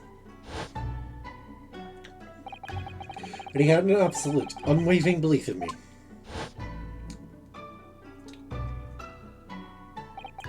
And in turn, I developed an absolute, unwavering belief in him.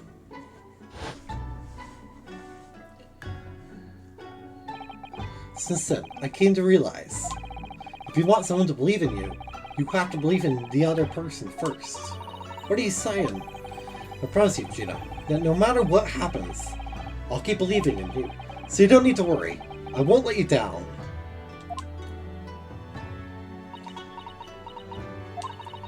Even though I'm a diver? And a no-good liar? You're not like Miss McGilden. I know that. Yeah? That's right. You're our friend, Jenny. Iris. We know you better than you think. We've come to the conclusion that you're someone we can trust. Yes! It's really all we need to know. Exactly! Mr. Naruto,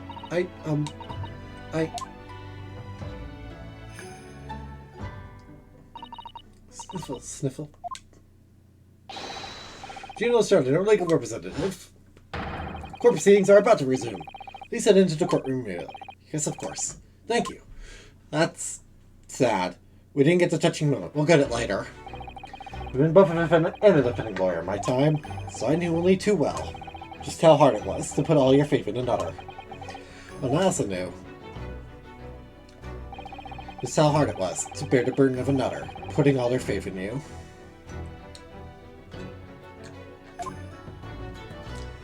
I think I'm going to end things for now. This is at last. The final chapter. The final battle.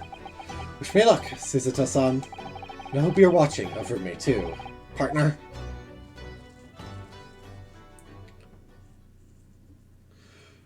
Because goodness me, I have no idea how much longer the game is going to be. The Old Bailey courtroom. Okay, I'm going to save here because, like, Jesus.